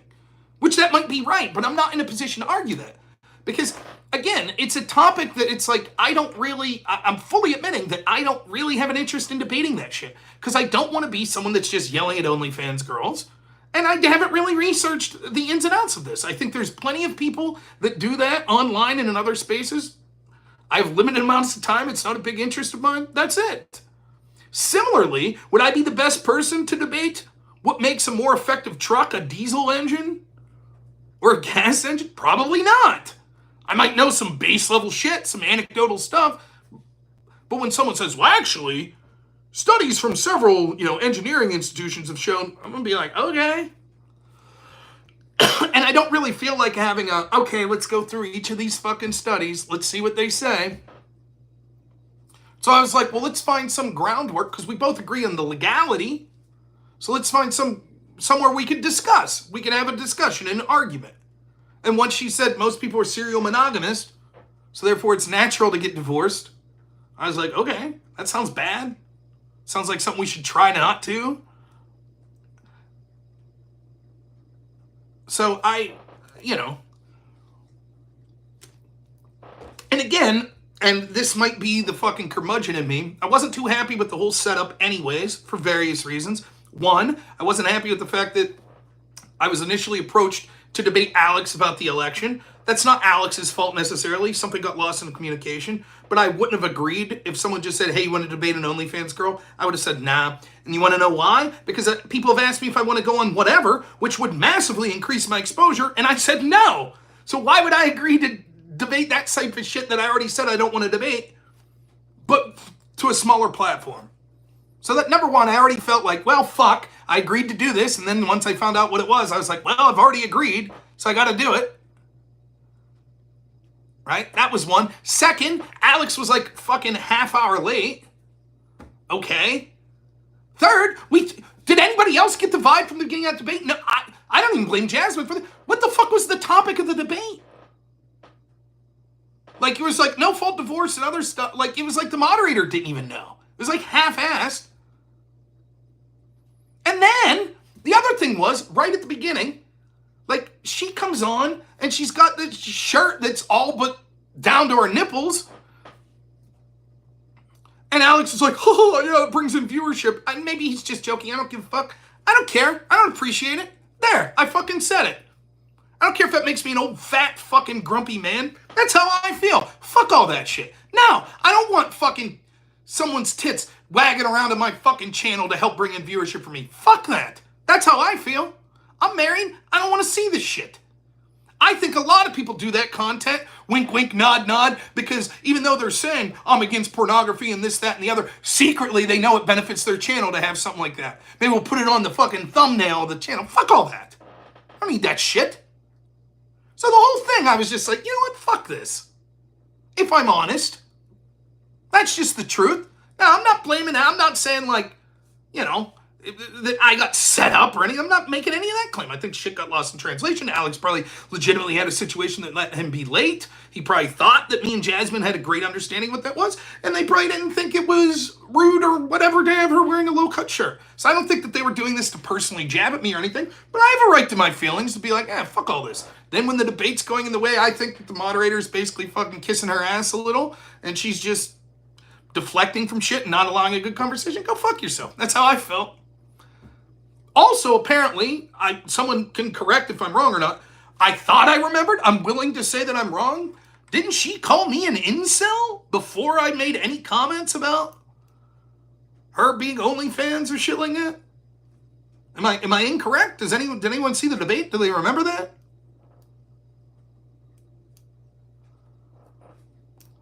I didn't fucking give a shit. I was like, okay, whatever.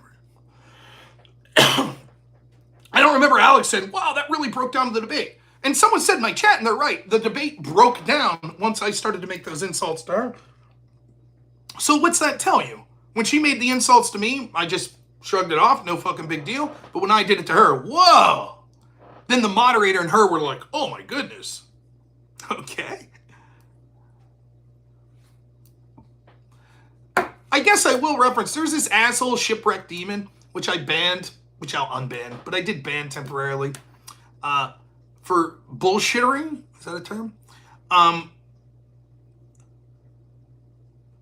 He was on that, my editor, Black Elk, edited like 20 minutes and put the video up of me debating Jasmine, which is exactly the reason that I got an editor in the first place. That was the full intent. No one wants to sit around and watch a 4-hour live stream if they didn't see it live. But if there's a highlight of 20 minutes of a debate that I did from a 4-hour live stream, they might watch that.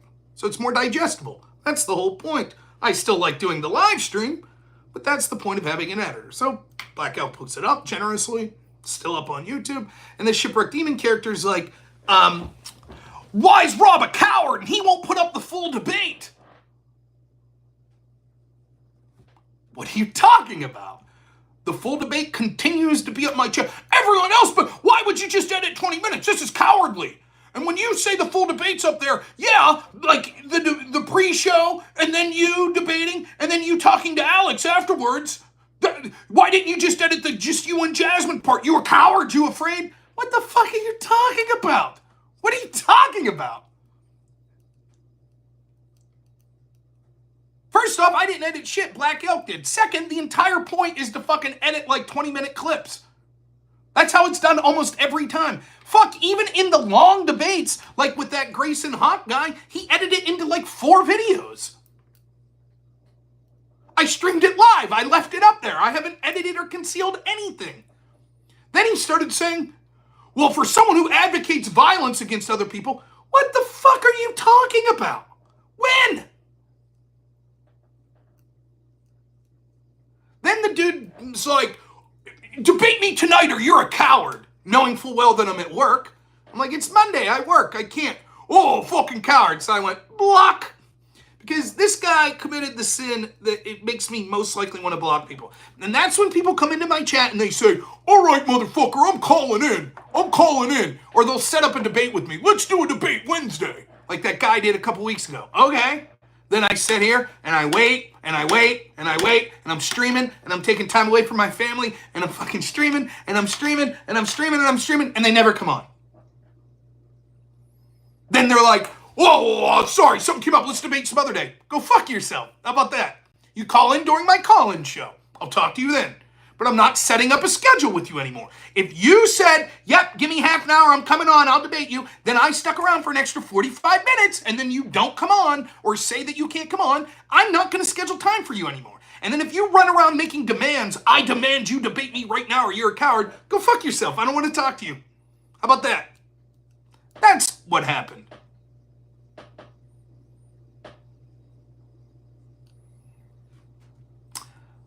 Now, I will unblock Shipwrecked Demon, and I will happily fucking debate this asshole, but he's going to have to do it when I'm streaming someday. And it ain't going to be a Monday or Tuesday, as everyone who watches me, that was the other thing. He's like, Rob talked about this, and then the next day he talked about this, and in the pre-show he talked about this. So it's clear it's like he watched all my shit. It's like, so you watch my shit that closely, and you don't know that I literally never could do debates on Mondays or Tuesdays because I stream from a fucking phone and I'm not at my home office?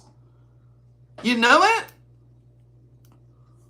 He said call in some Friday, and then he did it at like 5 a.m. When the fuck was that? Conor says, too much of a coward to leave him blocked. It's true.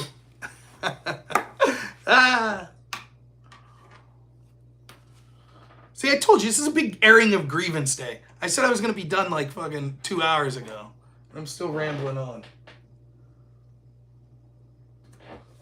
But it just, what time is it, by the way?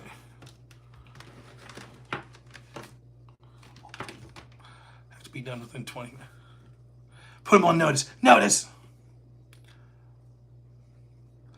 But, I don't know. Like, that's what I'm saying. Like, the way she debated.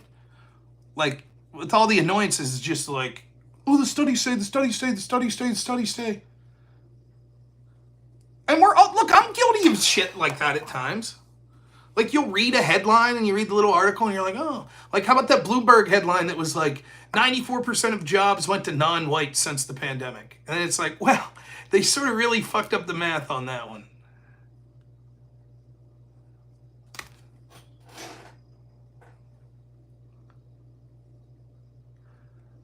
Yeah, enemy. Like, one of the things I think is funny is, I really tried. So I used to have my friend Aftershock. Back in the day, like 3 years ago or so, Aftershock would moderate debates. And the entire idea was, he would reach out to someone who would agree to a debate me. It was always on Wednesdays. He would pick one topic and they would pick one topic. And I would not get the topics. That was the whole idea. Because I like debating people on what they want to talk about. Now, there's exceptions, like when I'm fucking with Raicelin here, who wants open borders, that wants to always sneak in, well, what about where are we going to hire people? I'm like, yeah, fuck all that. Let's close the border and then we'll figure it out. But I would debate him on that sometime if he really wants. We could do a full fucking debate. But that's what I like to do. I'm constantly amazed at how bad people are that pick the topic that they want to debate, and they're fucking terrible. Like, not to pick on someone who I think's kind of a nice dude, but that Elder Drazi guy. That dude talked shit for like 3 months that he was the most well-read person on COVID. And he was going to fuck me up in this debate. He talked so much shit, I believed it. I did. I was like, oh man, this guy's going to, I don't care. It's like, all right, he beats me in a debate. But I told my wife, I was like, he's going to catch me. I'm going to run into someone who's read like fucking study after study after study. Then I'm going to be in the middle of this debate and I'm going to be like, all right, let's look at this fucking study. Let's see it. Let's go. That's what I thought was going to happen. Then if you remember how that debate came down, so I had my old research from COVID. I didn't do any new research, but I had the old shit from like 2022 that was still on my computer from when I was debating it back then on vaccine mandates and shit, right? So I'm ready to go in that. Then all of a sudden I got called into fucking work. So I didn't have my computer. I had to do it on my old shitty burned out laptop with no evidence on it. And fucking my computer kept overheating and shit, so I couldn't even bring up articles and stuff. And I was like, if there was one day to catch me, this is it.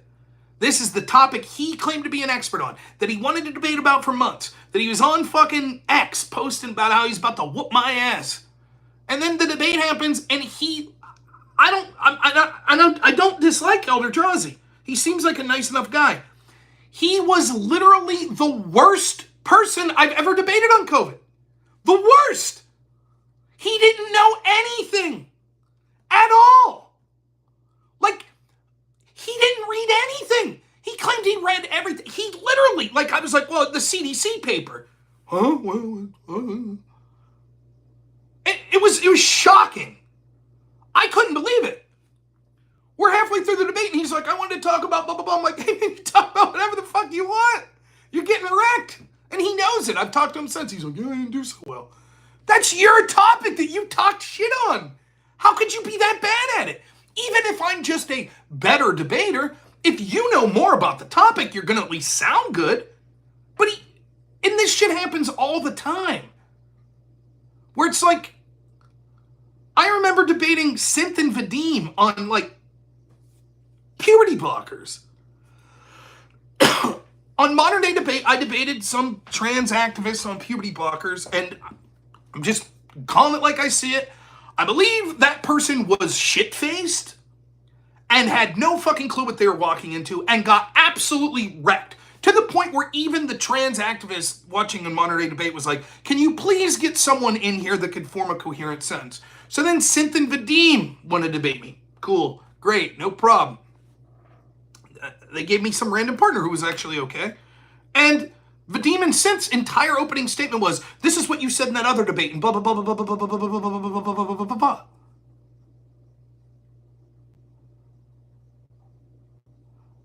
And this was them calling me out on the topic. I told them, I'm like, I'm fucking done with these trans debate. Every time I talk about trans issues, I get mass reported. I don't fucking do it anymore. But I agreed to do it. And I remember, like, halfway through that debate, like, did you guys even present one study? Just one? Saying that puberty blockers were good? Just one. They forgot that. They were so focused on, well, Rob said this and Rob said that. They forgot to bring evidence. And they just, the whole thing, like, Rob's just talking about his feels. And I'm like, I'm fucking actually reading studies. I was focused heavily on the UK, where they did a meta-analysis of all of these studies that claimed that puberty blockers were good and found them to be unpersuasive. But shit like that, it's like, how could you fucking, like, that's your big focus, and you come in and you're that dog shit. Or to let, like, even though he's more talented, like Destiny, January 6th, that's his cup of tea. He'll tell you. In fact, the reason Destiny's so pissed at me about that January 6th debate, the thing that made him the most mad, this is what he said, it wasn't the AI thing, it was that I was pretending to have read more than him. What the fuck are you talking about? Sorry, dude, this is your magnum opus that you're writing a dossier on or whatever, a fucking manifesto, and you haven't even read the most important shit that's making your argument. Sorry, you got exposed, you fucking liar. Sorry about that. To the point where I go on and debate 5 fucking hours on the topic he wants to talk about. And I'm not saying I did perfect. I muddled through some of it, but I did pretty fucking good on the topic of his choice. Now, how's he sound when we talk about something that I want to talk about? Like, remember when he wanted to talk about, well, James Comey reopened the investigation into Hillary. How'd he fucking sound in that debate? How'd he sound? He got fucking spanked. That's how he sounded. And he knew it. Same with the Burisma shit. He knew it. But when I debate the topic of his choice, it's like, ooh. And it can't be hard. Like, you're telling me right now that any one of you listening couldn't crush me in a debate on some specific topic? Here's one. I think that X group should have won in Game of Thrones. Well, seeing as how I've never watched an episode of Game of Thrones, I'm probably going to get demolished in that debate. When you're like, well, actually, Jon Snow, he beat the mountain and he should have lost to the mountain. Those are just names I know from that. I'd be like, okay.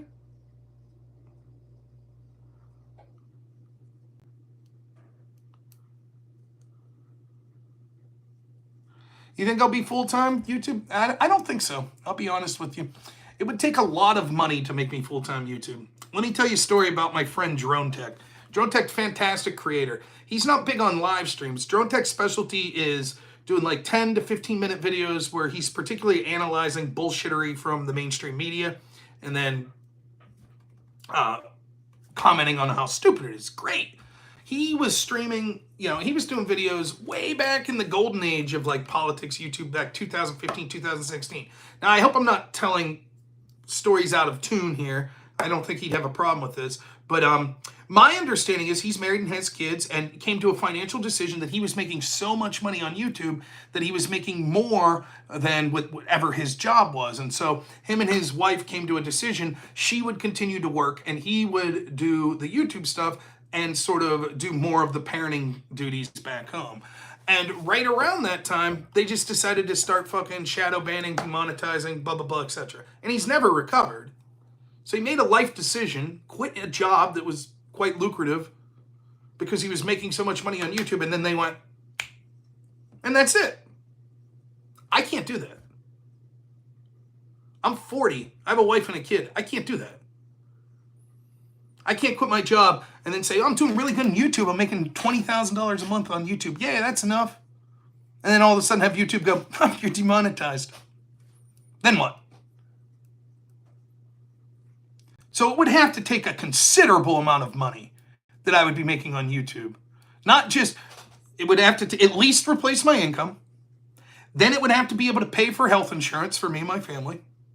And then it would have to give me enough of a nest egg that if they decided to ban me at a moment's notice, I would have a nest egg saved up to allow me time to find another job. And I don't see that happening. I just don't.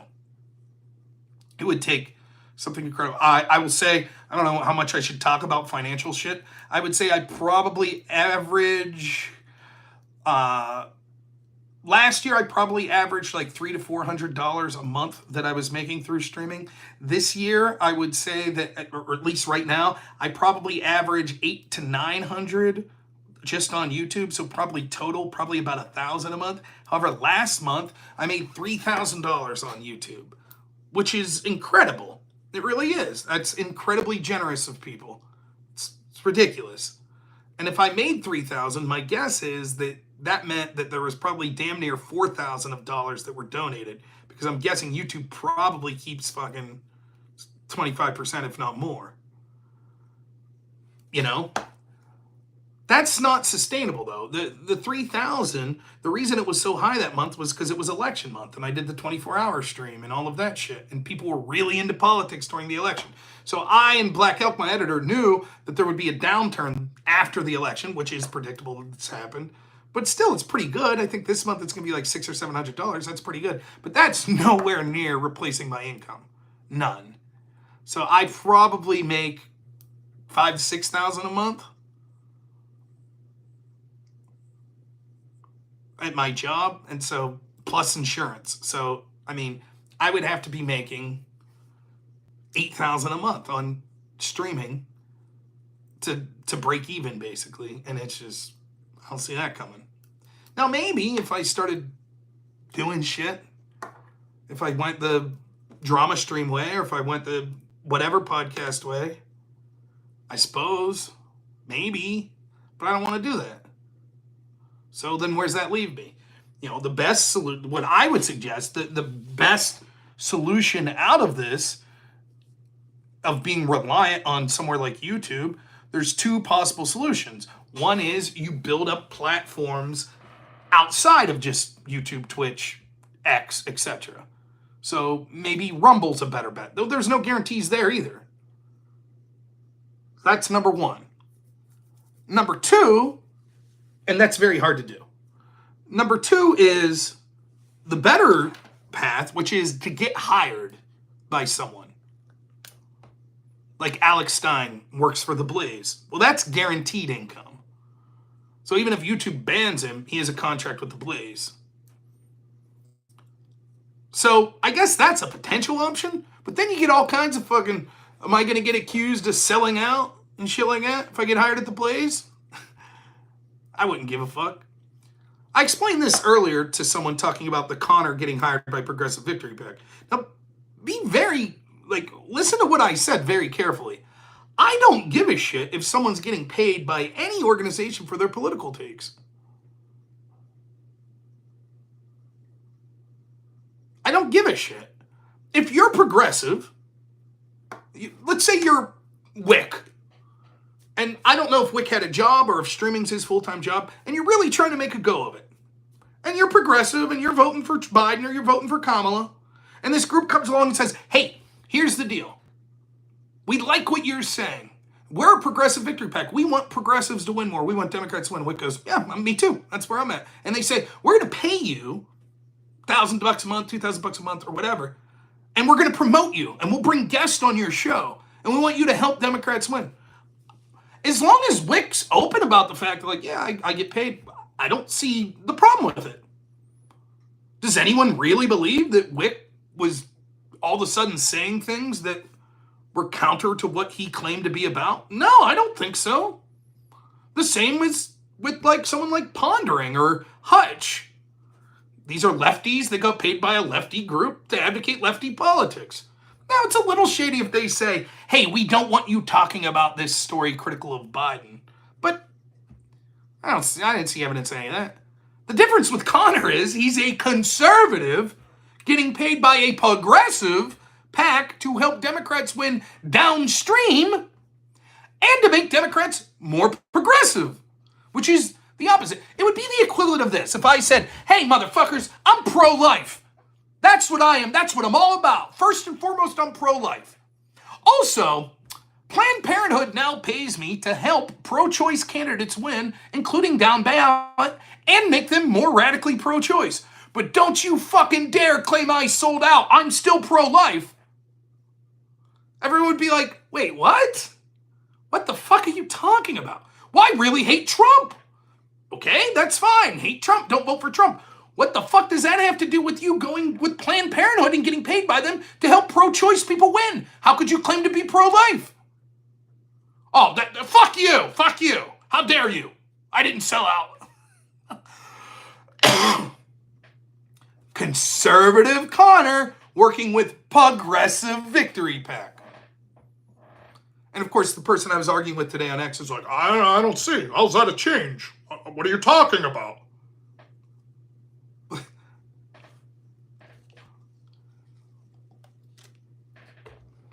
So I don't give a shit. If people get paid, why not? Fuck it. The problem with the tenant media thing is, one, if you're getting paid by a hostile foreign government, there's legal problems there, right? Secondly, the other problem allegedly that I'd have with tenant is if you're not disclosing where the money's coming from, that could be problematic. But that's not really, I don't really give a shit much about that. Same I felt about Progressive Victory PAC. But the most significant thing that I heard that was a problem was that they would feed them stories and say, you got to push this. That's a problem, especially if you're not being honest about it. So if the Blaze hired me and said, Rob, we like everything you do, but we heard you're pushing for Ron DeSantis 2028, and we can't have that. You need to push Nikki Haley. Now I think there's ethical problems. And I said, sure, fuck it, why not? Give me the money. Because I'm changing what I believe. I'm telling you things I don't believe for money. That's the problem. But if they're like, hey, we love the fact that you're endorsing DeSantis, great. DeSantis, great. Hey, we'll get you some guests. Here's some money. Awesome. Now, there's in-betweens in this. Let's say you get hired by the Blaze and they say, Rob, we really like what you're doing, but you can't swear. We don't like you swearing. Is that selling out? If I say, oh, okay, I don't think so. It's like, all right. Clearly, they're not asking me to completely change who I am. They're just saying, look, you got to fall within certain parameters we have. Okay. Then what if they say, Rob, we like everything you talk about, but can you stop talking about the Ukraine funding stuff? Because actually, we like funding Ukraine. So if you just cut that out, everything else is good. Now it's trickier, right?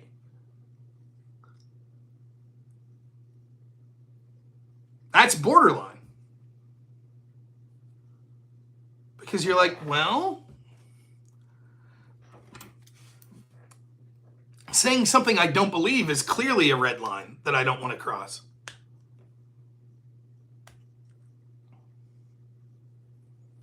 Yeah, I've started putting up more short form content, so that's something I'm going to do, but I'm having trouble getting those taking off, but it's growing somewhat, and I'm going to get more consistent with that as the new year comes. But telling something that you blatantly don't believe, to me, is a red line that I won't cross. But if someone was like, we'll give you a contract for $120,000 a year to do what you want, and our only gripe is we don't want you talking about this one political issue. We're not saying you have to take our side on it. We're just saying we don't want you talking about it. Is that selling out? I don't know. It's tough. That's tough. I could see it both ways. On one hand, it's like, well, yeah, man, you fucking, all of a sudden, you're letting people tell you what you can't say. Sounds like a sellout to me. But on the other hand, you're like, well, but they're not telling me I have to say something I don't believe. And if it's not like my biggest issue, why not take money to get my voice out there on more important issues? But yeah, I still think it feels kind of like selling out. That's ultimately where I come on it. That was not the best choice of words. But you see what I'm saying? But I don't know. And that's what I say all the time. Like, I'm not surprised people sell out. I'm surprised at how little they do it for.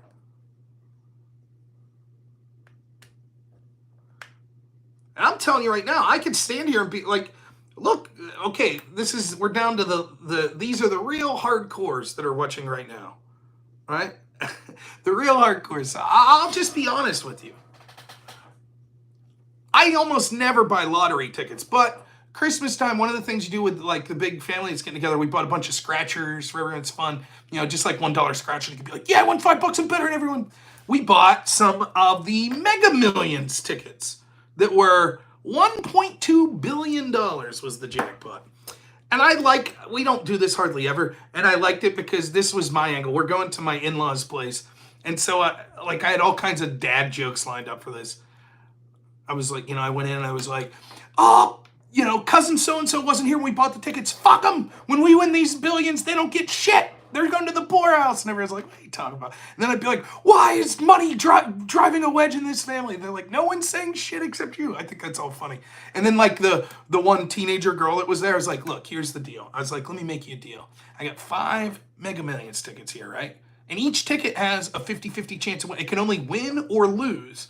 And it's $1.2 billion. So if I have 5 tickets, 50-50 shot of winning or losing, I'll sell them to you for $500. You can't beat that. 50-50 shot. to win 1.2 billion for 500 bucks? Just dad joke type stuff, you know. So I enjoyed that. But inevitably, it always results as this sort of, well, what would you do if you win? What would you do if you had fuck you money? Like if you won $1.2 billion jackpot, you and your wife, or just you, your individual self. And I mean, it's funny. So, like, what would you do if it's just like, okay, 1.2 million, you take the lump sum. Let's say they take half of it, even more. You're left with $500 million lump sum you get after all your taxes and all your bullshit. What would you do? You know, and there's the, oh, I'd take care of my family and I would do this and I would do that and do that. And my wife was like, you know, people always say, would you still work? Would you keep your current job? No, not this job. Or how about this then? The next obvious next question for me is, would you still stream? That's a good question, because I like streaming, but sometimes it feels like work, but I do like it. It's a hobby. So if I got $500 million, would I still stream? And the answer is no, I wouldn't. That's ultimately what I come to. You'd probably never hear from me again. It's probably the truth. Because if you're that wealthy and then you're putting yourself out there every day, I think you're opening yourself up to be a target and your family to be a target. I think I would live very humbly. I think I would stay in the area I'm at, buy some land. Wouldn't buy a mansion or anything. Buy some suitable vehicles. I'd probably buy an RV. I'd love to travel the United States in an RV. Make sure my son's set up for life. And that's probably it. So then the question becomes, is that selling out? Well, no. But it does speak to something that's maybe not the best characteristic about me. The shit that I speak so passionately about, and I do truly believe, is it the most important thing in my life? If I'm willing to quit if I made so much money? No. It's not the most important thing in my life. My wife is. My son is. By a mile.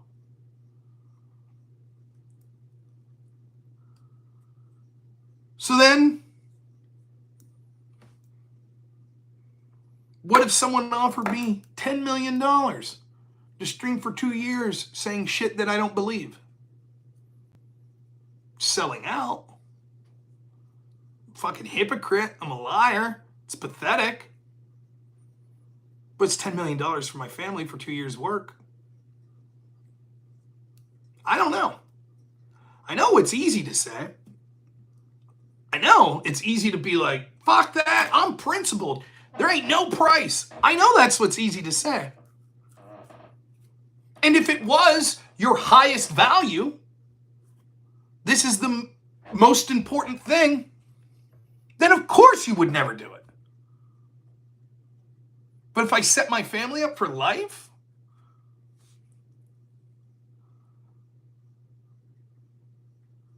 I don't know. I'm just being honest. I think it's so easy for people to be like, that would never be me. Never. Never be. And I think about this shit with other things. I've never cheated on my wife. I've never even been remotely close to cheating on my wife. I find the idea of cheating on my wife to be disgusting. I think that that's something that should be shamed. And we should even, amongst friend groups, it's not something to celebrate. It's fucking shameful. But you remember the old Norm Macdonald joke about Tiger Woods? He's just talking about basically how Tiger Woods has the hottest women in the world constantly 24/7 throwing themselves at him. And he slept with one of them. And he's like, you have no idea that level of temptation. The fact that he's only slept with one woman makes him the most faithful man in the history of the world. Now, it's a joke, obviously, but there is some truth to the idea of like, can you say that you would never give in to any temptation? Ever? Can you say that? I'd like to think, yes, I could say that. But is that honest? I don't know. I don't fucking know. It's easy to say, I'm a great person. I'd never do that. I have a standard higher than other people. But is it true? I mean, fuck yeah, I could come on here and just tell you all that and you'd never know.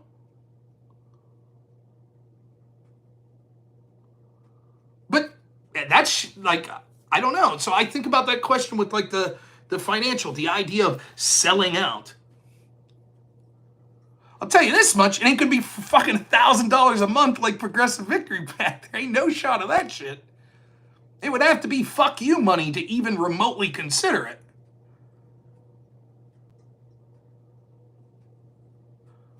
Period. End of story. And I don't think it's likely to happen.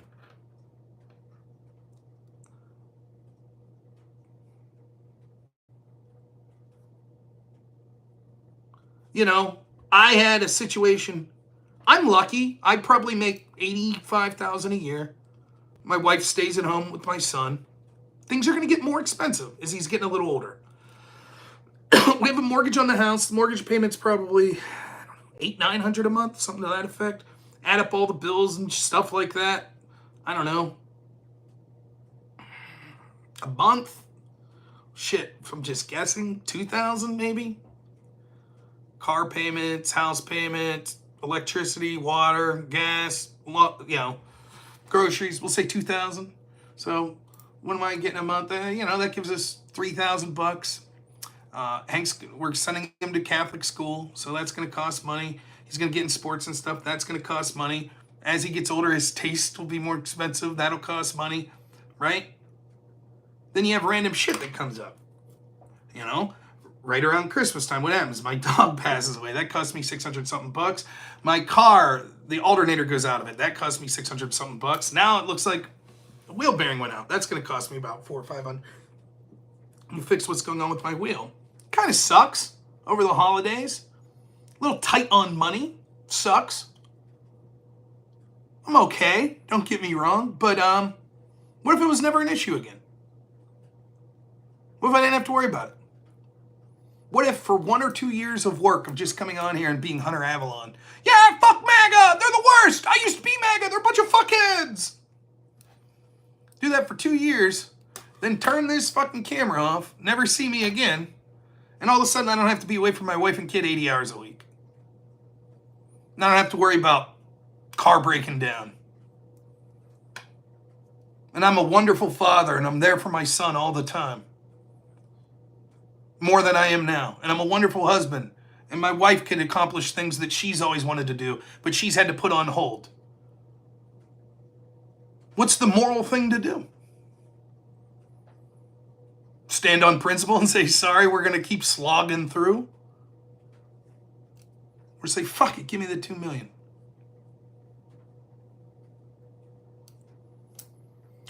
It's a difficult moral conundrum. I know the right answer. Don't sell out. That's the right answer.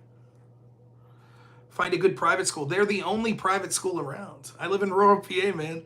We'd have to drive like an hour to go to a school, private school that's not Catholic. And it happens to be the same school that my wife went to. And we know all of the teachers, and his class size will be like 5. So it'll be good. We're talking about whether or not someone like me would ever sell out. If someone gave me $5 million to come on here and bash MAGA for 2 years, would I do it? I hope not.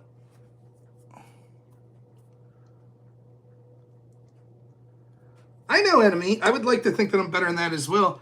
But I think most people aren't honest about, they just say, no, it wouldn't be me. It wouldn't be me. It wouldn't be me. I don't know. Has it gone up to 3 mil in the last 2? I don't know. The number's like, so you go. 2 mil, 3 mil, 5 mil. Yeah, we don't know. Product sponsorship's different, I think. You know, Bill Hicks used to have a joke about it. He's like, you know, Jay Leno's shilling for fucking Doritos. This guy doesn't have enough money, you know? But then he's like, Willie Nelson, they're going to send to jail for not paying his taxes. I don't mind that he's doing fucking rolled gold pretzel commercials. Can we pass a fucking hat around so this guy doesn't have to sell out anymore? Yeah, product placement's different. My role with product placement, I used to be more loosey-goosey with it. I never wanted to do something that I thought was straight up immoral. So I'm not going to like do a gambling website or anything like that I think's shit. Or, you know, but I'm very selective. It would have to be something that I basically believe in, or they'd have to pay me an insane amount of money. You know?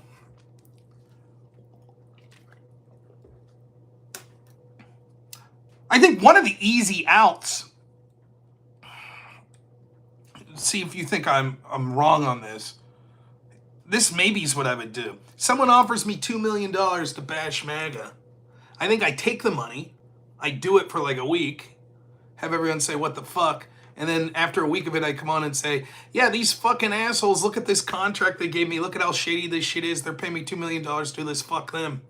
Then, okay, I have to give the money back and maybe I get sued or something. But man, my publicity would go through the roof, right? Turning down $2 million. So it's sort of a way to weasel out of it. It's like, well, I'd still benefit in notoriety and, eyeballs on me. And I'd still get to shame these fuckers that I don't like. So maybe that's a cheap way out of it. I don't know. But it's interesting, and I think most people, because we were talking about Conor taking money conservative.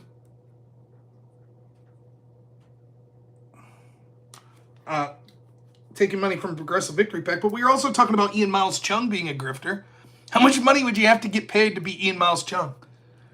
Grifting every day, kissing Elon Musk's ass. How much would it take you to sell out your dignity and be his little lapdog all day, every day? Whew. It'd take an awful lot to even consider it, wouldn't it? But there might be a number.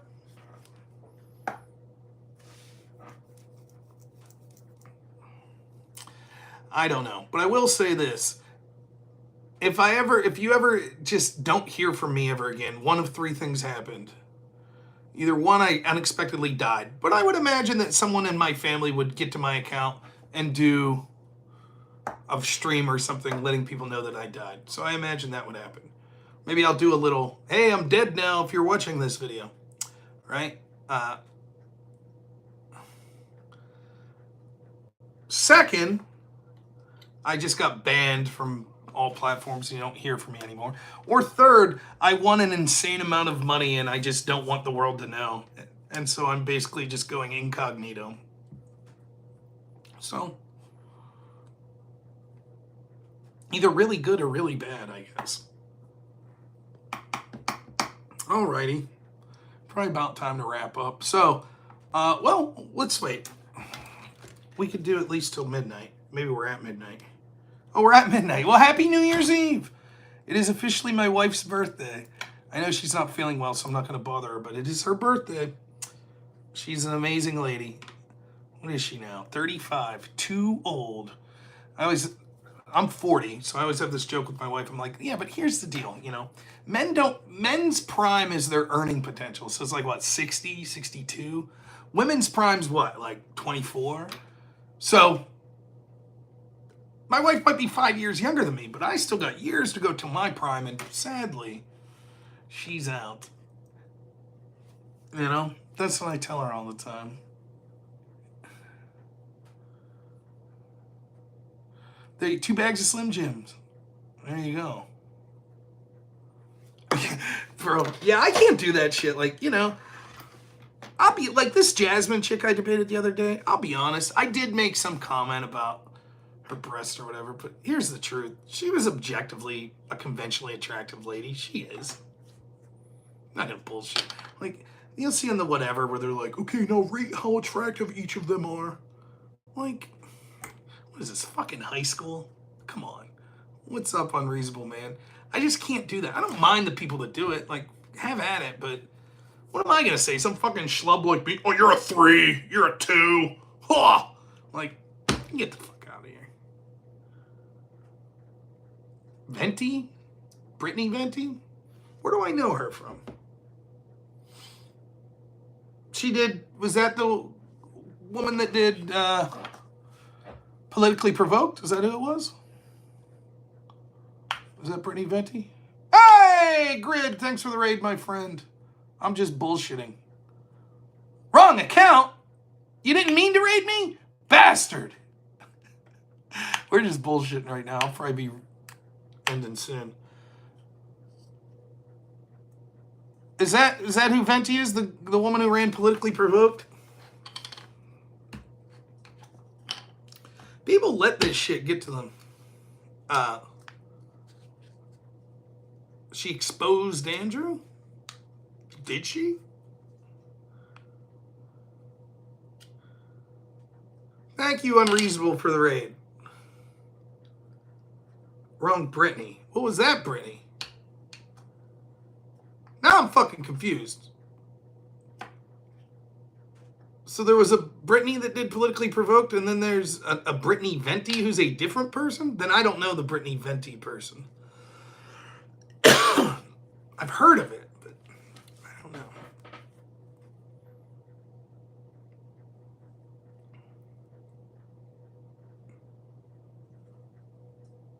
Oh, okay. Then I don't know who Brittany. No, I can't do call-ins because I'm not at home, so I'm just streaming from my phone, and I don't know how to do call-ins while I'm streaming to YouTube through my phone. Maybe there's a way, but otherwise I'd let you call in. But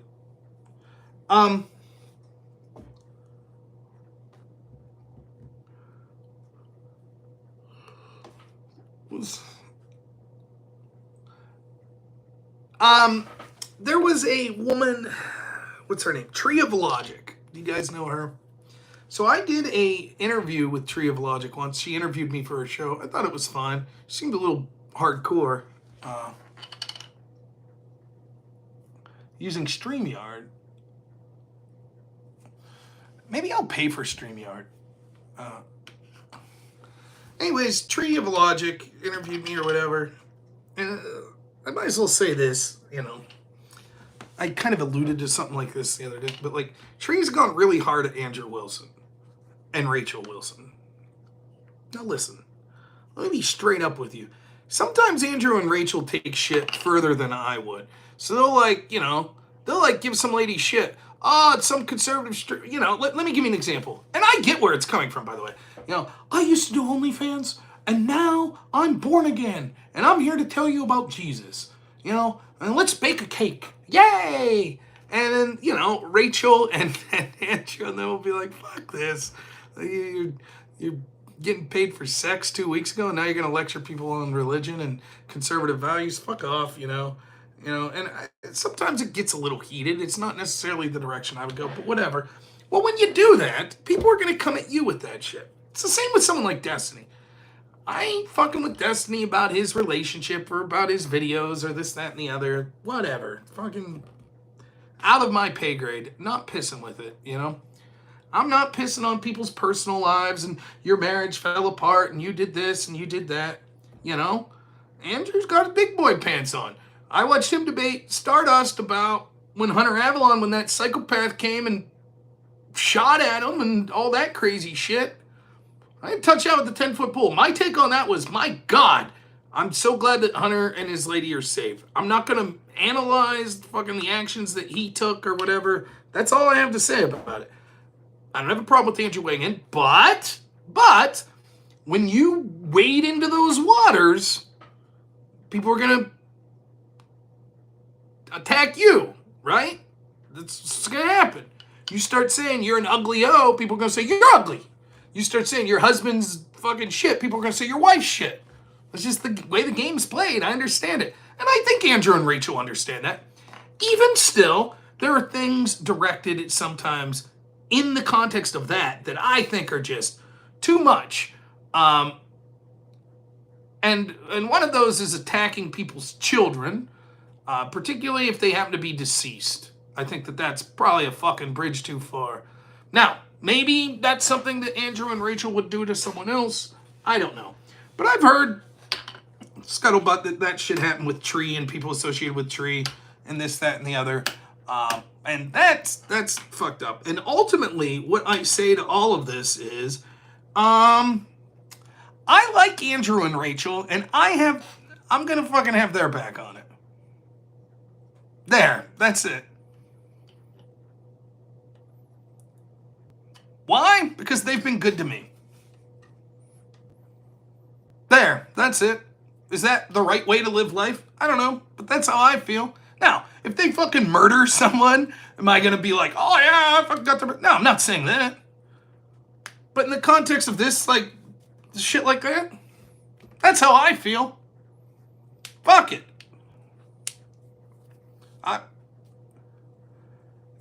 The politically provoked shit, I don't know the ins and outs of it. I'm gonna take Andrew's side.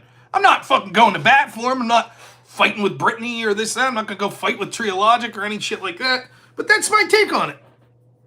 I'm gonna support them. But did you hear what supposedly they said about the gripers and their daughter and blah, blah, blah? Yeah, I don't give a fuck. I'm gonna support Andrew and Rachel. Until it's something so incredibly heinous that I would have to be like, that's how I feel. I just don't, that's it. Yeah, exactly. Dig into rumors and this, that, and the other. No. It's like, have you ever been with a friend and you're like out at a party and you watch your friend do something like that's shitty? He starts talking shit to some guy fucking knocks him out. You got your friend's back still. That's the way it works. That's the way it's supposed to be as far as I'm concerned.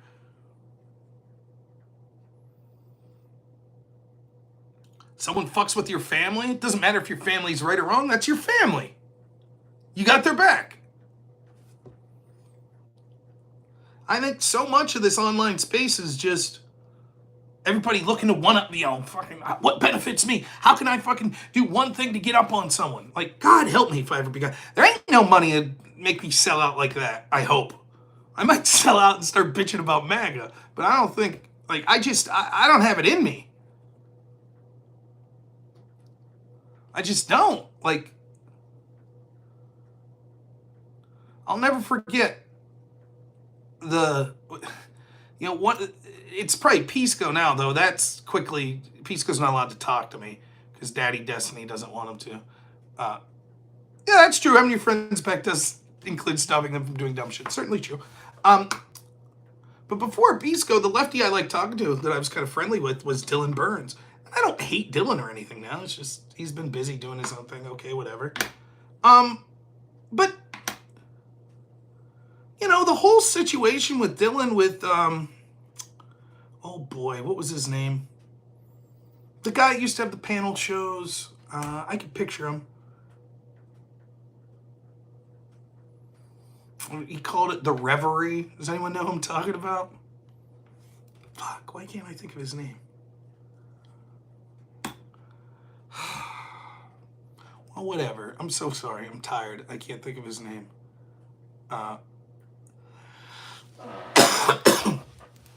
It'll come to me eventually. But that guy, no, not Haas. Prime Case, that's it. Yeah. And Prime had this editor or whatever, or producer. I dealt with one time. I did a panel with him. Oh yeah, Grid was just on with Prime Case. And it happened to be a woman. Her name I can't remember. But she left Prime's show and then went on Dylan Burns' show and then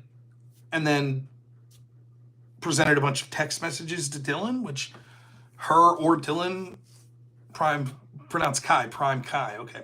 And then they released them and it sounded like fucking high school flirting shit and it made Prime look really fucking shitty and embarrassed. And it was a really shitty thing to do. And all of it was gross and disgusting or whatever. But then the thing that really set it off for me was like, Dylan had a post or a comment or something somewhere that someone showed me that looked real. Maybe I'm wrong. Maybe it was fake. But where Dylan was like, well, look at how much of his audience is watching me now. That's very old drama. It is very old drama. I don't give a shit about the drama. But that statement is like, wow. Or it was like when Destiny got kicked off Twitch, and you could just see people like jockeying for position, like, oh, I could get the Destiny fans to watch me on Twitch. It's like, Jesus. Like, even people that are supposed to be your friends are just waiting for you to fucking fail for like some little, for some little advantage. Oh, yeah, there. Yes, less people are watching Grid, so now more people are watching me. Like, what the fuck? No, never. I say it all the time. Like, the people that I interact with, like, if Aircraft Sparky blew up all of a sudden tomorrow and the next thing, he's got 10,000 people watching him every day, I'd be like, that's awesome. Shit, that happened with Andrew Wilson. I don't have a bone in my body that's like, ooh, God damn it, that could have been me. I'm like, that's fucking awesome, Andrew. Congratulations, man. You busted your ass. You put in the time.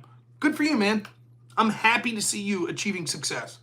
Because it was, Andrew was unpolitically provoked. He had a fallout with them. He started this whole thing. You remember he had Cozy TV? It was called Comfy. He was feuding with them. He asked me if I would be interested in ever streaming on Comfy and talked to me a lot about it and talked to me sort of what his goals were. And he went from that, where he was maybe streaming on his own shit, maybe having 50, 60 people a night watching. Now he's got 4,000 or 5,000 people watching.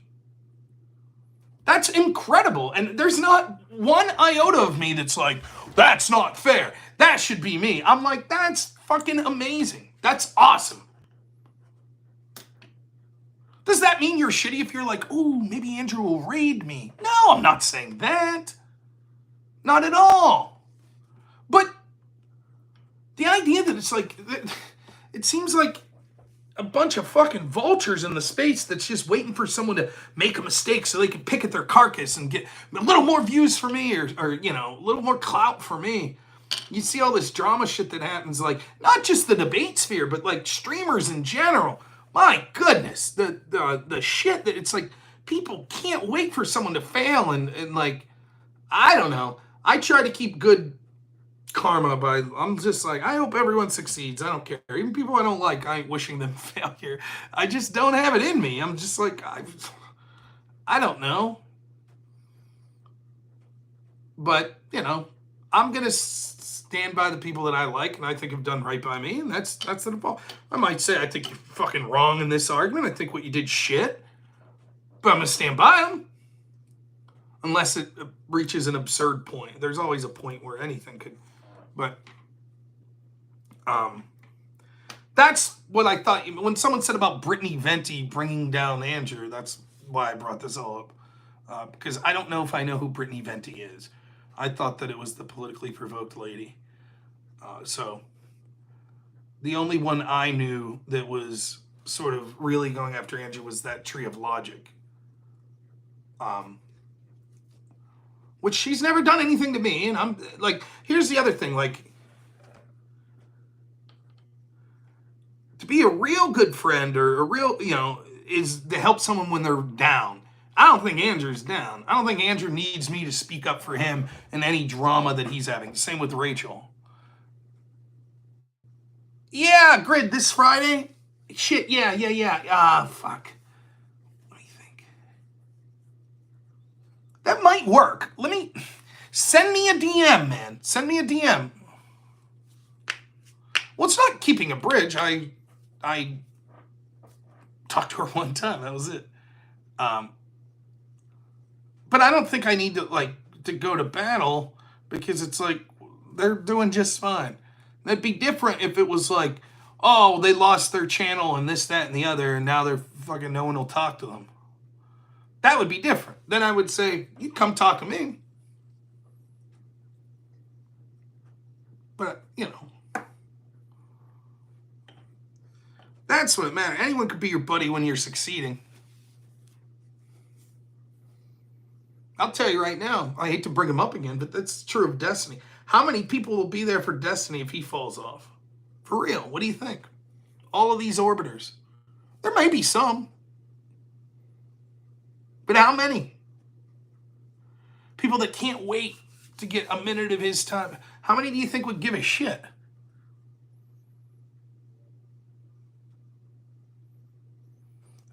But yeah, you told me to invite Brittany Venti on, but what I'm telling you is I have no fucking clue who that is. At all. Is it someone in the political sphere? Is it... I just don't know.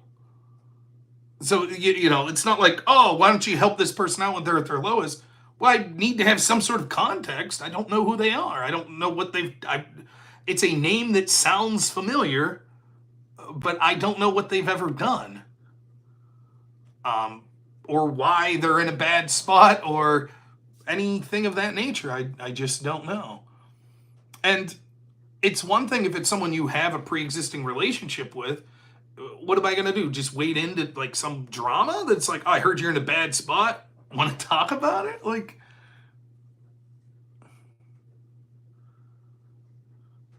orchestrated the takedown of Eliza Blue. I don't know who that is. So I honest to goodness, I don't operate in that sort of space a lot. I just like that's like a lot of the people in the Groyper circle. Like I know some names, but I don't know. So I don't really have much to say. It's like, oh, okay. Now the Brittany from Politically Provoked, she can come on the show. I would talk to her, but I kind of know her, but I don't know anything. I don't know what her situation is right now. I will say, maybe I shouldn't even say this. I have reached out to people that I thought were sort of spiraling, who are not people that I would consider myself to be friends with, but they were people that even though I disagreed with them politically, it seemed as if they were spiraling. And I let them know if they ever just want to bullshit to someone or to argue about fucking politics or something and not bring up the personal drama, I would be happy to help with that. I would be fine with that. I'm not some psychologist. I don't know the right things to say about your life will be all right. But if you need a distraction and you want to come on and defend dumb shit Biden and you don't want people talking about your personal life or anything like that, I'll be more than happy to wreck you about why Biden's shit, with Destiny's just a stand-in. You could say the same of like, I don't know if Hassan, I don't know much about him, or bigger left-wing streamers like, Cenk or Sam Cedar or any people like that. My guess is once you reach that level, there's probably a lot of people that want to associate with you. Even to some extent, I could say that, right? I'll tell you straight up, you're just a bullshitter if you have any desire whatsoever to have your voice heard by a lot of people. If you're saying that you wouldn't like to do collaborations, either debate against or talk to or whatever, people that have bigger platforms, you're just a bullshitter. Now, there are people that don't give a shit, but they have no interest in growing their platform or reaching a huge audience. Some people are more than content to just stream to whatever number of people they're streaming to, and that's it. That's fine. But if I had my choice to debate, Destiny or someone who's equally as good as Destiny but only has 2 people that they're streaming to, all things equal, I'll pick the person. I would probably debate both, but I would rather, if I could only choose one, where I would have the bigger audience. And so I get it. I get why people want to surround. I'm not saying that I'm special and that I would be unwilling, to take advantage. Take advantage isn't the right word, but to collaborate or work with someone who has access to a bigger audience. Of course. But you get the feeling with like a lot of these really big people, like maybe someone like Destiny, there's all these people around, and it's like, how many people are really there? Like, how many people do you think reached out to him and was like, hey man, like, are you all right with this sex tape shit being released? Or how many people do you think reached out to him when he seemed to be spiraling after that Trump assassination attempt? I know one person that reached out to him, but that's it. Maybe there were more, I don't know. I just know of one. If he lost everything, if he'd been canceled over that take, if YouTube booted him and X booted him and all the fucking platforms booted him and he couldn't stream, how many people would give a shit? Yeah, initially, sure they would, because he still has a big audience. But what if he doesn't come back on for 3 years and people just forget about him and they go elsewhere? People still checking in? I don't know. It just feels so, I don't know. So I said all the time, all these people, all the people I interact with, if they would have locked me up over January 6th, which not only was I not there on January 6th at the Capitol, I actually had proof because I was streaming in my car, buying my wife shit because it was our due date for our son. So I certainly wasn't there, and I have proof that I would. But let's just say the government said, fuck this guy, we're going to lock him up, we don't give a shit anyways. How many of you think would have really lamented that? particularly of the left-wingers that I debate. How many do you think? They threw suspect Sushi's ass in jail. How many people spoke up? They kicked fucking... oh, shit. My boy got kicked off Twitch. It's fucking great. Boy, I'm a good friend.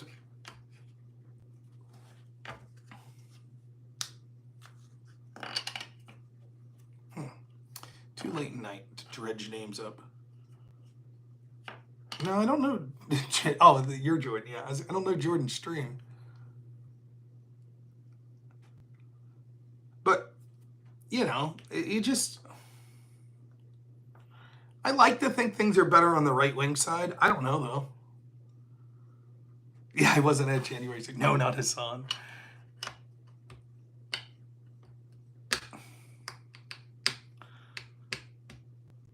But, I don't know. It's so much of that, it's like... I just feel like so much of this online space, people are just cutthroat, man. I feel like that with some... I think sometimes that's why... And I don't know. I've had other streamers tell me, like, one of the reasons that I can't get on with a lot of the big right-wing streamers is they don't want me on because maybe they feel that they would not... Their audience might like me, and then that would be less viewers for them. And I'm like, oh, I always look at it the opposite. If I could bring someone on and help them, as small as my channel is, fucking A, what do I care? Great. Awesome. That's why dumb shit's like, oh, here's something I wanted to bring up. My wife brought this up. The other day I did a call-in show and I used the term ANCAP. And then when you say ANCAP, it's like saying Beetlejuice 3 times, like Casimir will show up. So I wouldn't be surprised if he pops in here. Kaz is like, what's that? Someone say ANCAP? Dumb shit ANCAP with ANCAP Casimir called in screaming at me the other day, which I don't mind, it's fine. He's like, oh, last time I called in and he just listened to me. Okay, last time you called in, it was at like 6 in the morning, an hour 25 of a 26.5-hour live stream that I was doing. And I like to give people, debating someone's different than interviewing someone and giving them a chance to explain themselves. So I wasn't debating them. I still think that the ANCAP utopia bullshit is not possible. It's utopian. But I do sympathize with a lot of their views, and I'm near some of it. So, but yeah, I'll debate Casimir on that stuff. But I think Kaz is an interesting guy, and I love giving him a chance to, Happy New Year Eve, too. I love giving him a chance to be able to explain what he believes. I think he's an interesting guy. It's tough, though. That ANCAP shit, it's tough. Because it's everything. And I understand why. It makes sense that it is. At least they have a philosophical underpinning for their beliefs. But everything you talk about, what do you think about the new AC/DC album, tour, or whatever? Well, as an ANCAP, and sometimes it gets exhausting. You're like, okay. All right. Yeah, I gotta enough bullshitting. I gotta cash her in as well. Messaged on Discord, gotcha, if you want it. No, I don't need Scott. I like Scott too, but no. Again, I can't take call-ins tonight anyways. This would be about the time that Casimir Scott would call in. There's a lot of fucking shit to say about you, Rob, at fucking 2 a.m. or whatever. Yeah, it's Crisco, what's up?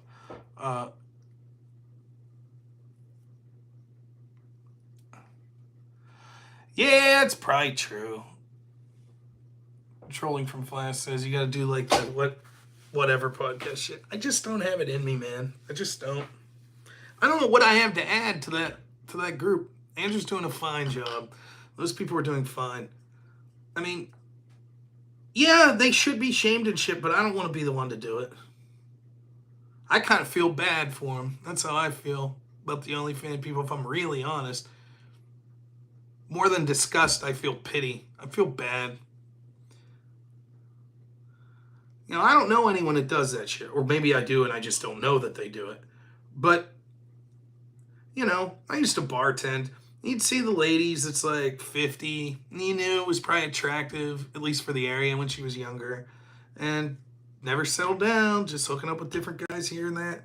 And now it's sad, man. You watch them and you're like, everybody knows. And they're, you know, flirting with everyone, trying to get a fucking $1.25 draft or whatever at the bar. And everybody knows the reputation around town and everything, and you're just like, ugh, gosh. I feel bad for that lady.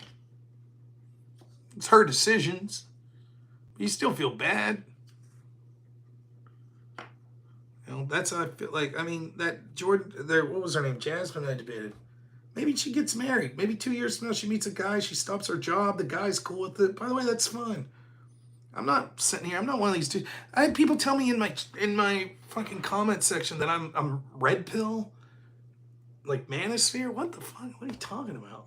You know, maybe they would say of her, like, no one ever date her. I'm not gonna say that. If someone, what the fuck do I know? If someone wants to settle down with her and, you know, they're aware of what she did for her career and they're okay with it, good for them.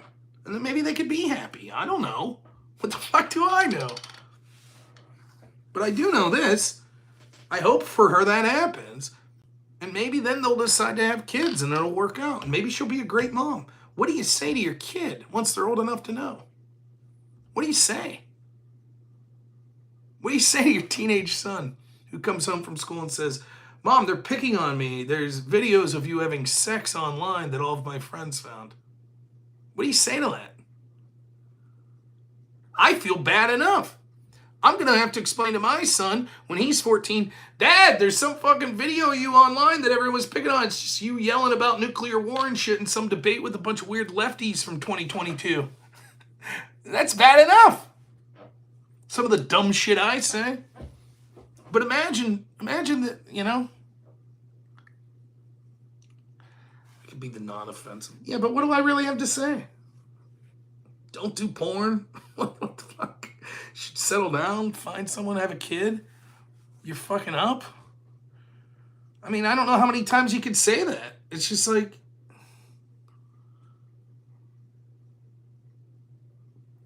I don't know. I don't have the patience for it, and I certainly don't feel like flying out to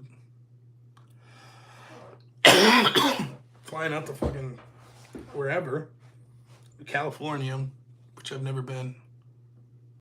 Yeah, my debate with it was good because I started doing what's not really in my character to do, which was making fun of her. But I don't think I could do that. I just don't. I don't know.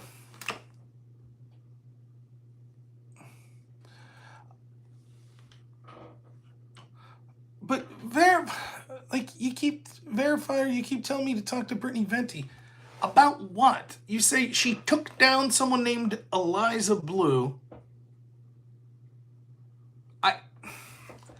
Give me some idea. Why is this Brittany person in a bad situation? Her claim to fame is taking down Eliza Blue. Who is Eliza Blue? What was the nature of this takedown? What type of content does Brittany Venti normally do?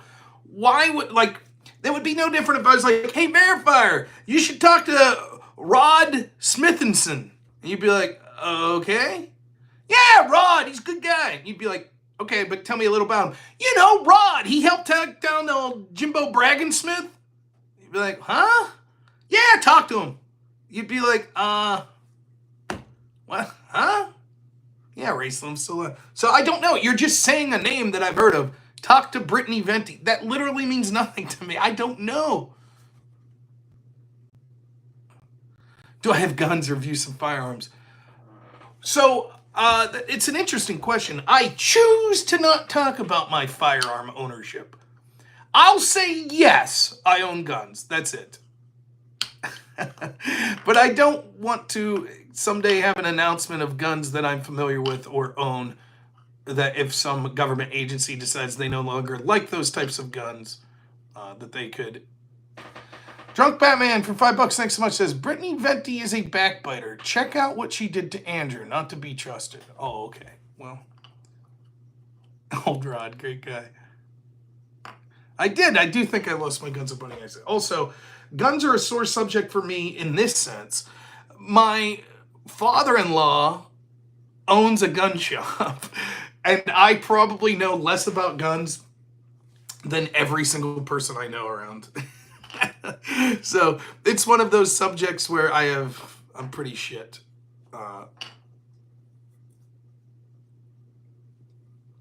Liza Blue claimed to be a victim of human trafficking, but her story didn't add up. Oh, okay.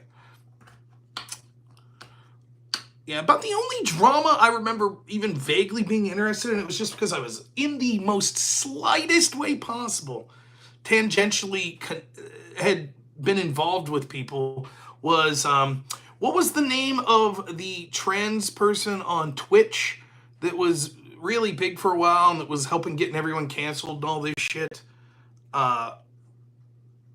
And I saw like a video about all the fucking crazy shit that person was into. Take it easy, enemy and enemy.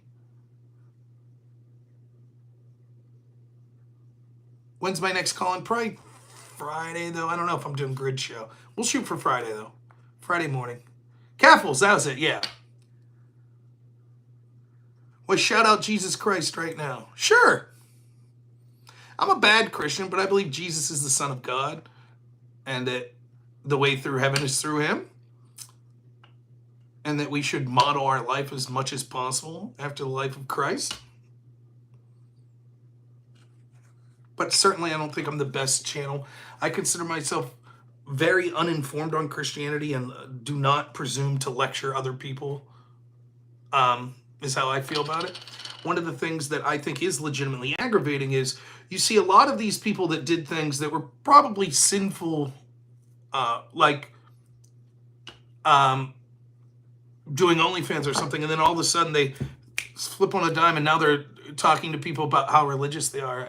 I'm not saying you can't become Christian after doing things like OnlyFans, but what position are you in to, seems like you should have a little humility. And that's how I feel. I feel I'm a bad Christian. And so I don't feel I've earned the right to do any more than to say that I'm a Christian. But I'm not in a position to lecture people, I don't think,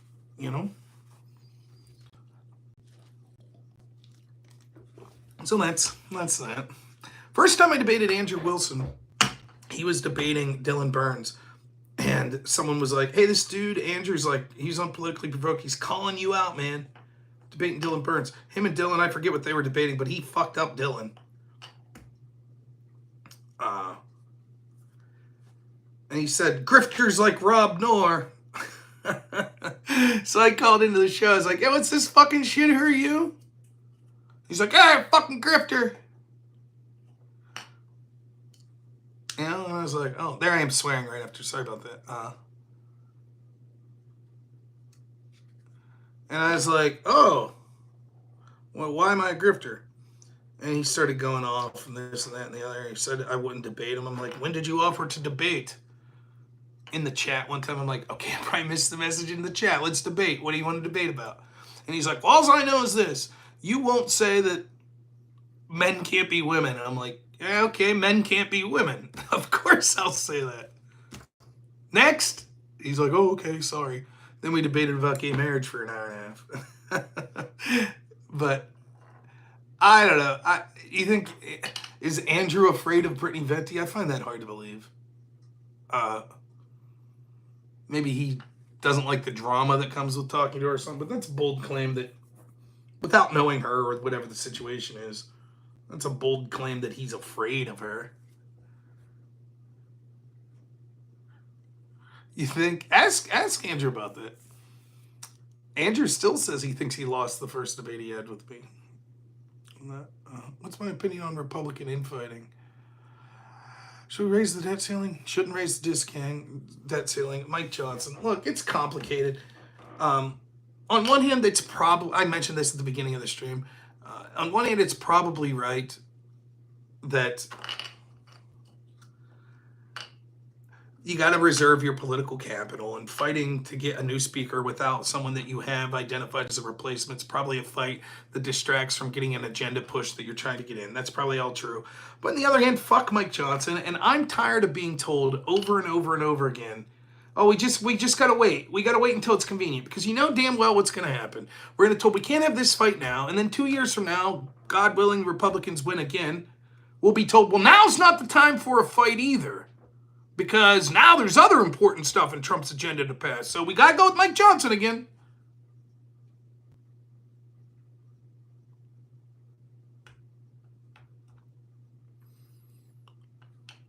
I thought the debt ceiling, raising it, was stupid. I didn't like when Trump massively spent in the first term. I don't like it now. I understand the argument that tax cuts they count as debt, so you have to raise the debt ceiling, and that you want Democrats to do it now so they get the blame for it. I don't give a shit. If you want tax cuts, you should massively cut spending. That's how I feel. Also, if I could say something without pissing someone off here, Manu, I have no idea who you're talking to. I appreciate that you're in the chat and you seem very prolific in the amount of stuff that you're saying, but you're like, are you just in your own world? I don't know what's going on. I'm like trying to decipher, like, who the hell is this guy talking to?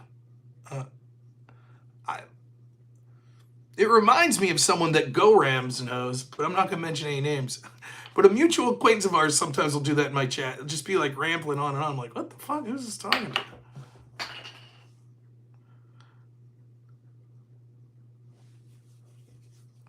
Yeah, Verifier. I don't think I'm going to reach out to someone for the expressed purpose of it'll rub Andrew Wilson the wrong way. I'm good. Whoever Brittany Venti is, I wish her well. I don't wish any harm to her. But, man, I hope Manning's doing great.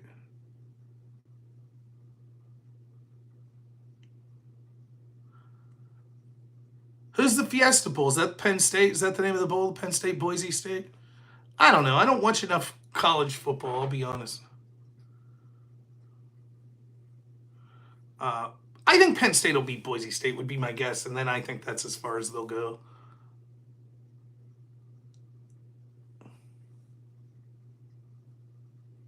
He's talking about the most important man in the world. Hey man, he still makes appearances. I had to put my foot down on that guy. I thought that guy got the picture the first term, or the first time. Like, I don't mind someone call me a bad Christian, this and that. Maybe I didn't handle it exactly the best. But hey man, if you're saying shit that could get my channel banned, like, and I basically make a point to talk about that, and then I bring you back on to call, and you literally jump right back into the same shit. Like, what am I supposed to do? Like, oh, let's have an interesting discussion how I believe that you think we should murder everyone who's a homosexual. Sounds great. And I guess, I don't know, I guess I regret, because I saw someone else do this recently, and then I realized how distasteful it seemed, that I said to this person, well, what's your job? What's your name? Why did I say that? Why did I feel that way that I said that? Well, one, because of what I said previously. If you're going to claim to be, you're a bad Christian and I'm a good Christian because I'm saying the word of God that you're too cowardly to say, if that's going to be your impression, like, that seems to contradict the fact that you're an anonymous person and you're not saying this in your real life, and you're not saying it at you're not witnessing at your job, right? That doesn't seem to be the beacon of bravery in espousing the word of Christ that you claim to be saying.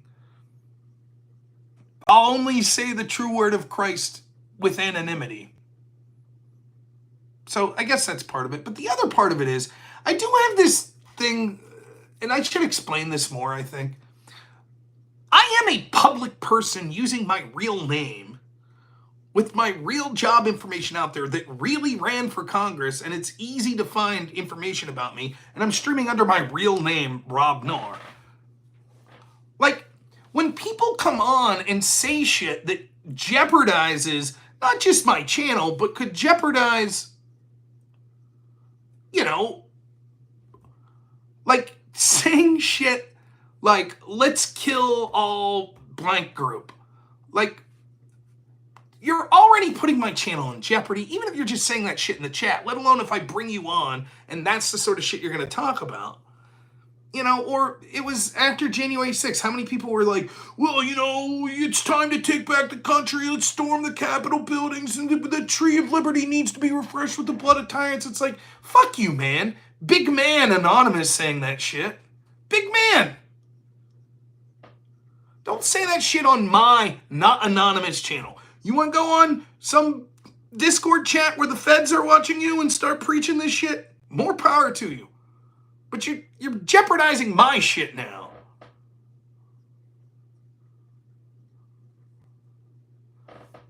I don't know. But still, I'll avoid saying that again. I certainly would have never doxed the person. But it's not good. I shouldn't have said that, if I'm honest. But I did give the guy a chance to come back on, and then he fucking right back to killing the gay people. So that guy will not be back on. President was worse, Carter or Biden? I'd say Biden. Park up, raid. Yeah. Oh, who's raiding? Crucible raid. Fucking hell. Christ almighty. That means there'll be a lot of people. Let's do it. Let me get I gotta get another ginger ale. We're getting a raid. All right. Good, Crucible, come on, we'll see if Andrew's there. We'll talk about his buddy Brittany Venti. Got a lot of problems with you people. Hey, thanks for the raid.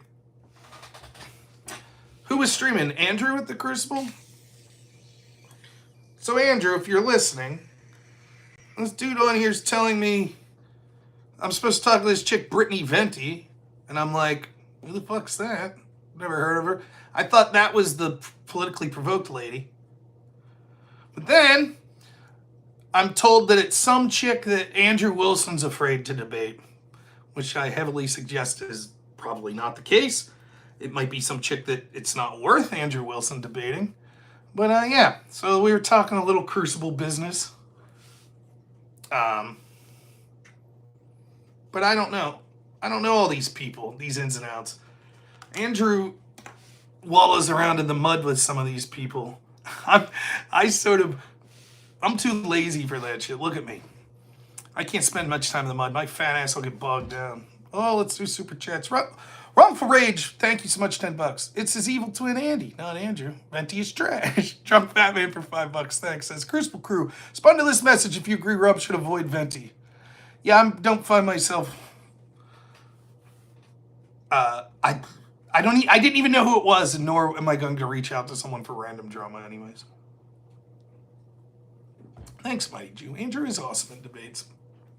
We're talking a little about my foray in debating OnlyFans ladies with this Jasmine Jafar's. And then I was talking about other people. This Ian Miles Chung grifter. What a sack of shit. And then this gentleman of Indian descent named Sindarth that I almost was going to debate on a panel with Wick Wednesday. And then Destiny's horseshit. Oh, Luigi Mangione, you can't say that killing the healthcare CEO is bad because blah blah blah blah blah. Meanwhile, all Trump supporters are fucking around and find out if they get killed at a Trump rally. By the way, correct take that we shouldn't be celebrating killing healthcare CEOs, but coming from the guy that thinks that Trump supporters are fucking around finding out if they get murdered at a Trump rally, maybe I'll take it with a grain of salt from that asshole.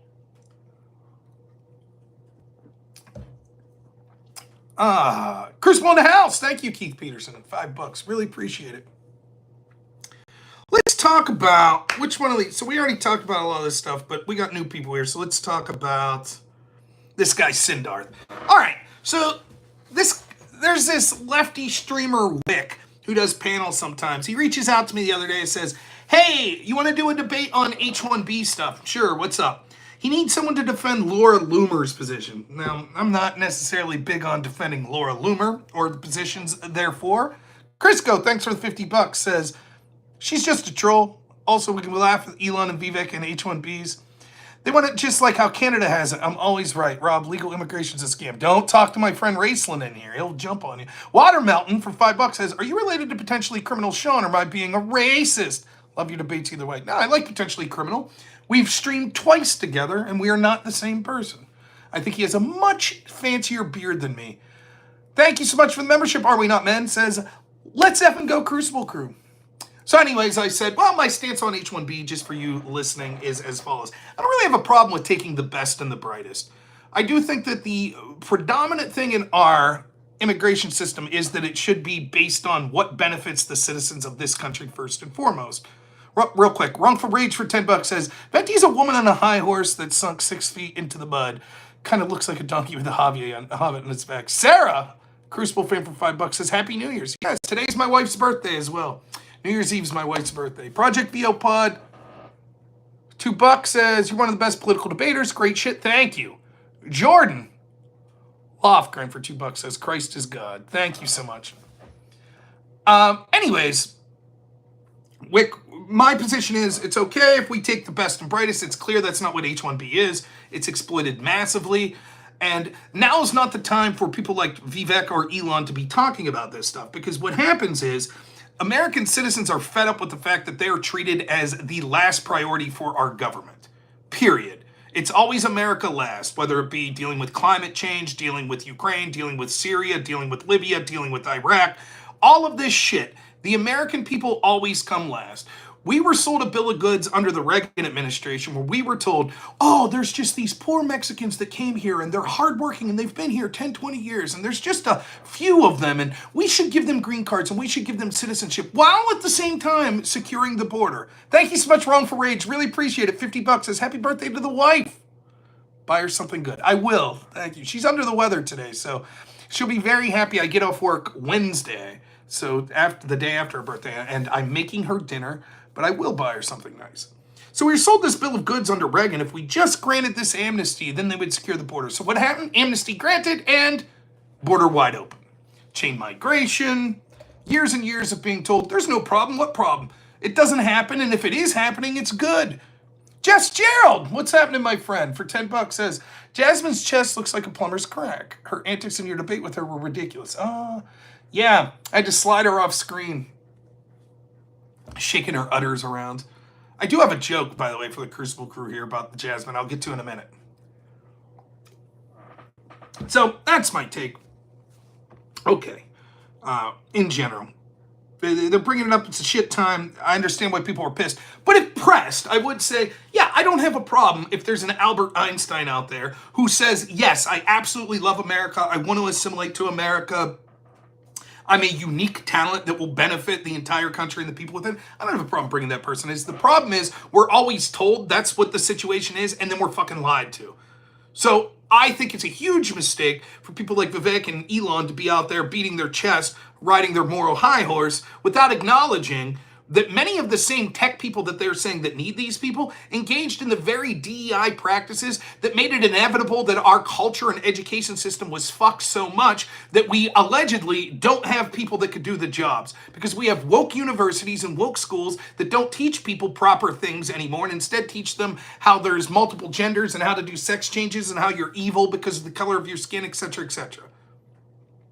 In addition to that, with Elon and Vivek, particularly with Vivek, who, by the way, was my first choice for candidate for Republican president, I would say that his explanation of criticizing our culture is true, that there are significant problems in our culture, and I don't even mind saying that we should have a predominant work ethic and celebrate people that achieves highly academically and have a good work ethic. The problem is, don't you get the distinct feeling, listening to Vivek's little trite there, that he's just advocating for materialism as the highest achievement possible in life? I didn't hear much in there about like the importance of going to church, getting married, having children, and how that's when our society started to fall apart, where the family unit no longer became the center. Instead, he says we should celebrate the people working 80 hours a week. No more sleepovers, No more having fun with your family. The problem's Boy Meets World, when instead you should be going to, academic decathlons and chess clubs? Otis Driftwood for $5 says, otters, that's how they look, horrible. So anyways, that's my take on that. I reiterated some of that to Wick. Wick says, you'll be debating Econo Boy. This guy Sindarth. I don't know who this guy Sindarth is. Now, the debate fell through because it's going to be on Wednesday. My wife's birthday's today. I'm stuck at work.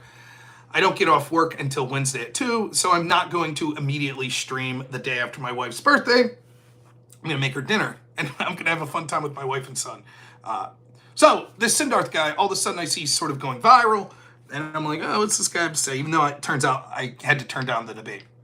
Oh, I wish I was doing that debate so bad.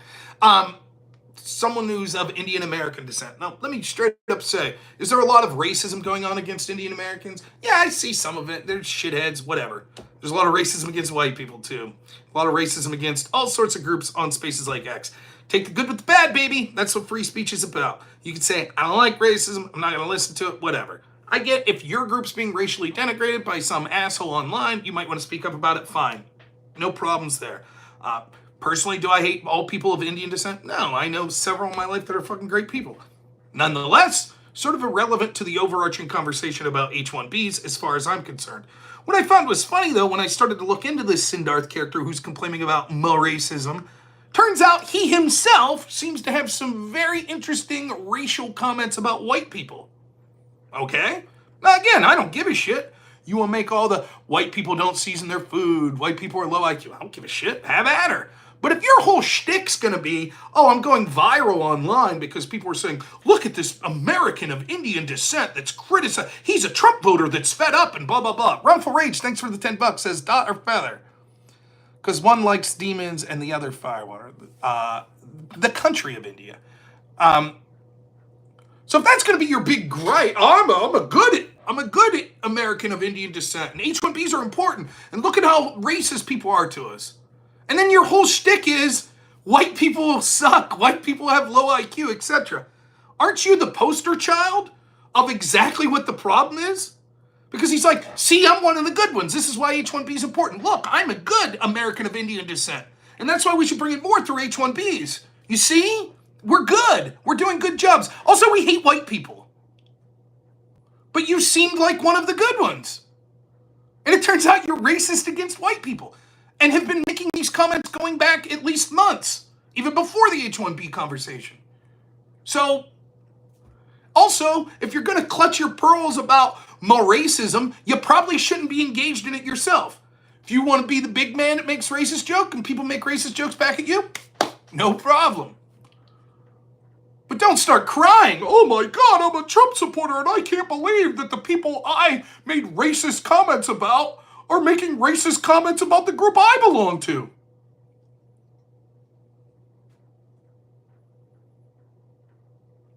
That's the sort of stupidity that's going on. Anyways, I still wouldn't have commented on any of it, but then he puts out the, oh shit, my stuff's going viral. Now I got to put out the fake apology. Oh, I'm very sorry, it was people were attacking me and I don't have these racist feelings and blah, blah, blah. Bullshit. They brought up comments for a long time ago. A month? A month ago, Mr. Sindarth? So someone makes that comment, and this is the best part of it all. Someone says, what do you mean a while ago? These comments were only a month ago. And he says, I'm not making this up. You go to the timeline and check this shit out. He says, well, that was because I only had 100 followers and I wasn't media trained. So think about this statement.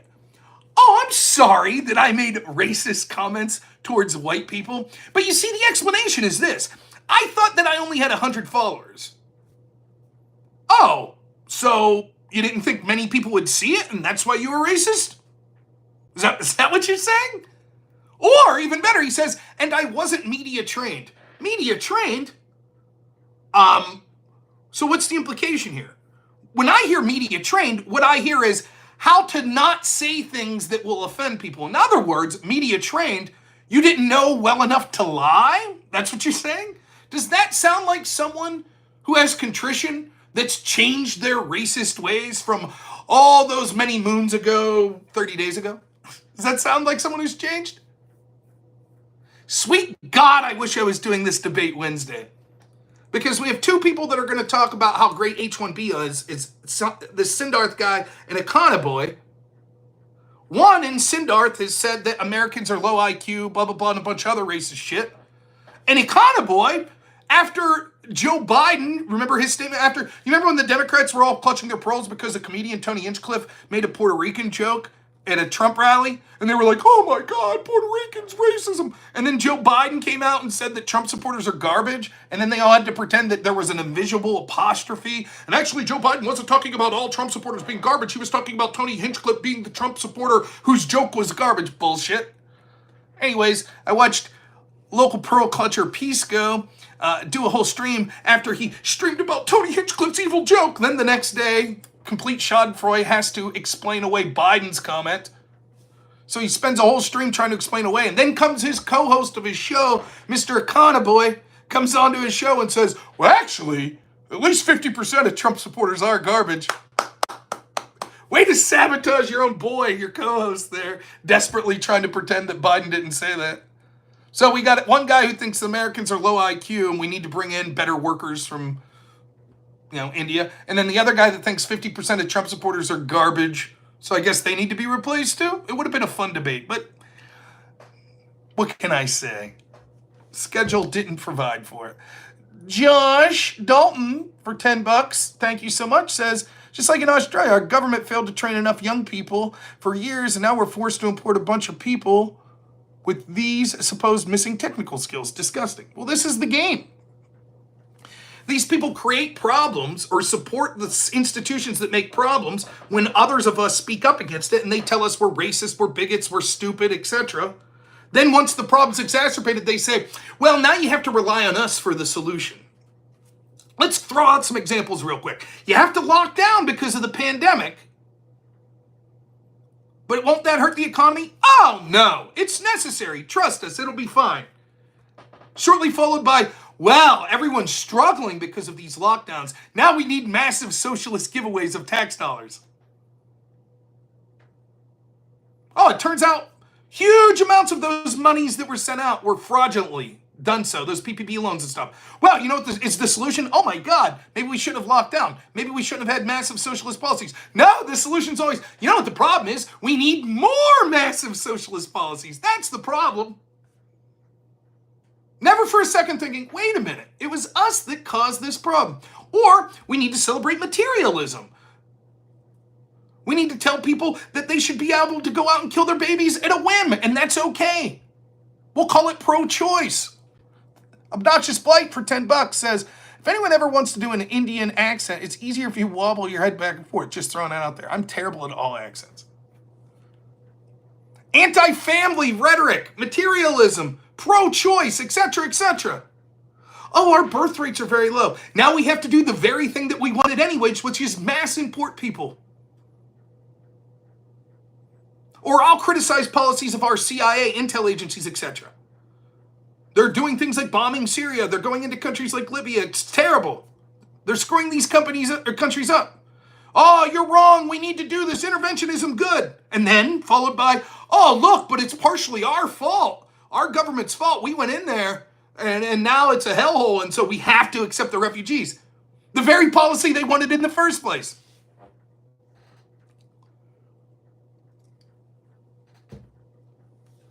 Constantly. Now the immigration prog. We've been telling them how horrible our culture is, how horrible DEI and shit is in our education system, how it's a failure. Talked about like we need radical change, like eliminating the Department of Education. You can't do that. That's terrible. Blah, oh my God. Oh, blah, blah, blah, blah, blah. And then without batting an eye, they're like, well, we have to import a bunch of people from India on H-1B visas because our culture sucks here and our education system sucks. Why does it suck? John Cal, thanks for the $5, says, I think our birth rate's at 1.4, something like that. I'm not doing my part. I only have one kid. Otis Driftwood again for $5 says, they stab you in the back while simultaneously saying, I can help you with that knife in your back. Ridiculous. That's a great way to put it. By the way, these tech people, a lot of them that are just all of a sudden MAGA and Trump and concerned about immigration, you know, most of them have been reliably Democrat, right? The ones that were running social media companies were happy to censor voices like mine, happy to do it to help Democrats, happy to donate to Democratic causes, happy to engage in DEI hiring But now all of a sudden they're like, oh, well, now we voted for Trump and we're Republicans, so you have to give us all the cheap immigrant labor that we want. Because there's a problem with the culture. Oh, never mind that we helped create it.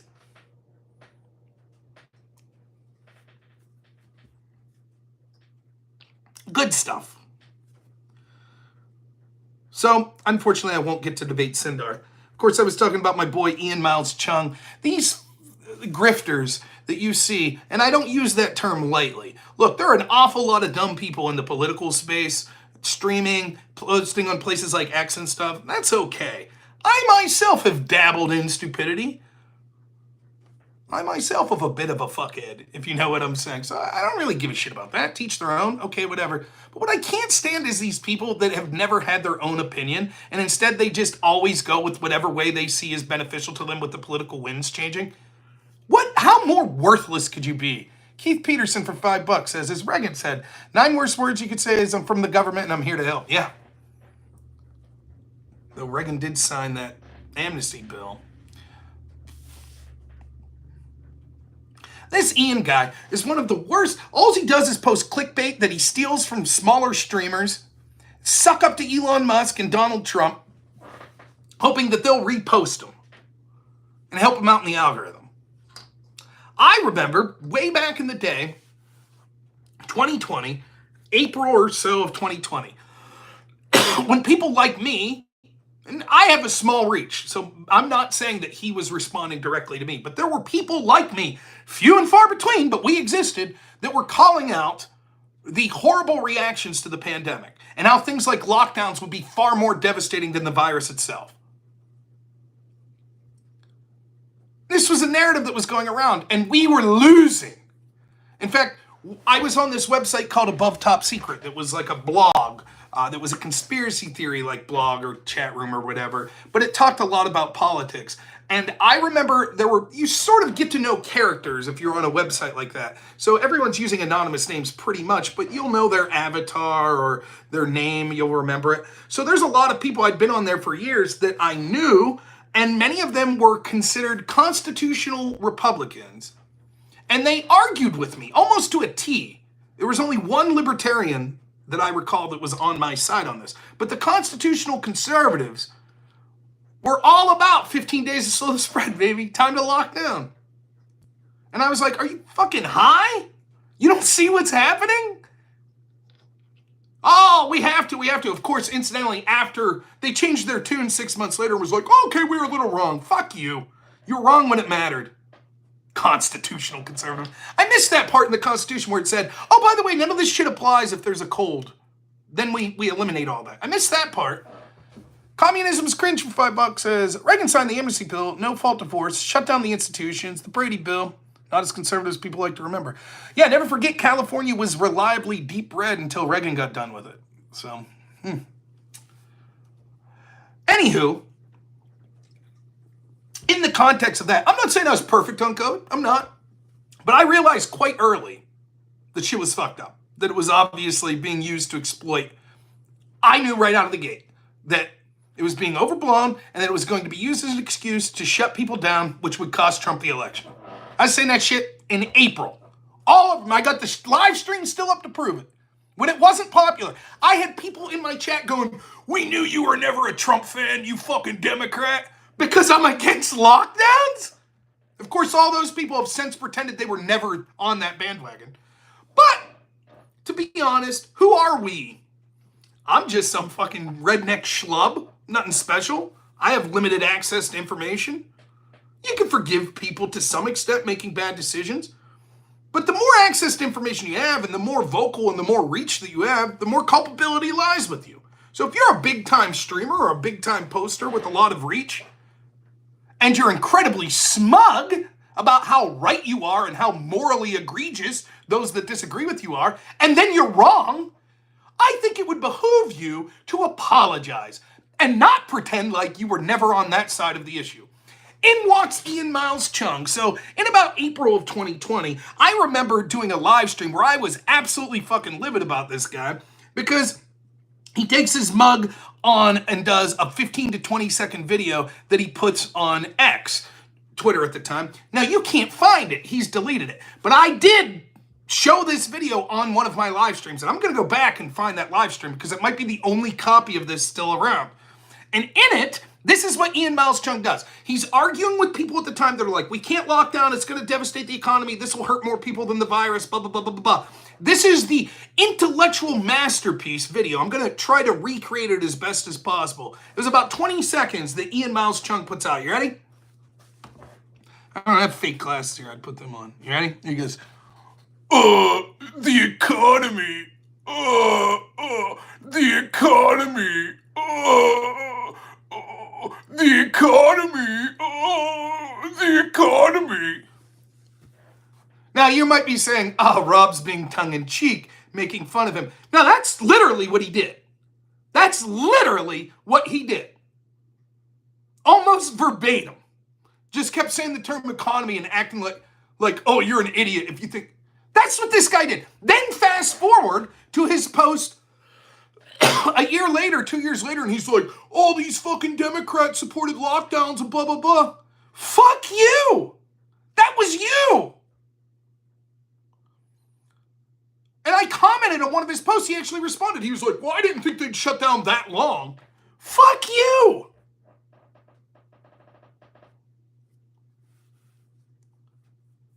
So I knew this guy was a piece of shit. That's even before you get to his obvious clickbait bullshit that he's putting up on X every day.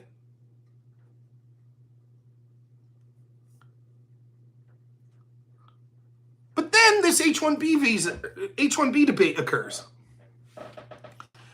And Elon, beating his chest a little, anybody who's against these visas, literally fuck you right in the face, blah, blah, blah. Ooh. So there's this little boy, this little grifter, Ian. Yeah, tell him, Elon. Calling everybody, you're racist. You against H-1B. That's DEI for Americans. That's racism. Blah, blah, blah, blah, blah. And then it turns out, upon a little digging, you see, back in 2022, Ian Miles Chung decided to put a little tweet out about H-1Bs. And he said, put two posts out. He put a blot out, but these are the two that I screen capped. He said, you know, a lot of these tech firms, they exploit the H-1B system for cheap labor at the detriment of Americans. By the way, he probably didn't speak as eloquently as me. And they also outsource, like, gaming or art and stuff like that. Then his second post said, but if you bring this, like, liberal fuckery up, the New York Times will call you racist, which is bullshit. Ian says, H-1B being used to harm American workers by companies to import cheap labor, and when you bring this up, you're called racist. That's Ian 2 years ago. Now Ian today is, anybody who says that H-1Bs are being used to harm American workers is a racist. Literally a complete 180 on the policy. And why? Because Daddy Elon had a 180. And oh boy, Ian needs Daddy Elon to repost him again so he can get more engagement on X so he can make those sweet, sweet X bucks.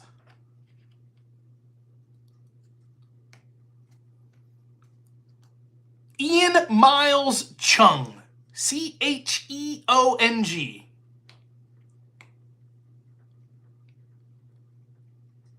I'm so tired, and it's true. It's certainly true on X with conservatives. It's true on the left as well, with the Democrats.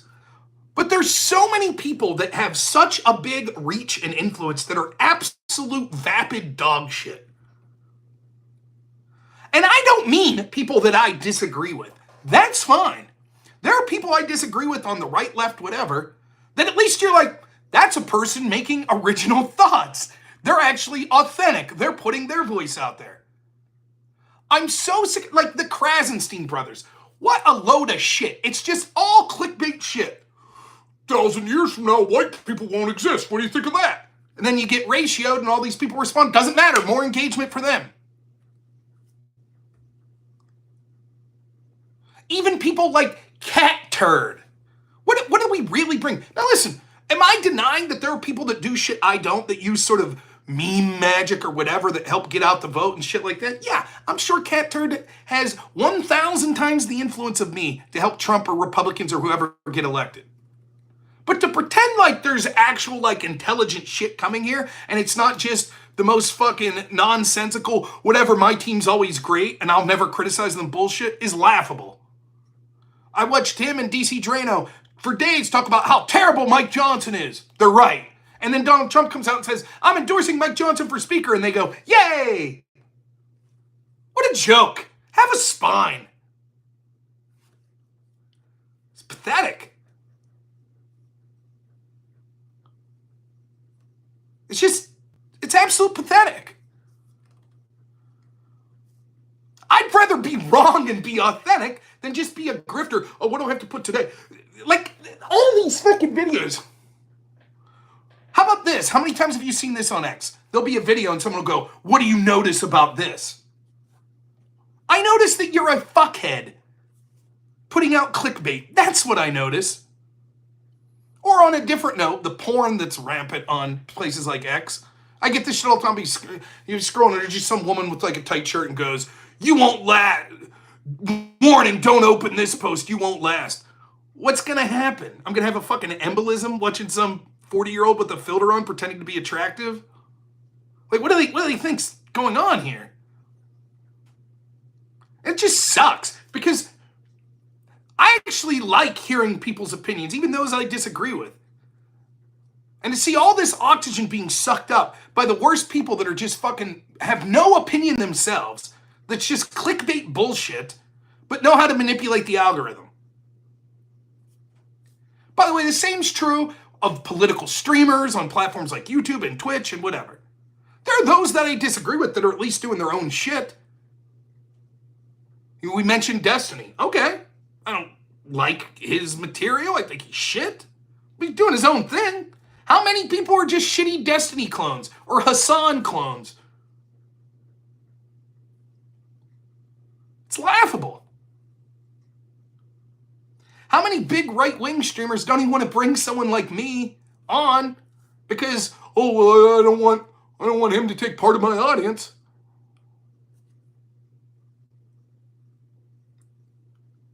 I used to fucking, believe it or not, like I used to talk to Andrew Wilson every once in a while back when we were doing more of like the debate panels and shit like that.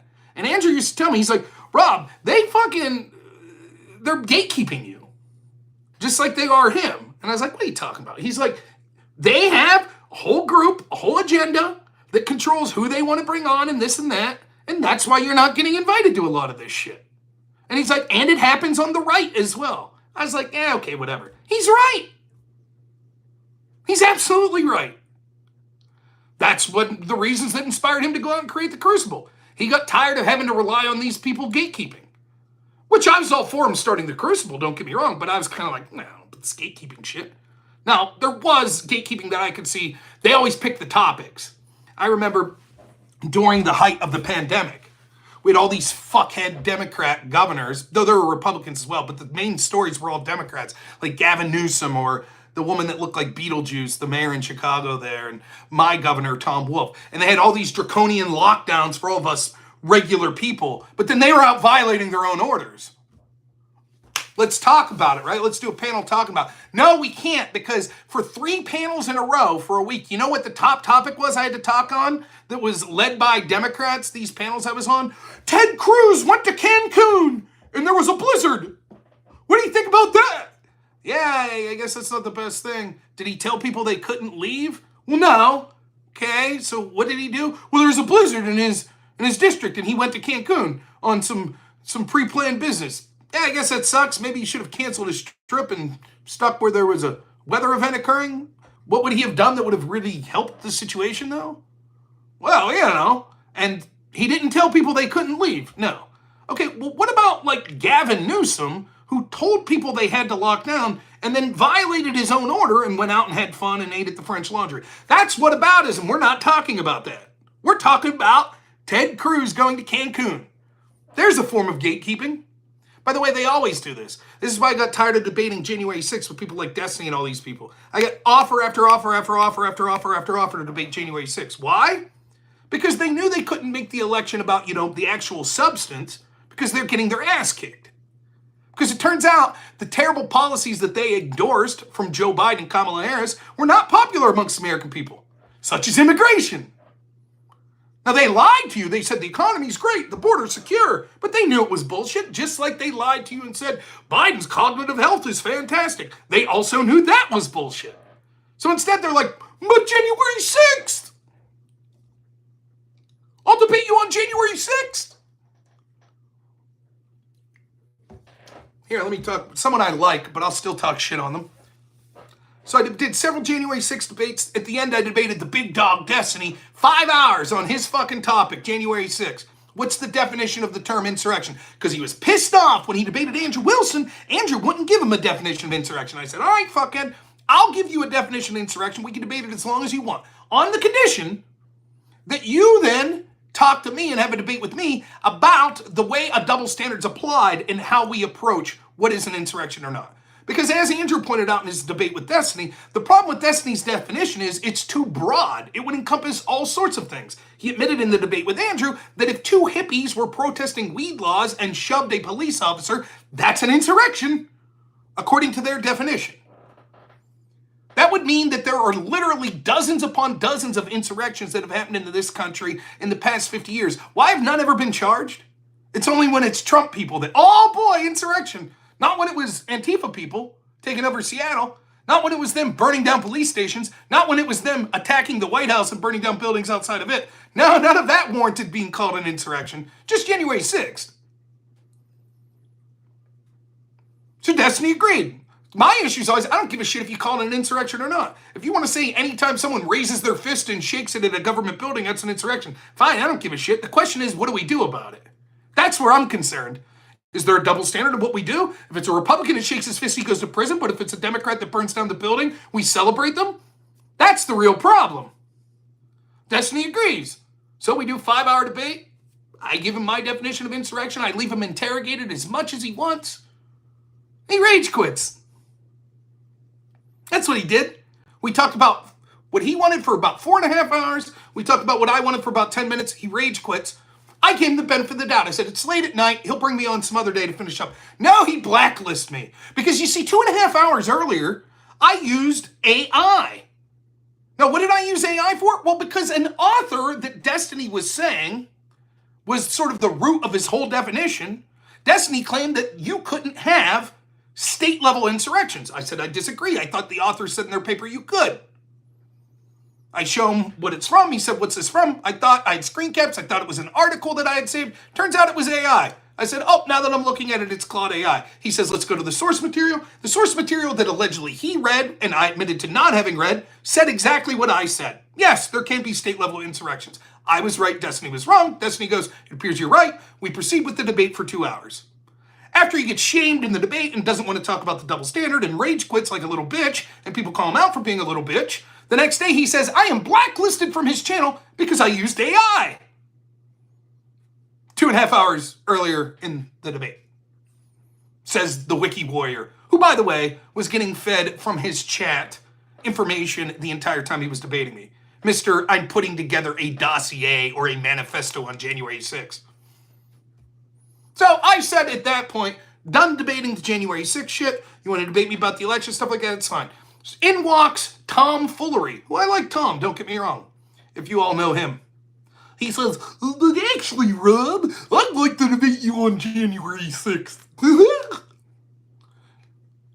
I said, I'm done with this shit. Fuck you people. Does anyone think Tom's better than Destiny at debating January 6th? Or the litany of other Pisco, all the other people I debated? All right, whatever, fine.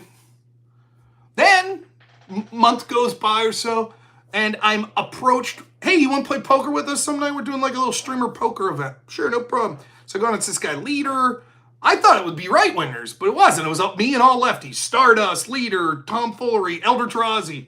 Lefties. Hey, shoot the shit, talk about politics while we're playing poker. By the way, spoiler alert, I won the poker tournament. And what do you think the first thing Tom wants to talk? Well, about the alternate electors, January 6th. Looks like we got that January 6th conversation you wanted, huh? Fucking worms, anyways. Of course, then it's me, 4-on-1, 5-on-1. How do you think it went for them? But what can you do?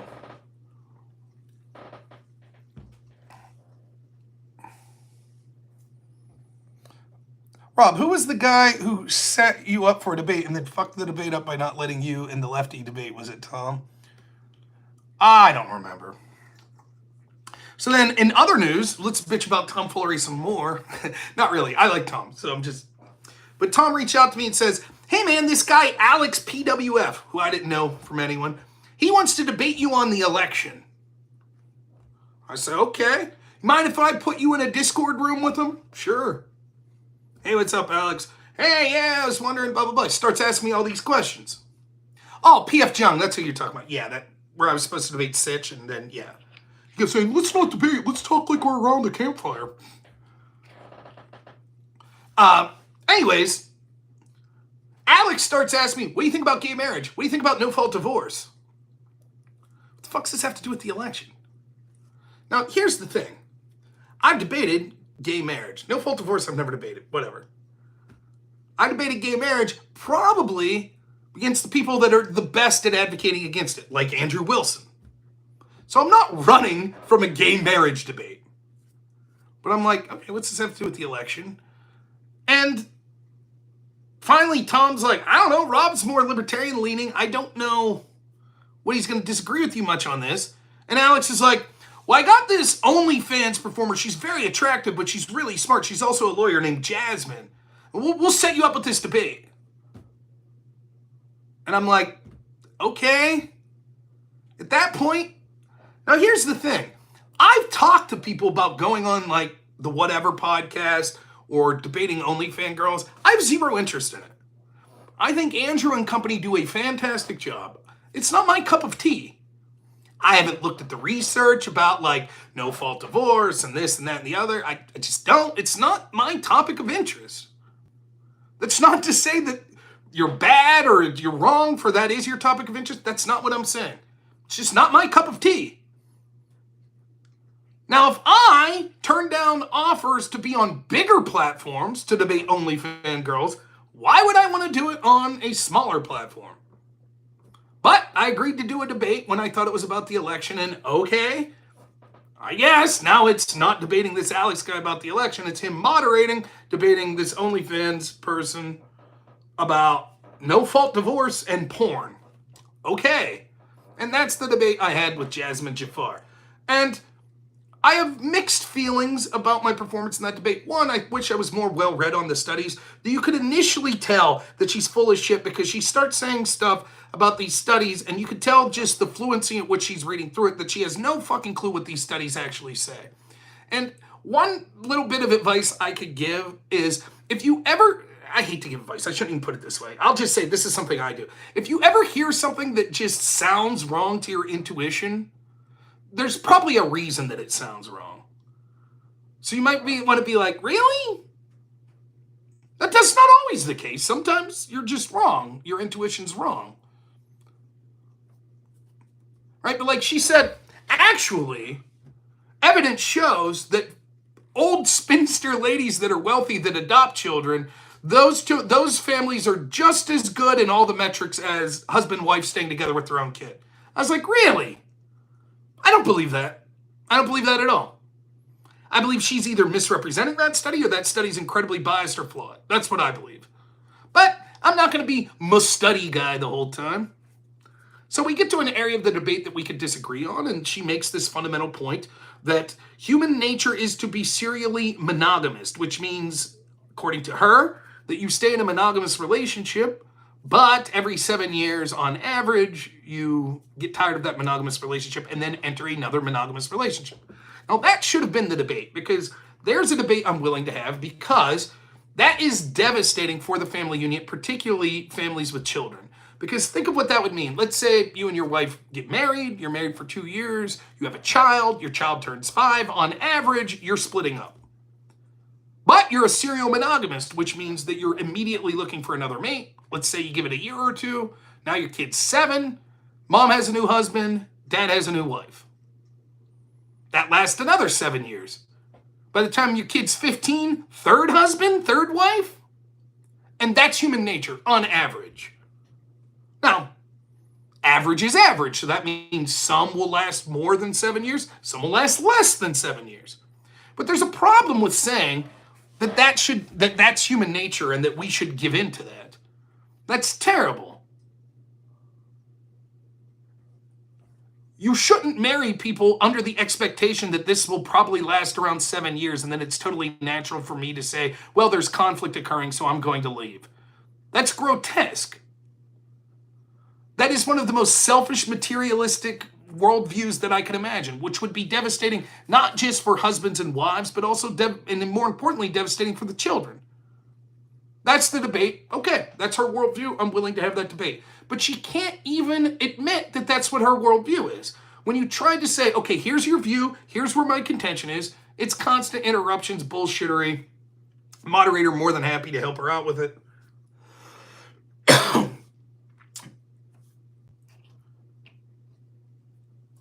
And I'll admit to getting a little frustrated. Now, I was frustrated because it's a debate topic that I didn't really want to debate, that I felt I was kind of brought in a misleading circumstance. The moderator was more than a half hour late getting the debate started.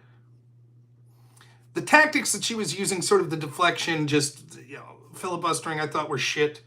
And then, the other thing, when we finally get into the StreamYard I think we were using, she chooses to wear a shirt that is basically exposing her entire breast down to the nipple.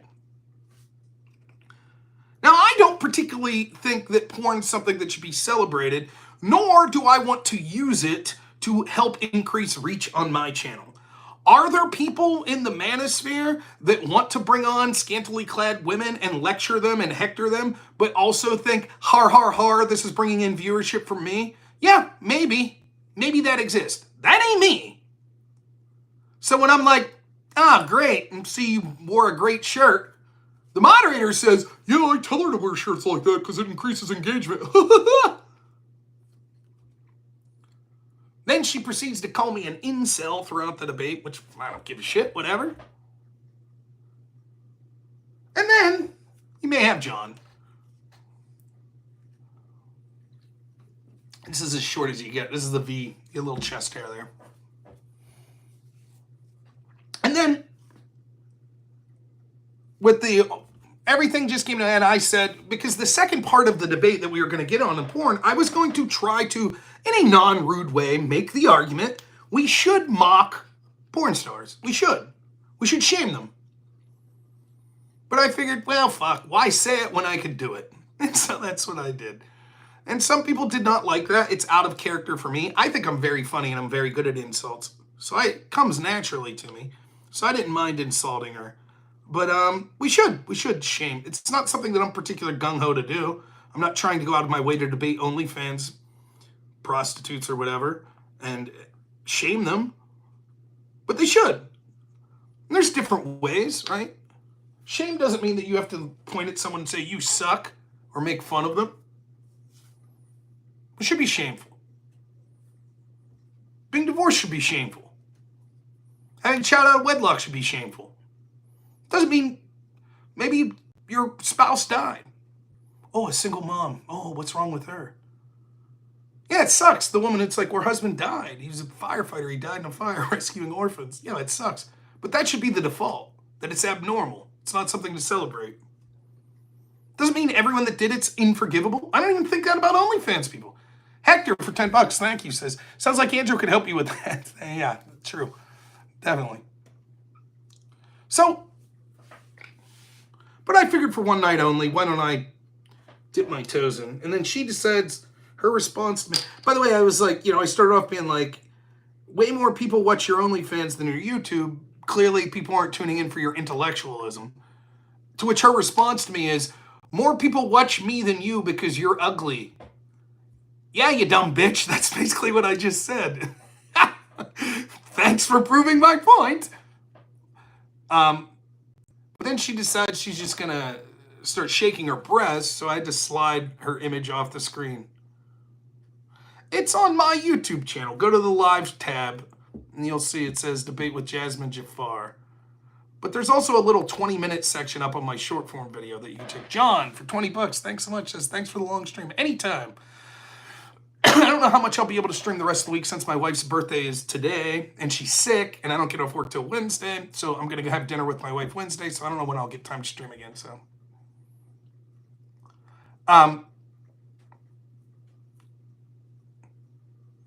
So that's sort of the impetus of what happened. Now, I don't know what Andrew's beliefs are or what other people. I'll say right now, like,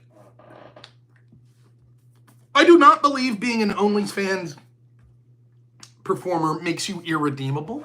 I don't think that that means that you can't become Christian. I don't even wish you ill.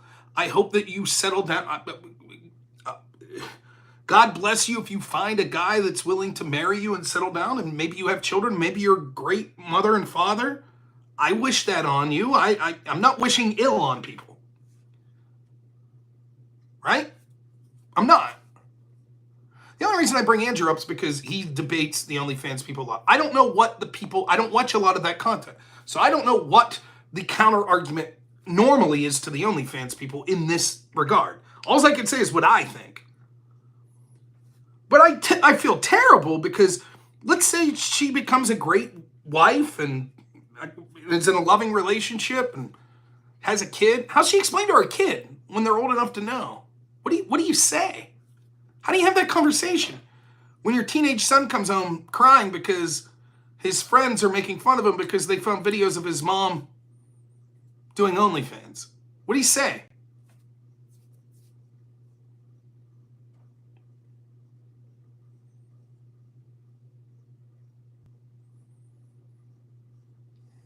I don't know.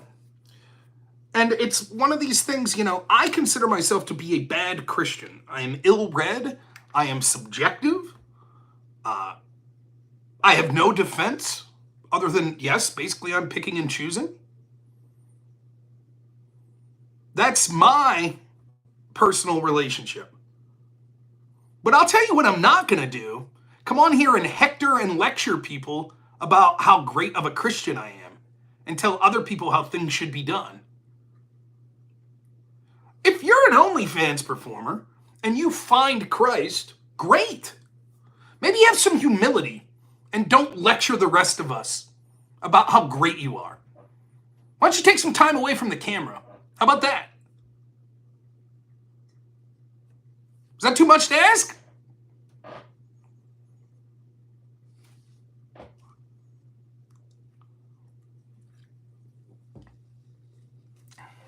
So that was my debate with Jasmine Jafar.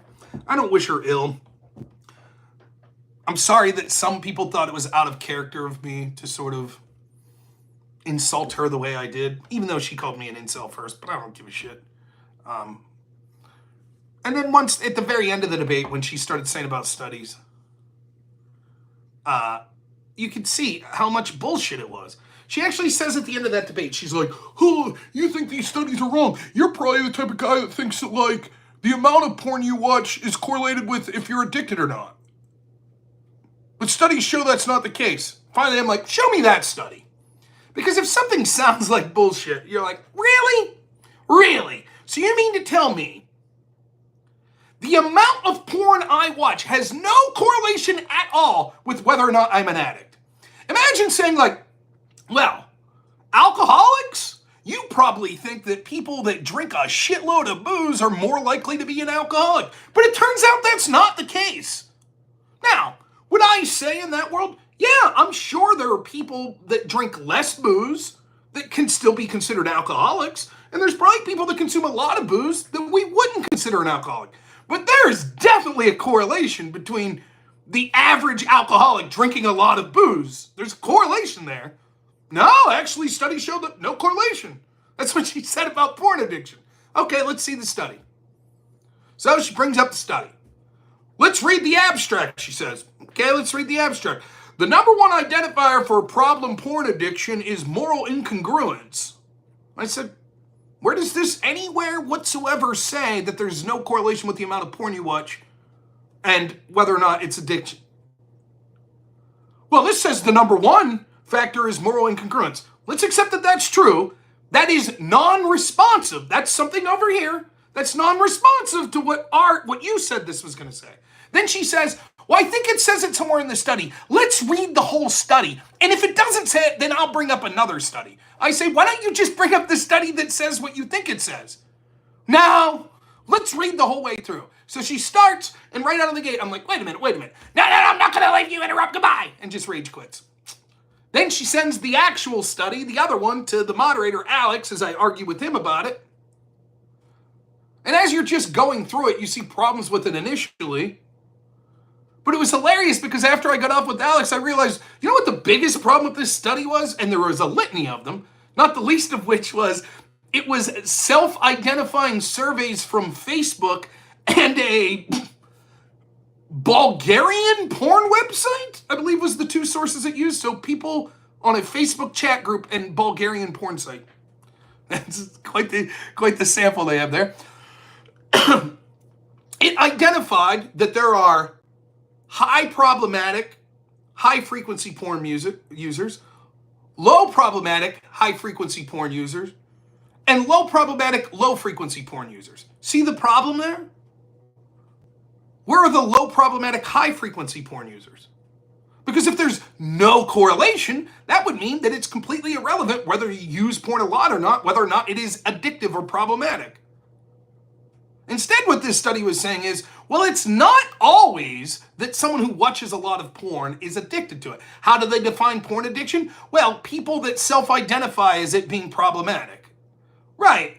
So just like you know alcoholics that say, I'm not an alcoholic, when you're like, dude, your fucking wife left you, you lost your job, you piss and shit yourself all the time, you can't go 10 minutes without drinking booze or you throw up. Nah, but I'm still not an alcoholic.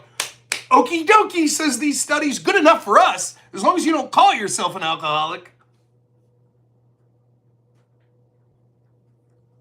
Just a joke. Now Jasmine probably said 8, 9 studies. She said, there's studies that show, there's studies that show, there's studies that show. And I fully admit, like, hey man, this is my forte, I'm just wading into this debate, let's go. And I'd say, I suspect these studies aren't as you say, but if she was so wrong about that study at the end, what do you think the confidence level of her correctly interpreting those previous studies are? Then, of course, I had people reach out to me that look into this stuff more and say, she's full of shit when she's talking about these studies. Nonetheless, that was my foray into debating OnlyFans. Love it. Who else are we talking about? I feel like I'm redoing my show because I did the show with 70 people watching. And then 1,000 people came in.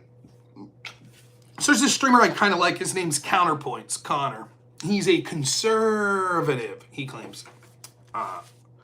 Conor went to work for a progressive PAC called Progressive Victory PAC. Now, Progressive Victory PAC was, I believe, spearheaded by Brianna Wu, trans activist / progressive, I don't know.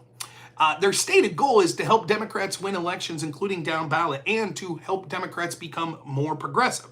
Now, you might think progressive, that sounds antithetical to conservative, and you'd be right. They're basically diametric opposites. And yet, Conor, because he doesn't like Trump, decided he would go to work as a conservative for Progressive Victory PAC and take money from them so he could hang out with his buddy Destiny and their other orbiter buddies at real-life events and get paid thousands of dollars every month.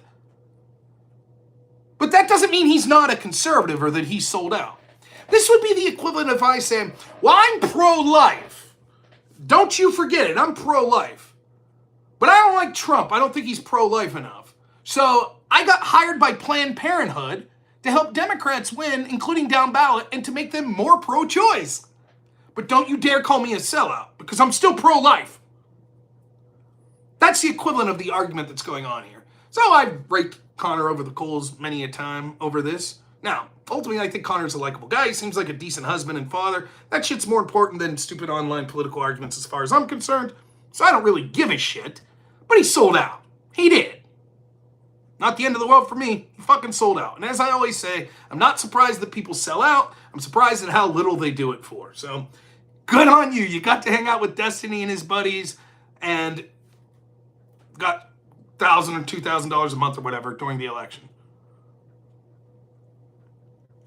But what I find funny is him and a litany of other people. He was the one I saw do it today, but there's a lot of other people. When I criticize Trump, who I voted for, they're all like, oh my God, whoa, look at that, whoa,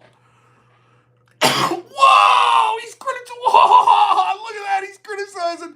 He's not a sycophant that just agrees with everything his side says 100% of the time. What a loser.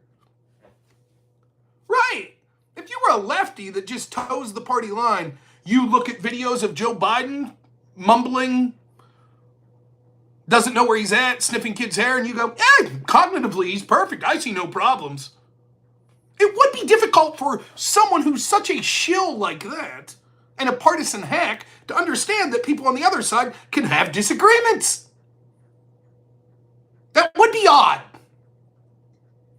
And if you're a conservative that was willing to take money to sell out to help progressives win elections and to help the Democrats become more progressive, then it might seem odd to you that someone like me, who supported Donald Trump, might criticize Trump when he does things I don't like. Could seem odd. Isn't that weird? Wow, Rob's criticizing a politician that he voted for.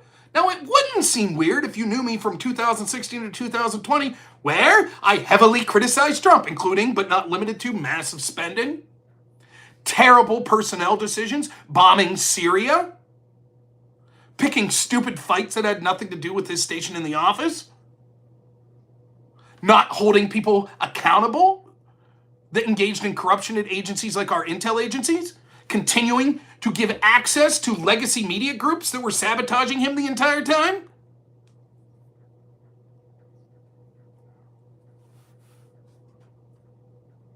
But then, Rob, how could you vote for him? Because he was better of the two choices? If you are any sort of free-thinking person, there will never be another person that 100% agrees with you with everything, let alone with just politics. Ever. And so you should never be obligated that if you vote for someone, then you could never criticize something they've done. Bullshit. If you find yourself having difficulty finding something to criticize someone for that you voted for, then you may want to question whether or not you're being too sycophantic. Because I bet there's something there. So what is this insult? Oh, leopards eating your face party. Here you go. Well, what exactly is the leopard eating my face? That I don't like Trump endorsed Mike Johnson for Speaker of the House? That's the leopard eating my face? Instead, I should have voted for Kamala Harris, that openly advocated, whose party openly advocated for censoring people like me online? What fucking sense does that make? So if you're out there and I don't give a shit if you're right or wrong, that's not the point. You might say, I'm criticizing Trump over his policy on Ukraine, and I might say, you're a fucking idiot. Trump's right on that policy. That's irrelevant to the overarching point, which is, if you disagree with Trump or anyone else that you voted for or anyone else that you support, maybe you disagree with me, maybe you disagree with Andrew, maybe you disagree with Tucker Carlson, maybe you disagree with Glenn Beck, Ron DeSantis, it doesn't matter. When you see some dumbass go, look at you disagreeing, say, fuck you, that's because I'm human. I'm not a hack. I'm not a shill like you people who were willing to defend Biden even amongst the most obvious of things about his cognitive decline. Oh, it's all cheap fakes. I don't see any evidence. It's pathetic. And they think this is an insult against you. Lastly, the last thing I'll say is, so Conor, Enjoy that shit Santa. And he's like, oh, you supported Trump for free. Ah, Crucible, what's happening? Thanks for the $100. Thank you, man. Gotta send the Christmas present, Rob. Sorry it's late. I've been tied up with a lot. You're still my favorite debater. Thank you, Crucible, man. You're the best. Thank you. I'm gonna take that $100. Let me tell you, I'll tell you all, now I'll play in your heartstrings. I'll tell you all a sob story. I remember growing up, I'll say this real quick about Conor. So, last thing I'll say is, if you're listening, Progressive Victory Pack, I don't think Brianna Wu works for them anymore, but if you are listening, anyone from Progressive Victory Pack, please, please, please, please consider rehiring Conor and Wick and Pondering and all of those other people. They did such a phenomenal job. They were great. Woo! I feel like if Pisco would have just made one more Tony Hinchcliffe X-post, Kamala really had it. Almost. They almost did. Progressive Victory almost pushed them over the pack. If they would have complained about one more Puerto Rican joke, that would have been it, man. So, rehire them again. Spend even more money. Brilliant strategy. Pony up some real money for a real conservative that can actually argue. How about that? Pay some big bucks to get someone to sell out, not some grifter like Conor. So, I remember growing up, my parents used to say, I don't know if other people have this experience as me. You have the experience where you drink half the soda and you leave it there, and your parents be like, what the fuck are you doing? Like, you're wasting money. What's that about? And then once you move out, you're like, oh yeah, that is a shit costs money. Wasting stuff sucks. Once it's you paying for the bills, it's different. Then you're shutting the lights off. You're not drinking half the soda, leaving it lay, and stuff like that. One of the things my mom used to always tell me is, you can count like clockwork. Anytime you have something coming up that you know that you're going to spend money on, that's exactly when things in your life will come up that are emergencies that cost money. So she would always complain about Christmas, like, you buy gifts for Christmas, and that's when things happen.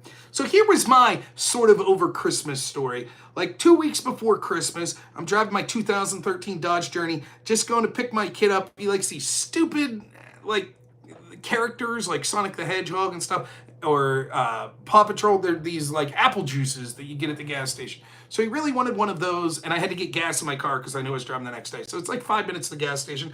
I go, it's one day that it's a blizzard out, and when you know it, my car stalls out going up the hill. Long story short, it was the alternator and a bunch of other things needed done. Now, it was due for inspection next month, but I just got it inspected. $611. Okay. Then it turns out that the ball joint went out, or the bearings or something. I don't even know. So that's going to be another $400. So there's $1,000 over the holidays that you're like, yay. And then the real bummer news was, I have this little shitty old dog named Annabelle.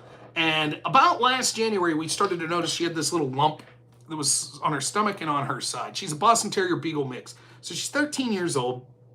And the lumps were noticeable, so I took her to the vet. And they basically thought the one on her side was probably cancer, but they couldn't operate on it until her blood work got better because she had a heart murmur and this, that, and the other. So we kept taking her back over and over and over again and getting new medicine for her, and her blood work was never getting better. Eventually, it's like $600, $700 a trip. Eventually, the vet was like, look, man, we did more scans. It turns out there's more what looks like cancer. You can keep bringing her back, but we're probably not going to be able to do anything, so just make her comfortable.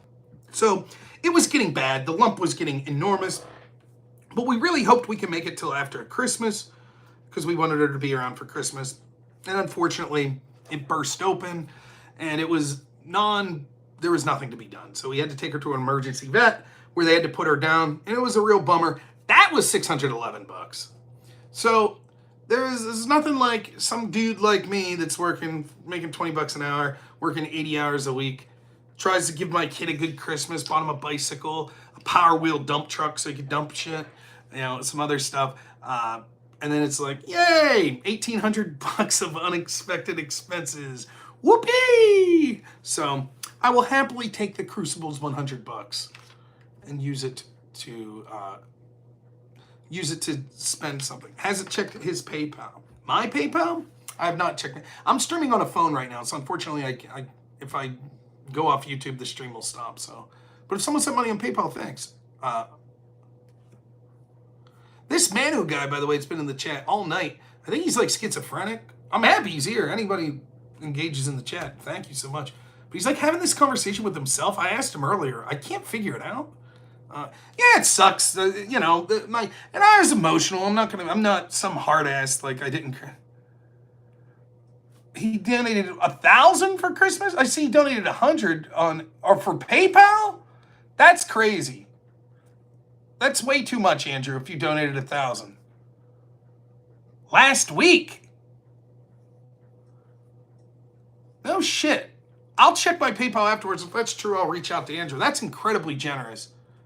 Nah, I never check my PayPal and shit. I'm a fucking idiot. My wife handles my finance. Thank you so much, Andrew. You did it on stream. So I look like a huge asshole then. Send me the link to your stream, dork. How do I do that? Wow. Thank you so much, Andrew. That's incredible. Well, I'm not an asshole who's not thankful. I just didn't see it. I'm so sorry. That's incredibly generous. Now, you may or may not believe me. I assume Crucible Limited's Andrew. But I was actually talking about you before you came on in this sense, because I was just rambling. We talked about all kinds of stupid shit tonight. We were talking about debate in college and all of that good stuff. I can't believe how backstabbing so many people online are. And my philosophy is this. This is my philosophy in general life. If you're a man, you've probably had this type of situation. Do you ever go out like to the bar or something and you're with your friend and your friend's acting a fool and he's the asshole and he starts a fight? I've had that happen many times in my life. But it's still your friend. It doesn't matter if they're the asshole. It's your friend. Or maybe it's your brother or your dad or whatever, right? Loyalty's important. We were talking about this because I was talking about this shit-ass grifter Ian Miles Chung. And what is really going on with him and Elon? You know, maybe Elon just likes Ian and considers him a friend and he's going to be loyal to him. And that's okay. I still think Ian sucks. But loyalty to friends is good. And so someone was talking about this Brittany Venti chick, which I don't know. And I thought it was Brittany from Politically Provoked. I've never interacted with Brittany Venti. And then they were saying that, you know, she had a conflict with you. And I thought maybe I'm wrong about this. It had to do with this lady that I did an interview with one time named Tree of Logic. And Tree was saying some shit. And I was just like, I really don't give a fuck what the people say about Andrew, because Andrew's done right by me, so fuck him. I got Andrew's back on it. You don't need my back. You don't need me out there yelling at other people, but that's how I feel. I had someone come in my Discord like a month ago, and they're just giving me the most crazy amount of shit. Oh, have you looked into Andrew's background? And blah, blah, blah, blah, blah. And this one time he said this in this debate, and blah, blah, blah, blah, blah. And I'm like, nah, I just don't give a shit. Fuck off. Jordan, thanks so much. $5 says, told your brother that I'd super chat you to let you know he wants Ohio State to win the championships now. He said, boo, Penn State. Oh, Penn State already lost? I didn't even know that. And he's cheering for Ohio State as a Penn State fan? Damn. But I can't believe that it's something that needs to be said. I guess, though, when we have the ideological leaders of our movement that are saying that the highest achievement possible is working 80 hours a week. Tristan, thanks so much. Stream link for Andrew. How do I find the stream link? I don't know what that means. I've not been drinking tonight. Someone explained to me what I'm supposed to do with the stream link. Because I'm on my phone, so all I can see is I can switch my camera, I can mute my mic. It means I need a link to join your stream for a minute. Oh! I don't know if I could do that because I'm on the phone.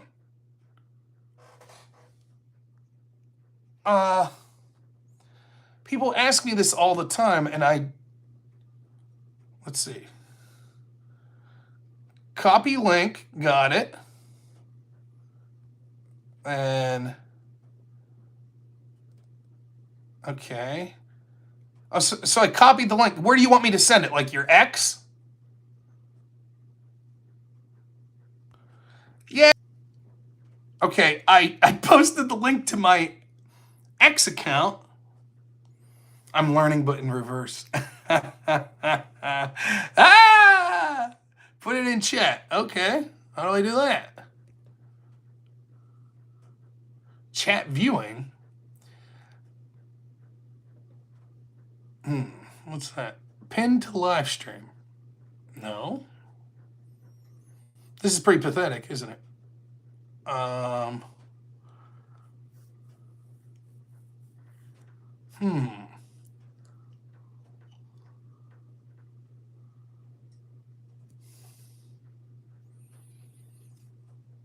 Boomer tech. That's definitely. You would think there's an easy button to enter my own chat.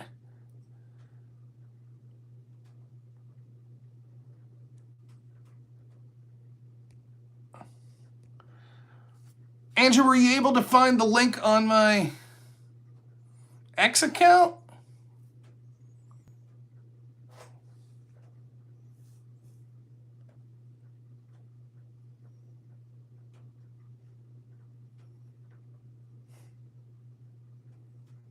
It's not there. There should be a post. Oh, fucking hell. Okay, I click you.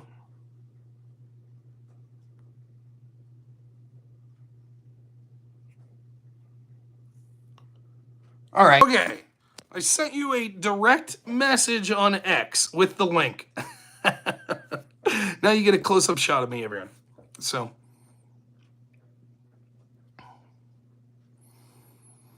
Yeah, this is, people all the time will be here, because here's, for those that don't know, here's my situation. So when I go to work, I do home health care, and I get stuck here 24/7. So I'm off the clock right now, so I can do what I want. I'm not getting paid.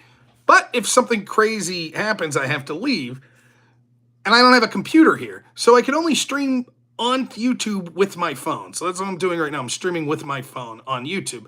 So I don't know how to do debates with people. People be like, well, can I call in? I don't know how to do call-ins. And no one's ever really instructed me how. So I just kind of say like, yeah, we can call when... Oh, you want the link to... Just tell me if it's the same PayPal. I don't see anything on PayPal. My PayPal's just at Robert Knorr. Why don't I bring a laptop? Believe it or not, my company has restrictions on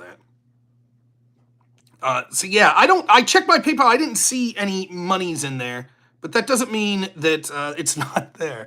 But I checked. It's at Robert Knorr, RobertNoerr.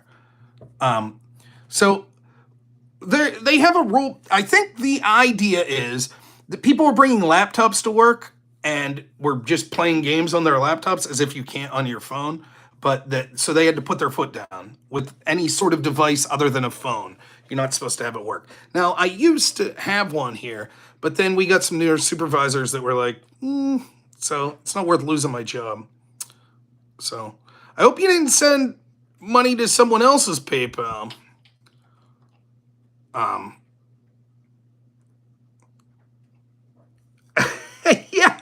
Yeah, it's that would be a real bummer.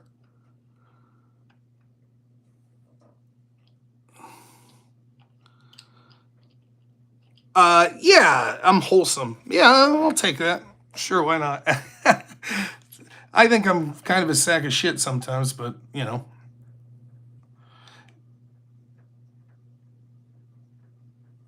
Yeah, I just got something now. Now, it came through. And it came through in my email. Thank you, Rachel. You guys are the best. That's really incredible. It really is. My absolute favorite people to watch stream in my favorite community. What I've said this from day one. I always find it funny that the book on Andrew and Rachel is how mean and, oh my gosh, they're so mean to people. Most people in the streaming world pretend to be nice and they're the most cutthroat assholes in the world. And with Andrew and Rachel, it's like, yeah, they'll be aggressive and abrasive when debating, but even people who don't even remotely politically align with them, thank you so much, Rachel, will be like, yep, totally fair to us.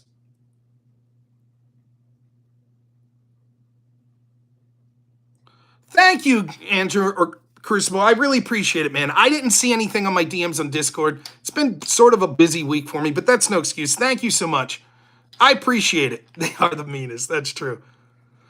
But it's amazing. It's amazing how many people cultivate this image as being these really sweet, nice people. And then we were talking about this earlier. Like, they can't wait to pick over your carcass as soon as something bad happens to you. Like, oh, maybe 5 more viewers for my stream. It's absurd. Like, I can't believe it. I always, we were talking about like a streamer like Destiny. I actually, believe it or not, I felt terrible after the assassination attempt on Trump to see what Destiny was becoming. Because as much as I dislike him, and I do, and I dislike his political positions, it looked like a guy spiraling out of control. And it looked like a guy who might say some shit that convinces a member of his audience to go do something really bad. And so I ain't reaching out to the dude. I think I sent a message. It was like, hey, you're all right? You want to debate or something?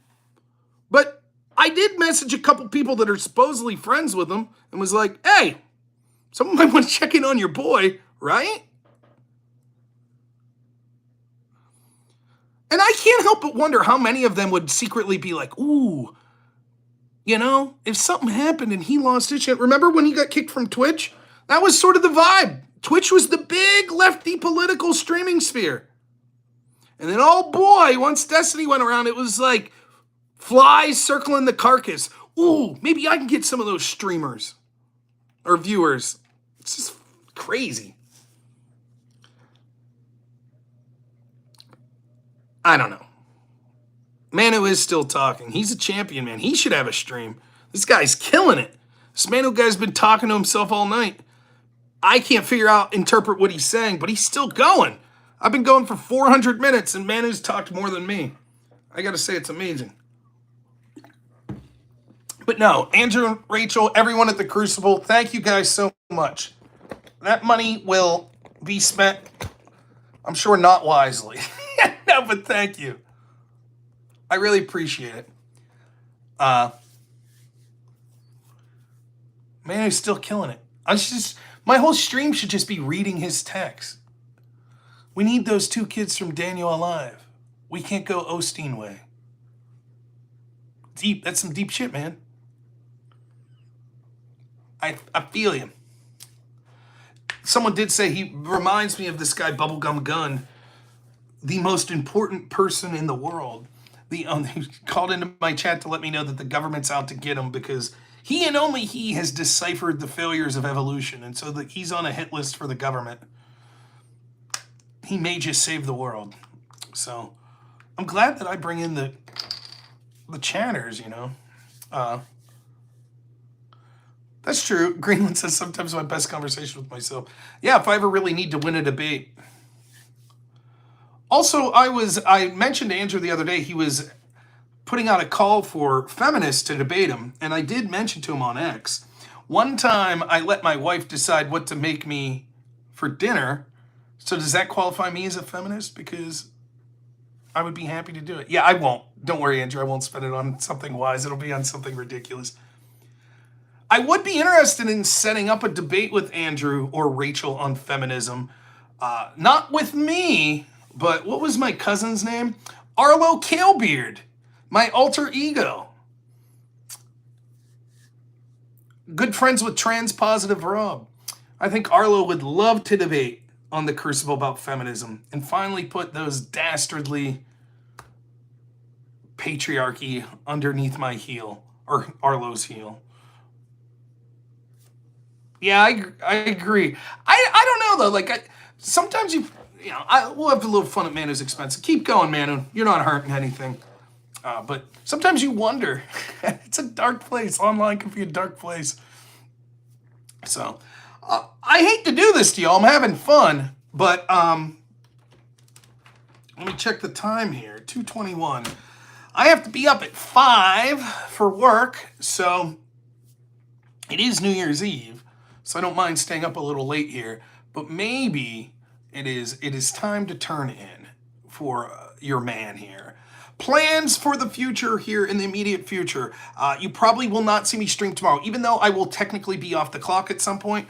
I do home health care with adults with disabilities. The gentleman I work with the most loves staying up till midnight on New Year's Eve watching the ball drop. So we're going to watch, I think the plan is, I've convinced him to watch Die Hard, Die Hard 2. We'll just go through a list. Though, let's be honest, the first is the best. It was between that or Lethal Weapons and going through those. But I think that's the plan tomorrow, to watch some Die Hard and then watch the ball drop. And so I won't be streaming after that. Wednesday, I probably won't be streaming either because it is my wife's birthday today. And seeing as how I have to work, the first day I'll get to see her is Wednesday. And so I'm going to either make her dinner or take her out to dinner. That's going to be the plan Wednesday, Thursday. So you might see me stream Thursday, and I'll certainly stream Friday. Grid Motorsports wanted to do a stream with me Friday, so we'll try to set that up. The plan is for the new year here, a couple things going on. One, anyone who's a member, we're going to try to get some exclusive member-only content out there. So be looking for that. Second, I'm going to be doing shorts almost every day. So YouTube shorts, I'll try to put those on Rumble and X as well. But that's the plan, to be doing shorts and other short form content. We're trying to get at least one video out a day of short form content. So look for that to be coming. Third, I'm going to start trying to do debate reviews. And that's where I'll be taking suggestions for 20 minutes to 30-minute clips of debates that people have had. They could be debates online. They could be debates between streamers you've seen. They could be panels, whatever. But it has to be 20 to 30 minutes, because my problem is when I review a debate, I usually talk 4 times longer than the actual video itself. So if I review a 2-hour debate, it'll probably be a 6-hour video. So it's going to have to be like 20, 30-minute chunks. But we're going to start doing things like that. And then I'm going to try to line up more debates with people. It's something I'm going to try to do. And who knows, maybe some real-life events and things like that that's coming up. So believe it or not, there are still some people involved in politics here in Pennsylvania that still do talk to me.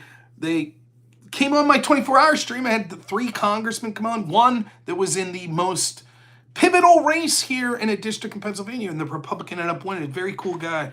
We're going to see if we can get him back on. And then, of course, my Representative Glenn Thompson, Representative Dan Muser, and then a bunch of people in the Pennsylvania GOP. So we're going to try to be doing that. And then the last thing I'll say, this is a long shot, but I used to have a radio show out of Williamsport that aired from 10 a.m. to 12 a.m. on Saturdays.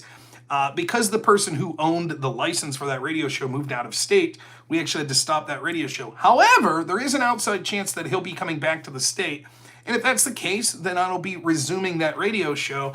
That will also be live streamed to my channel as that's going on. So you'll be able to tune in via the radio or via live stream. Now, the reason that I did this radio show in the first place is I think that there is a huge opportunity to connect the traditional sort of conservative talk radio base, the people that listen to Rush Limbaugh and other folks like that, with sort of the modern streaming type base. I think there is a disconnect, that there's probably an older generation of people that don't really know that there's good content on spaces like this. And I would like to be able to bring some of that audience over into these spaces. I think it would be a very good idea.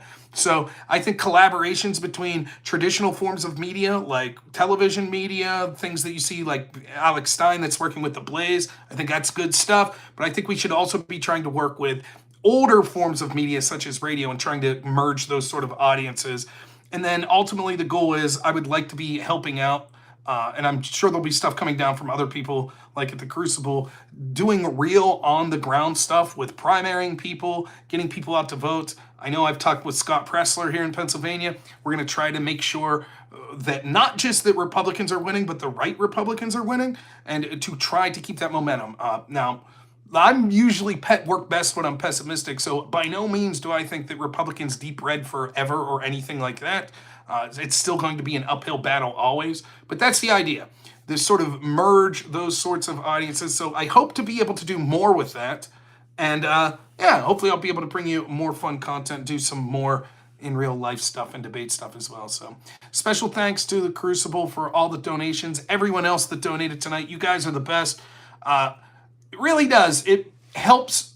I would do this show and I did for years with only 1 or 2 people watching. That's fine. I did it as a hobby. It is not my career. Maybe someday it will be my career, but right now it is not my career. But I would be lying if I said that even though I would still be streaming if it was only to 1 or 2 people, that it's not inspiring to see a bunch of people that wants to listen to some fat redneck like me at the wee hours of the morning.